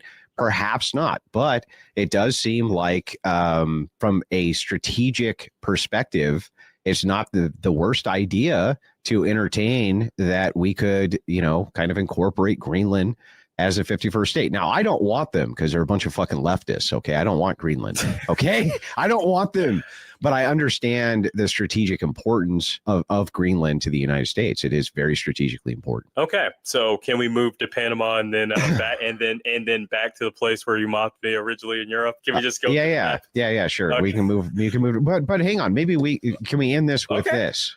Maybe we can end this with some agreement. Okay. If Greenland offered itself for sale, you agree with me, we should buy it. Okay, so with the provisions that their NATO military bases and things wouldn't destroy our relationship with people in Europe, then yes. Who would it destroy relations with? They have NATO bases in Greenland, so yeah. But I mean, we have a space base in Greenland, so what? Okay. Then the answer would be yes. Yeah. So then you're not exactly opposed to Trump buying Greenland if Greenland went up for sale. So I don't even think we have a huge disagreement here on foreign policy on this particular issue. So what's the next one? Panama Canal, right? So my big thing about this is, one, I believe this is relatively useless for three different things, right? Trump created, number one, Trump created the rhetoric that, China was taking over the canal and things like that. We don't have evidence of that. In fact, we have evidence of them just asking them to go do an infrastructure project that ends really soon, I believe this summer.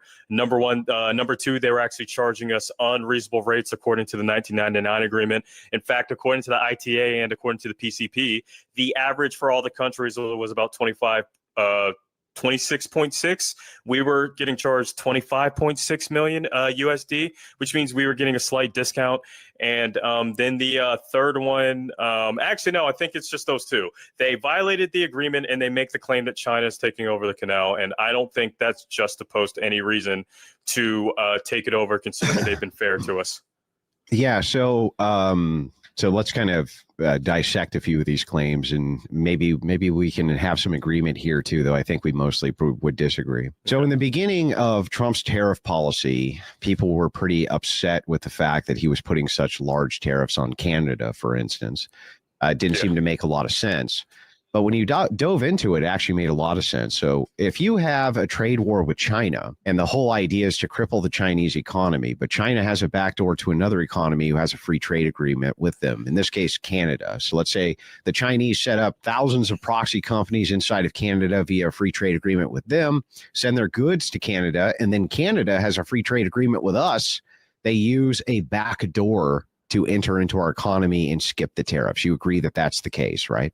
You're saying that they're going to use the panel. So that is likely. I wouldn't operate in an absolute, because the way that I would defend that position is that using the same tariffs, or whenever other people use tariffs, the financial trend is that other countries can just use other countries' supply chains, not necessarily something like the Panama Canal. So and you would want to stop that, right? That would be the point. Well, yeah, but to say that they would want to, and I wouldn't operate in absolutes here, saying that the only option would be the Panama. Well, it's not the only option. What I'm giving is good justification. So here, if Canada, and we do know for sure that the Chinese have bought up tons of Canadian real estate and companies, just like they have American real estate and companies. There's no doubt that this is the case. Same thing with Mexico. They can avoid tariffs with the United States by using our neighbors who we would have a North American free trade agreement with. with. That would be really, really bad, right? So if we had free trade with Canada, the Chinese sent their product to Canada to avoid the tariffs because Canada had a unilateral agreement with them, that would actually hurt us and curtail our effort to cripple that economy. The same exact thing would be true with the Panama Canal. The same exact idea here is in effect that the Chinese can use this in order to move their product tariff-free through a backdoor to our economy. And so we would want to get control of that. That's what the point is, right? So I see your point there. And then going back to like a similar argument I would use on my Greenland argument is that once again, the cost benefit analysis of because you do agree that we're not the only ones that use the canal, right? Yeah, but we could also put fat taxes on that canal if we had control of it, right? Okay, but before we get to that point, and the answer to your question is yes. But getting there is the part I'm talking about, right? So I have various quotes from the EU and from China that's saying that they would potentially, because they do rent out ports in Cologne or Panama City. Sure do. Yeah. Well, I mean that's what we do as well. Part of the deal, right?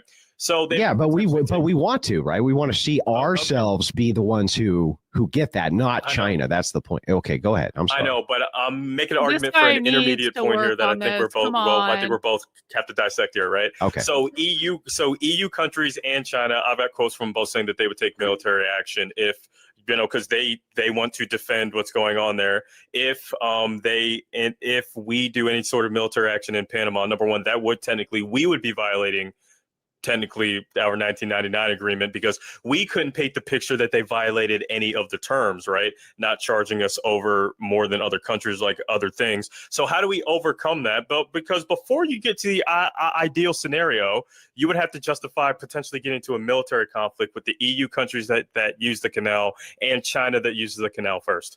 Yeah, again, you're making a fundamental dichotomy mistake again, where it's an either or, it's a bifurcation. There's either we militarily take it over or we can't take it over. That's just not the case. The case is that the United States can apply political pressure and tariffs again against this region in order to incentivize them to give us control of that canal, even if it stays in the country's hand, but we have basic unilateral control. We have deals like this all over the place. A good example of this would be the Japanese Defense Force. We have control of the Japanese military, even though they're a sovereign nation. We have complete control over their military. They're only allowed to have a defensive force even to this day. The exchange there is that we provide security. Something like that with the Panama Canal would work fine, and has worked in the past, by the way. So the question here just becomes, is it of great enough strategic importance to use leverage so that our trade adversaries don't have access as a backdoor? I think it is. I think you can make a good, compelling case that if that's in our hands, we can not only upcharge in taxes, but it would be a really good idea for us to not allow that to be a backdoor into our economy. So do you have any evidence that Trump is, so we know that he's been dropping tariffs, all over the world, not going to deny that, right? But the only evidence that I have about him actioning one is sending one, I'm going to use the evidence of Marco Rubio, February 5th, right?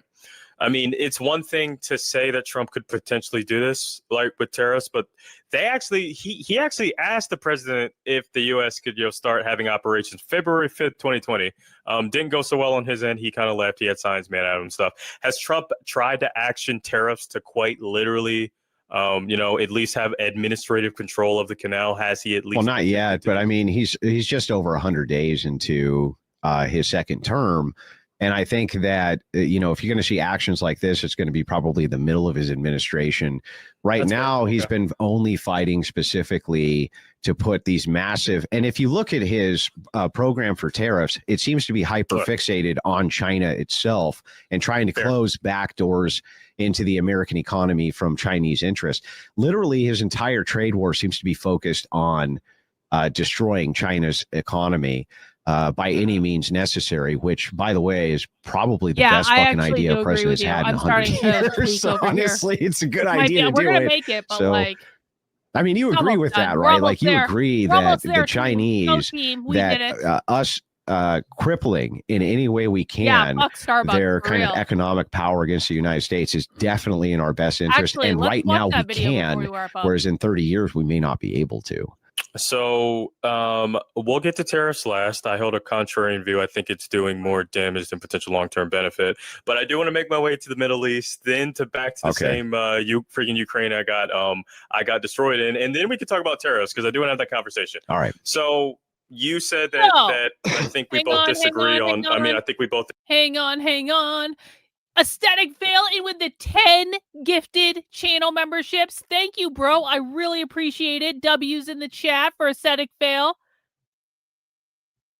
Congrats to everyone who got a new channel membership. Appreciate all you guys. Thanks, bro.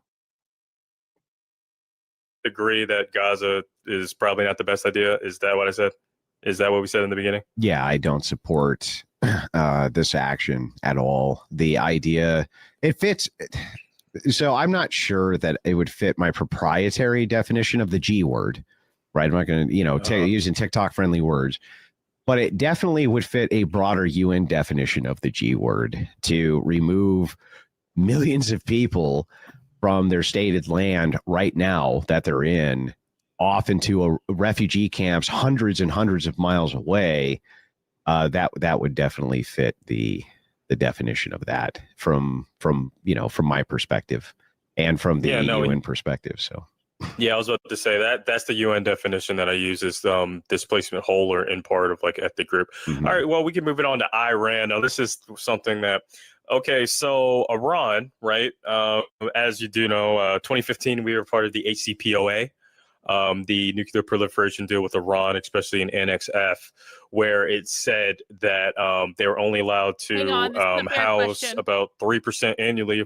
When is the next members only stream? This is a fair question because I do members only streams, but it's kind of a quiet time of year. So when I do members only streams, it's spy streams where I'm going inside a live leftist training and we actually just we're like a fly on the wall of the training and we watch it live and we record them. And then if anything gets said in that leftist training, we put it out on the internet and sometimes it goes viral and sometimes it gets people fired from their jobs and stuff like that. So the next spy stream will literally be in 2026 because leftists are taking a holiday right now too, guys. Leftists don't organize every single day of the year. Leftists like to take Christmas off too. And so there are just no organizing calls right now. So we are just kind of chilling. But come 2026, we are going to start seeing organizing calls happen again on the left. I'm going to be signing up for some stuff. We'll let you know when they are. But I wouldn't make any assumptions that there's going to be anything between now and New Year's just because everyone is taking a break right now. This is just the way it goes. It's a beautiful time of year, and we will hit the ground running in 2026. And I will let you guys know when we're doing those streams. But you can always find when we do a spy stream, you can always find the information on the community or post tab, because other people on other platforms are invited to it as well. So that's when it'll start happening again. Plutonium grade uranium. And I thought it was a good deal to keep us a part of, and then Trump backs us out in 2018. And now in 2025, Iran's all beating their chest right now about how they have enough nuclear material. And I just don't think there's justification for Trump to back us out of that deal, especially when it had sanctions and leverages and controls and evidence that they were at least staying in line from 2015 to 2018 when he backed us out. So do you think that was a good idea that Trump backed us out of the HCPOA? Probably, and here's why. Have you ever heard of the virus Stuxnet? No, I haven't. So the Stuxnet virus was a virus which was basically co-made by the American intelligence agency and Mossad in Israel. And what they did was they deployed it against Iran inside of the nuclear facilities. And what it did was it slowly increased the speed of the centrifuges until they destroyed themselves, until they ripped apart. That's what the entire goal of the Stuxnet virus was. This was stolen. So how this thing was made is interesting. How it was actually stolen from Microsoft itself. They had the source code for Windows, which they were not giving out. Somehow Israel got its hands on the source code, or the United States did, one or the other, and it was at least shared. Yeah, you can look it up. Stuxnet is what the virus is called. And they deployed it via espionage in Iran, increasing the centrifuge speed slowly and it would just rip their reactors to shreds. That's what it did. And what happened as a response to that is Iran created one of the largest counter-offensive hacker systems in the world. Many people have even said that modern-day Anonymous is backed mostly by Iranian hackers, right? Trump here is dealt a bit of a bad hand, right? The Iranians don't trust anybody when it comes to their nuclear program whatsoever, and probably with, good reason, right? They probably have good reason. Trump seems to only be left with this idea now of the potentiality of force because of the Greater Israel Project, or coming up with some type of new negotiation which would stop proliferation. But Stuxnet is done. And I'm not sure what other cards he has to play. Staying a part of this agreement is not going to stop a nuclear-armed Iran, and they've made that very clear. Sorry, were you done? Yeah. Okay. So my only contention with this, right? Because at least I know now, and at least from you and Dr. Galassi, whose reference that I used to see, how much material were they stockpiling afterwards, right? From 2019 on, it was anywhere from 20x to 60x, though. So with that being said, though, there were sanctions for the nuclear material. I understand your claim with Stuxnet, if I'm pronouncing that right. Yeah. And or Stuxnet, whichever way you want to put it. Yeah, it's fine. Yeah, sorry, I'm a country boy from Maryland. But with that being said, did Trump have the opportunity to go past a subsequent deal? Because I believe still having some sort of administrative action, because it was a good deal too, because also the UN was able to investigate their nuclear facilities to make sure they weren't, stockpiling nuclear material. So, well, the whole idea here for proliferation is Iran is making the claim that they want nuclear energy. They want a nuclear power plant in order to create an energy independent Iran. Now, on paper, actually, that's totally reasonable. I wish the United States would go to nuclear energy, right? Because then me too. The global warming advocates and the ones who think global warming is nonsense, that at least they can both agree on that nuclear energy is very, very clean. It's fantastic for everybody. We get the most amount of energy, most amount of bang for our buck. I don't have to believe in global warming to know that it's still a good idea, right? So that's one thing both sides can come to the table on.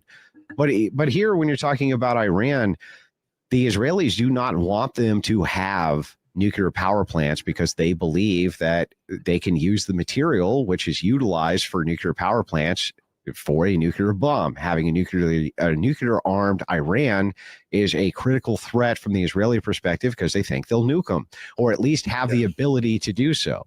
So I don't know what hand here Trump could have played better. The UN inspectors are taken for a ride all the time. They say it themselves. They know for sure that that's the case. Trump knows it's the case, right?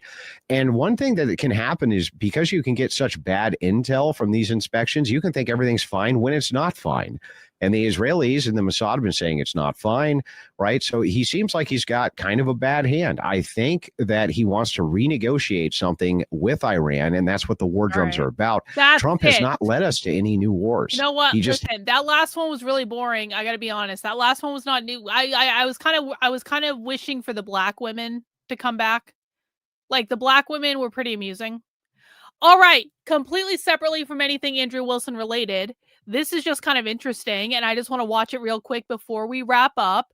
And apparently, James Fishbeck, who is fucking awesome, by the way, our entire group was just kicked out of a Starbucks at Disney.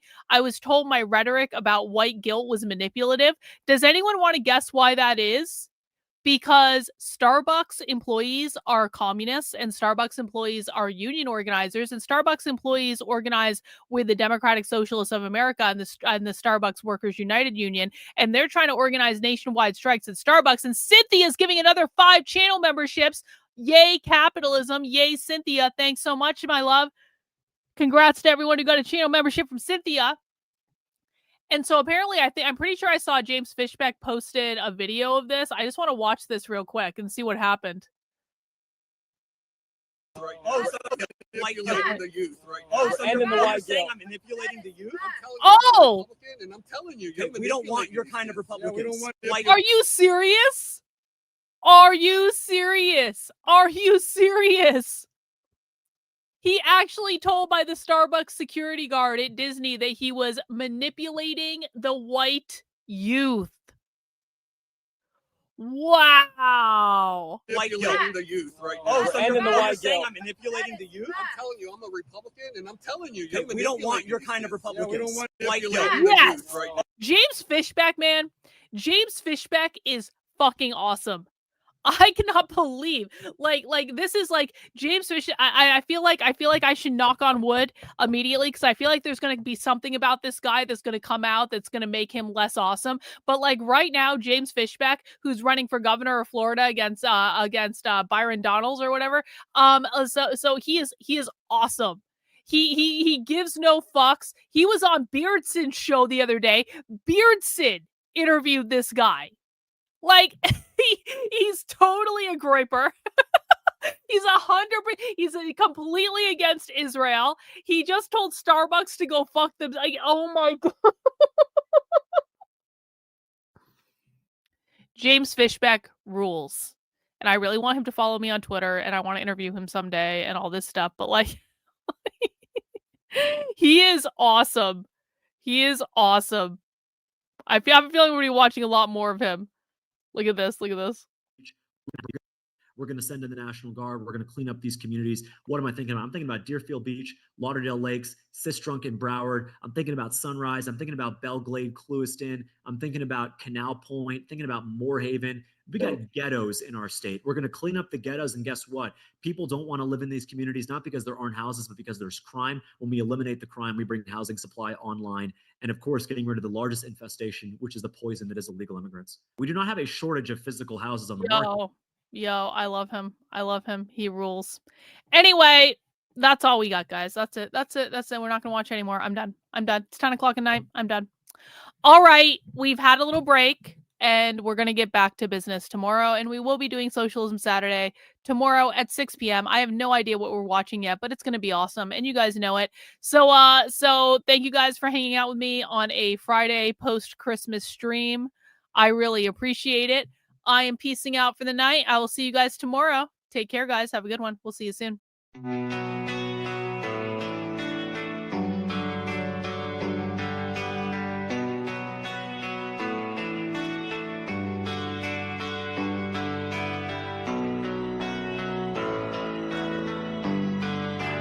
How are you feeling? How long have you been here? 3 months, May 17th. And what brought you? That's difficult to answer.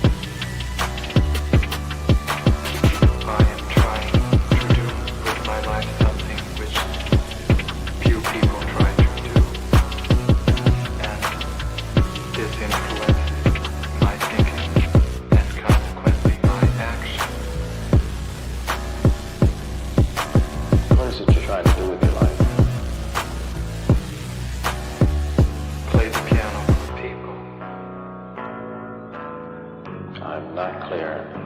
How is it that playing the piano for people has eventually resulted in your being here in the hospital?